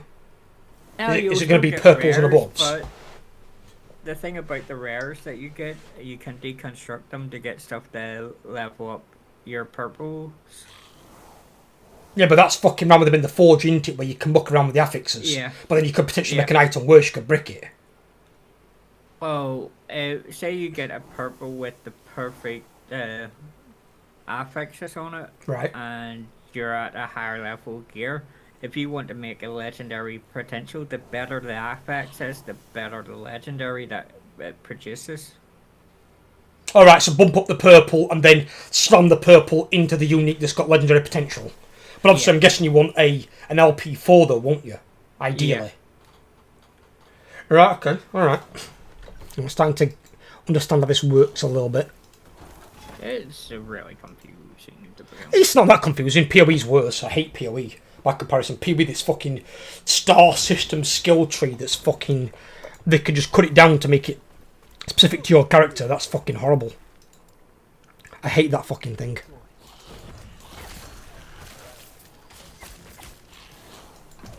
And that's another one of the issues that WoW's also got. The complexity of a game. You lose your target audience. People don't want complex games anymore. Want to be able to jump in, turn it on, install it, play it, sort of thing, and go. They don't want to have to read fucking 14 guides and download 10 add-ons and whatever else. They don't. Even, I mean, have you played Dark Souls games or Overlord? You play a variety of fucking games. Or Elden Ring games. I don't like them. I don't. You know, you're like me. You don't like them either. Okay. I just wondered if you had, because it's like, I'm assuming they're some of the harder single-player type games. But how complex are they? Is it easy enough to understand, or are they really complex? Because they seem to be quite popular. They're complex. I've played Dark Souls at least once or twice, but I just did not like the. Because like, I'm going to try Black Myth Wukong. But that's similar. But that looks, again, relatively simple to play.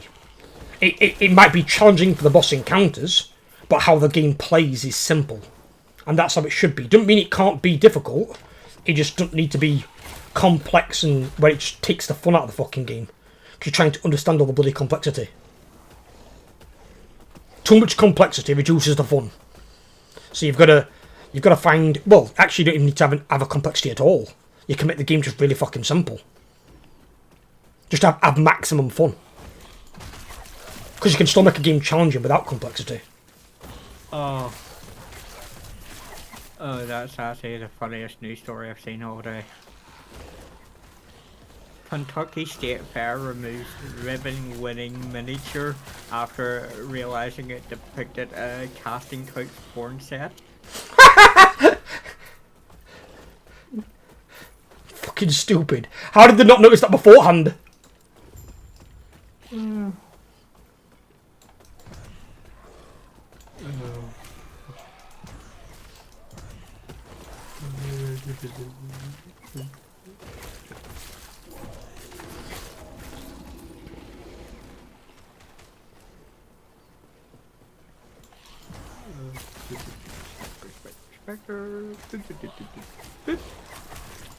That was the miniature in question. There's nothing rude on it, it's just you get the chest when you see it.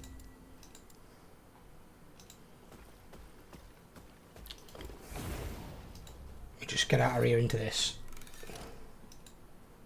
Am I looking here? Oh, it's on Discord, isn't it? Have I got that on live chat? Yeah, I have, yeah.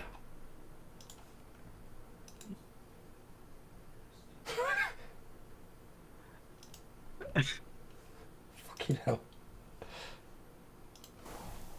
To be fair, I mean, you could say it's any office, but the yeah, computer screen. yeah. It just gives it away, doesn't it? Yeah. To be fair, that.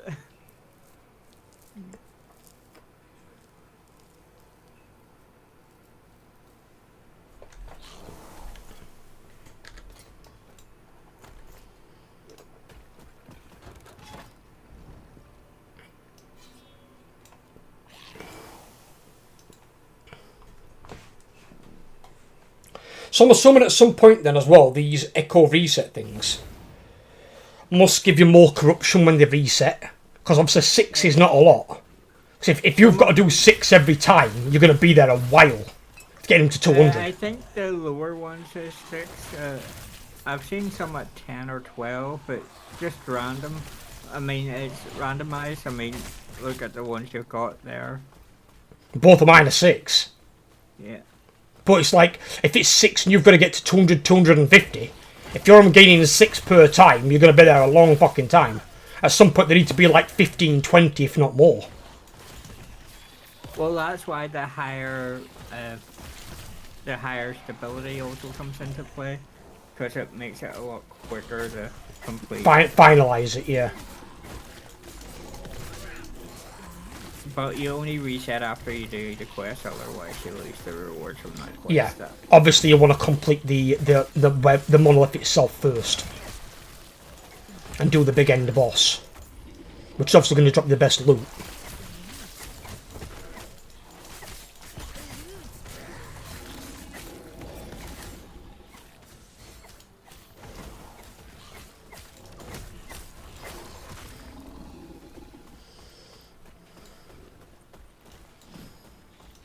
What did I just pick up? What the hell was that?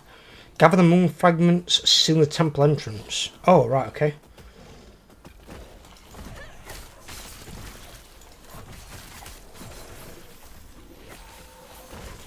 He's back! It's the real Slim Shady! Google has about 200 goats to trim the grass at their Mountain View headquarters, reducing the need for lawnmowers and promoting eco-friendly landscaping. Hey, there's 200 what? Goats. Goats. I don't think Yep. you hire a goat. They don't need to go on the payroll. They just need food and a bit of shelter and medical care if they get sick. Well, goats. Won't they trample all the ground into shit? Well, it depends on the goat. I thought goats just did that in general. Not all. Because they've got hooves and shit. Won't they just make dents in it and shit? If you want to trim grass, usually you'd hire like a gardener. Yeah, but this is to promote eco-friendly gardening. What, animal rights to jobs?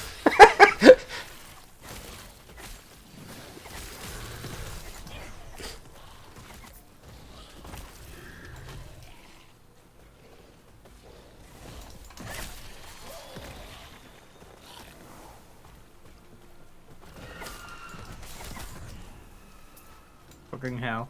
Tesco's having to add security caps to cans of Monster because people keep stealing them. Well, yeah, I think it's true. Ella has it at her place as well. It's daft. I'm like, if they're going to go in there and nick something, but they're going to go in there and nick fucking energy drinks and fucking beer. And it's like, what?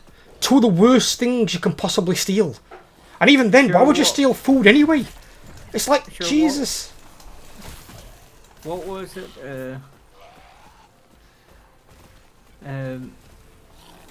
The one down near me had to put it on their packs of cheese, security levels on their packs of cheese because people kept stealing, drunkards kept stealing the fucking cheese, and I'm going, Really, cheese? I'm gonna say, if it's drunkard, usually into like curry to a piss head. You don't know what to go for. You know, steal a curry and then go and try and fucking microwave it somewhere. Got up the fucking drunk that eats a chilled curry about warming it up. Oh, God, that'd be bad.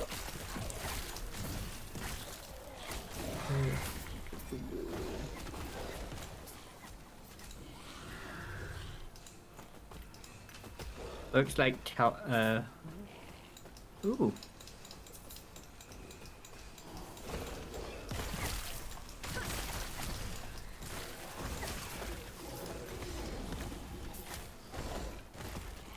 Luke Bennett is coming home from the first Esports World Cup in Saudi Arabia as world champion. What's that, sorry? 19-year-old from Worcestershire is returning with £100,000 after bagging top prize in a racing sim at the Esports World Cup over in Saudi Arabia. Yeah, weren't there that kid a bit back who won the Fortnite World Championship? He was 16, and his mum said stop playing games that'll amount to nothing, and then he's gone and bought his mum's house for it and basically set himself up for life. Yeah, Didn't win something stupid like millions. Yeah, and then there was that 14-year-old that won it as well, and then he got his account banned because terms and conditions state you have to be over 16 to play Fortnite. There were one that won it though that were 16. He won it, and that were, you know, fair and square. I don't know why a kid 14 would even get in there. Never mind win it. I don't see many 14-year-olds that are good at playing games. Well, this one was, and won it. It was during the pandemic lockdown. Unfortunately, him and his dad was talking about it on his YouTube channel a couple of days later, and unfortunately it got back to the developers of the game, so they demanded the money back and banned his account because he was playing.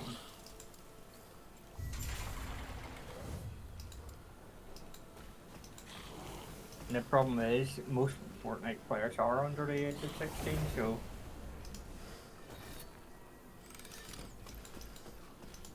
Sure, from next year onwards, all video games in America will have special technology built into the games, so you must verify your account with a pic. It's like facial recognition software. Yeah, but that's not gonna still tell you someone's age. And I'm not being funny. I had a friend of mine who, when we were 19, he looked like he was 14, but he was 19. So he was legally allowed to drink. But he didn't look it. You'd look at him and think, nah, mate, you're taking piss.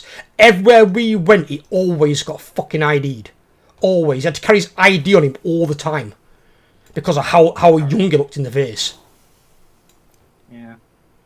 So that recognition technology is all well and good. People can still lie, or, in the cases of some, just look a lot younger than what they are. Why is it you sometimes get a 30-year-old actress in a TV series playing a 19-year-old when she's 11 years plus older than that? But they can, you know, CGI it, they can make up the fuck out of it and make her look younger than what she is. So if it's facial recognition technology, ain't gonna stop shit. But obviously if people know that if you are under the age of 16, you will have your winnings taken off you. If you somehow manage to win and you're under the age, you shouldn't be allowed. Well, just wait until you get to fucking 16. If you are good enough, then go to the tournament. Simple as that. You can't get everything at a super fucking early age. Fucking Christ. The impatience of some fucking people.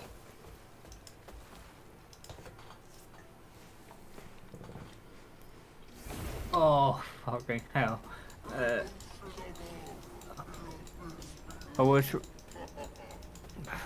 This is a story from back in February. Single man in China booked every other seat in the cinema Right. to split up couples on Valentine's Day. That just fucked me. Alright, can we not lock my minions out, please? So I've got to stand still and then get fucking one shot? Leave my minions with me. The fucking tentacle every time fucks my minions over and locks them outside.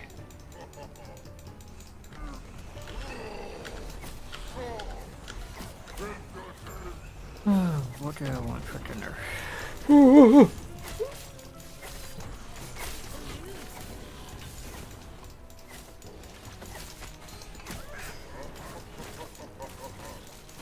Oh, I'll talk to you tomorrow anyway. Alright, buddy, take care of you, son. Go get some food. Some food. Don't you fucking starving and all. Have a good one, buddy. Kill this giant fucking boss. I hate fighting Lagon. They're a pain in the ass.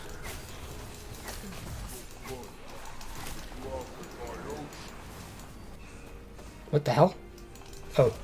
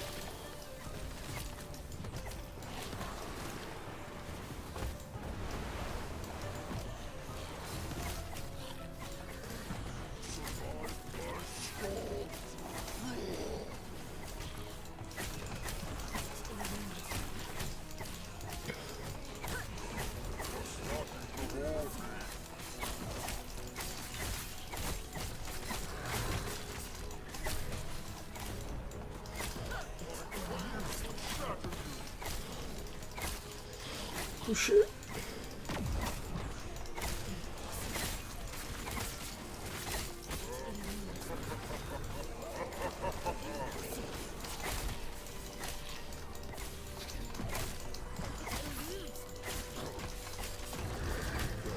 Oh, balls! Again! Wow, the fucking I-beam just comes out of nowhere. I used that at a really weird time. Fuck me. This guy's a pain in the ass. So I-beam's the only thing I can't survive. Everything else I can survive, but that fucking I-beam.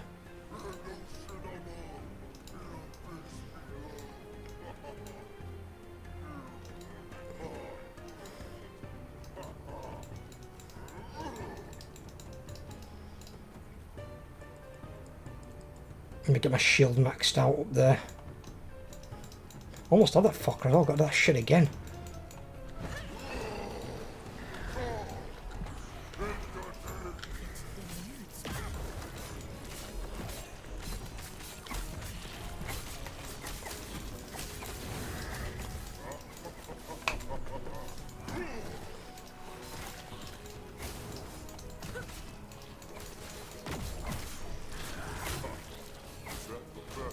Fucking hell, close.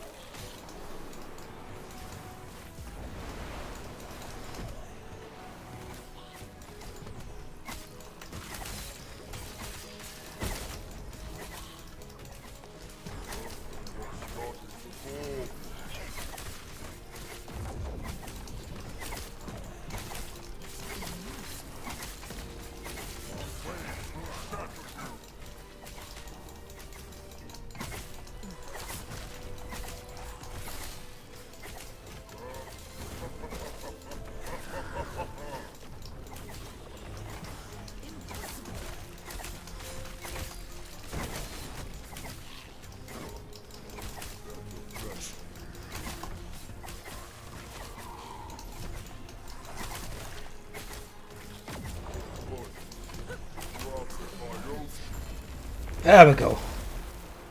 Oh, this time he actually dies. That's right, get down, you Squidward fuck. Pain in my ass, that guy.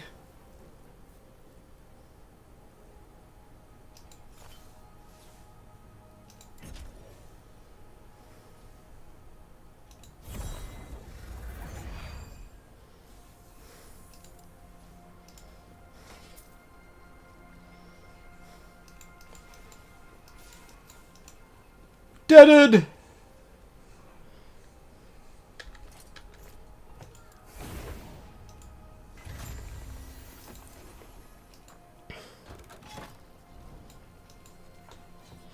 Okay, all my minions. Those minions are fucking dead.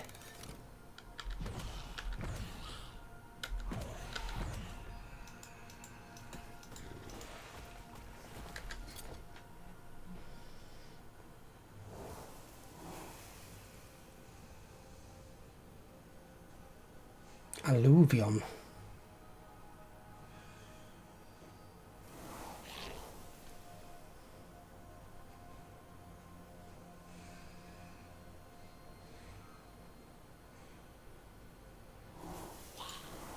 What it looks like in your hand.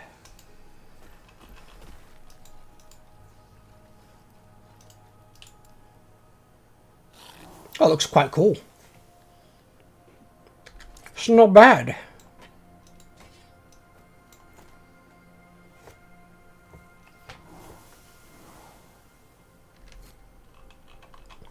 I need one with more like legendary potential though, something I can actually like upgrade, make it into a legendary. That one's no good as it is. My other one does way more damage.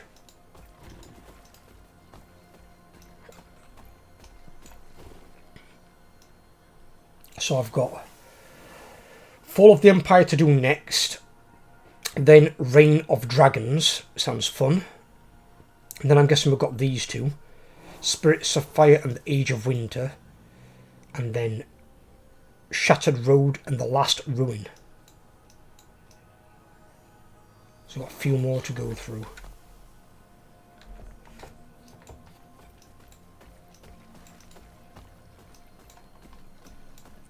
Some of these bosses don't at least give you a challenge, because the bosses through the campaign, most of them weren't shit.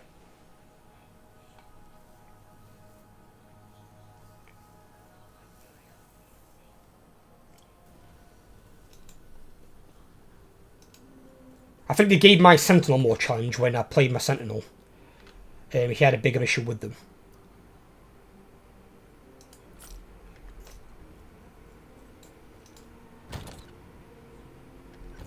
And that's because it was just him doing the damage. Where in this one it's my Necromancer plus a boatload of minions.